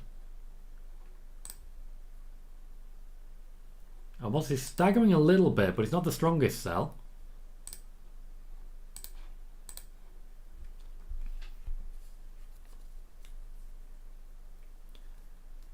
Sai says, I need Omos to climb the ladder but be afraid of heights. Well, there's one great weakness. Sami Zayn's back. Been a while. Sean said, did you think Kennedy and Sandow deserved their Money in the Bank wins? I wasn't watching at the time, so honestly can't tell you. Hector says, for anyone wondering, Fightful is reported behind the paywall about the early vignette seemingly being for Edge. I get having a job to do, but that shouldn't be news. The internet is too smart to already figure it out. Yep. People trust the Fightful name. So even though you can basically work it out, and Sai did very quickly here, even though you can work it out, if they can make money from pretending it's exclusive, they'll do that. That's business, baby.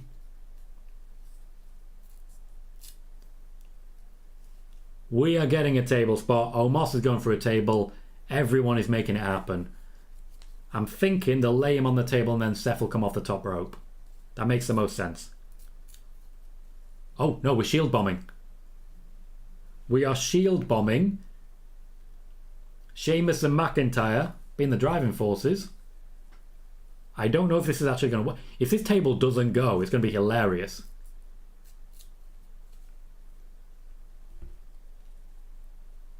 Table went. It's fair. I don't really know what I was thinking there. Table was always going to go. The table was always going to go. So that's Omos eliminated for the second time.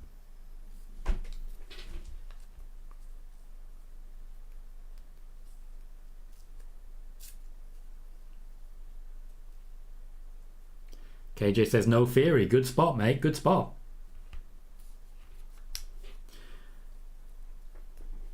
And they're off again. Connor says, and now Omos is out of the match, basically. Yep. It's the Braun Strowman spot.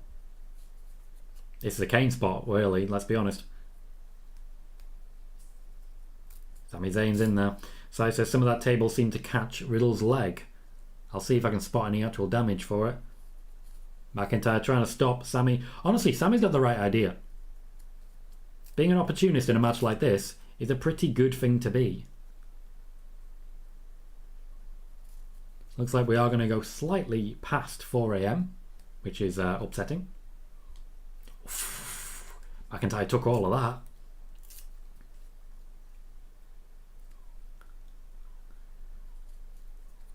We still have plenty of potential winners involved. Omos was sort of the obvious early elimination. Not sure what Sheamus is going for, but I know it's going to hurt.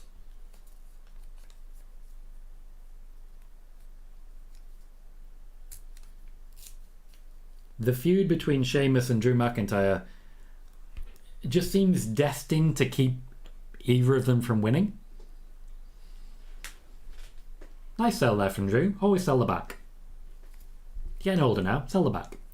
Hector says, I'm usually opposed to WWE pay-per-view going past 11. With this being a Saturday, I'm all for it. I wouldn't say I'm necessarily all for it, but with it being a Saturday, I'm okay with this. I see Butch.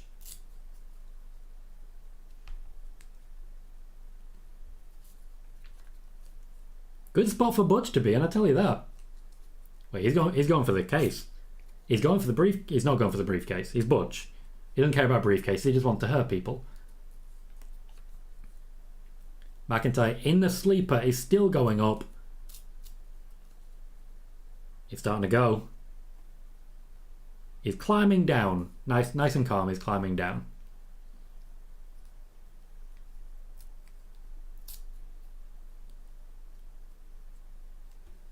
Sheamus with the knee.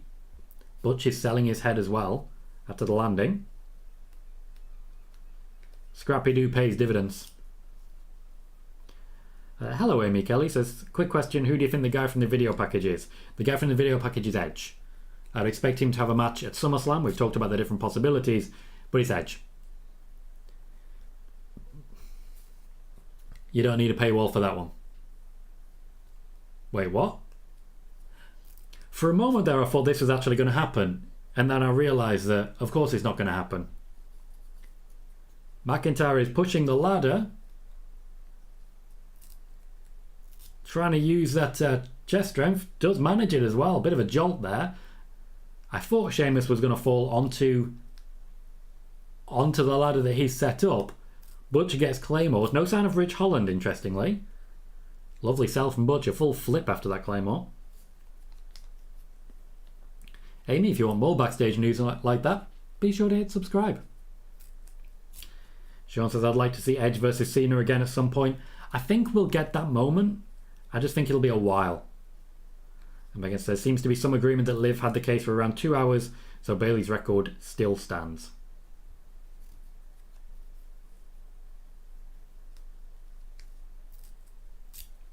Yep, Kervin, it was the plan. That's why she won it.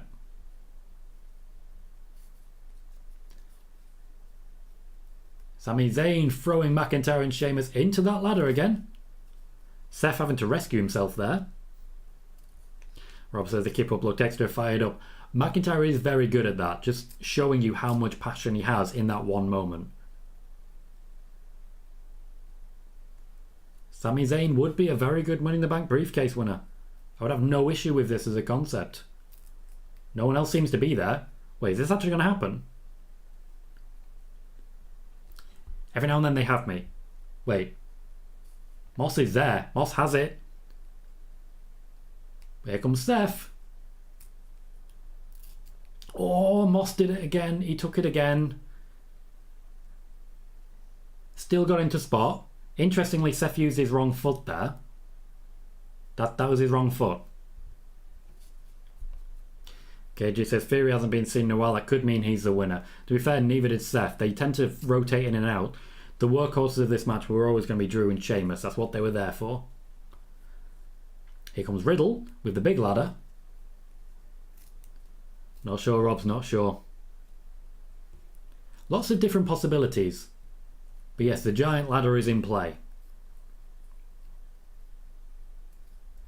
Hector says the false finisher is so damn good it keeps us on the edge of our seats. I can honestly feel my heart going.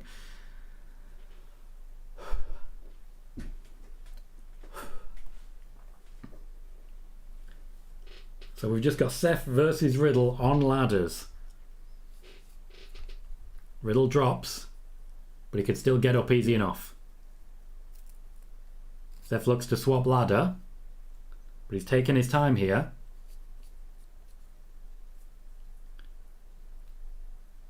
Oh, RKO. And just like that, I'm starting to think Seth Rollins might not be winning this, because that was a hell of an RKO.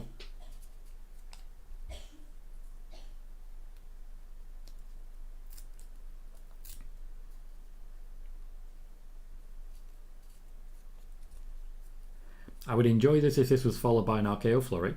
I don't think that'll surprise anyone.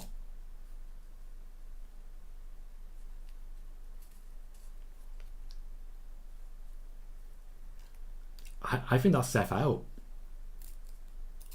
I genuinely think that's Seth out. We haven't seen Theory for a while. Riddle's climbing nice and slow. Here he comes.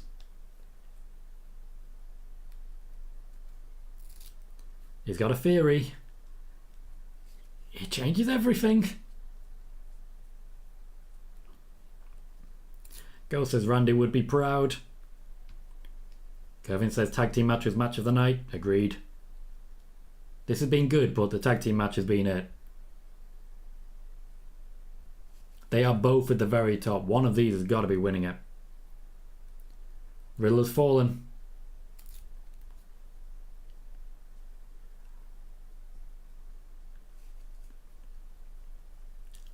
Austin Theory. As soon as he was added, it was pretty clear. Talk about changing the script. Wow.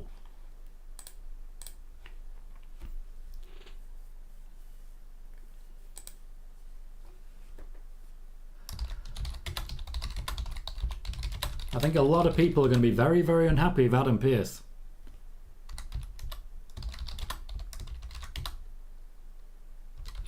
He's taking a selfie. A pro.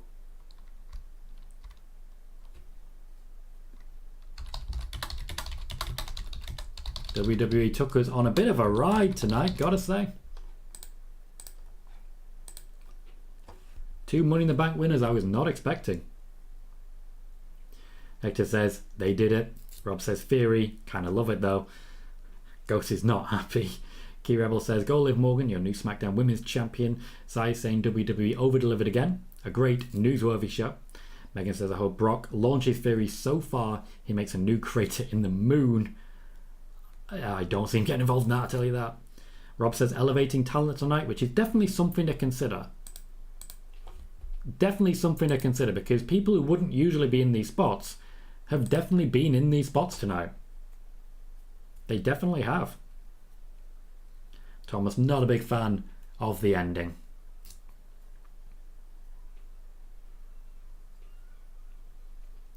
Now, Theory, of course, could cash in on the Raw champion or the SmackDown champion, which is Roman Reigns or Roman Reigns.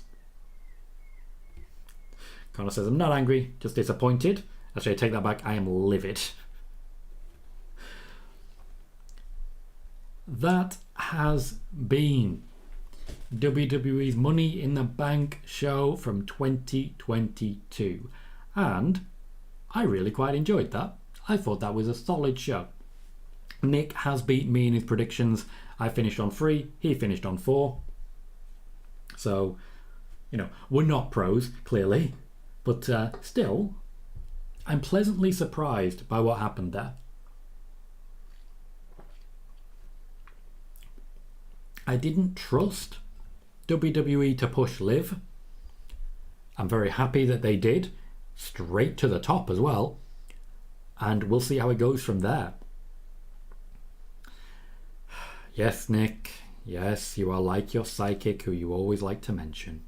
But congratulations to you, sir. Congratulations. I know I owe you 2 coffees. Thomas said, I don't feel Theory is a credible person to defeat Roman. I agree, but the briefcase means he doesn't have to be credible. Doesn't have to be. The briefcase means you can do whatever the hell you want. Connor says, I enjoyed it until the last 5 minutes.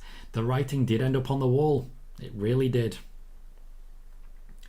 In the meantime, though, we will be back tomorrow for a gaming stream on Colohue Gaming at 1 p.m. or 8 a.m. Eastern Time. We'll be back for wrestling on Monday, 10 p.m. UK time. That's 5 p.m. Eastern Time for spoiler warning. And of course, my birthday stream will be on Friday. That's the day after my birthday. My birthday is the 7th, but I'll be doing birthday things on my actual birthday. Sai says, great stuff, thanks Tom and all. Thank you, Sai. Ghost says, Money in the Bank tends to be a standout show every year, and considering what they had to work with, I really enjoyed it. And KJ says, blame Cody's bicep. You're not wrong on that. Cody was the guy. He was the guy. In the meantime, though, thank you everyone for joining me. I'm going to wrap it up there. Thank you for your time, for your chat, and for your general company. I've been Tom Colohue. You've been fantastic. I'll see you all very soon.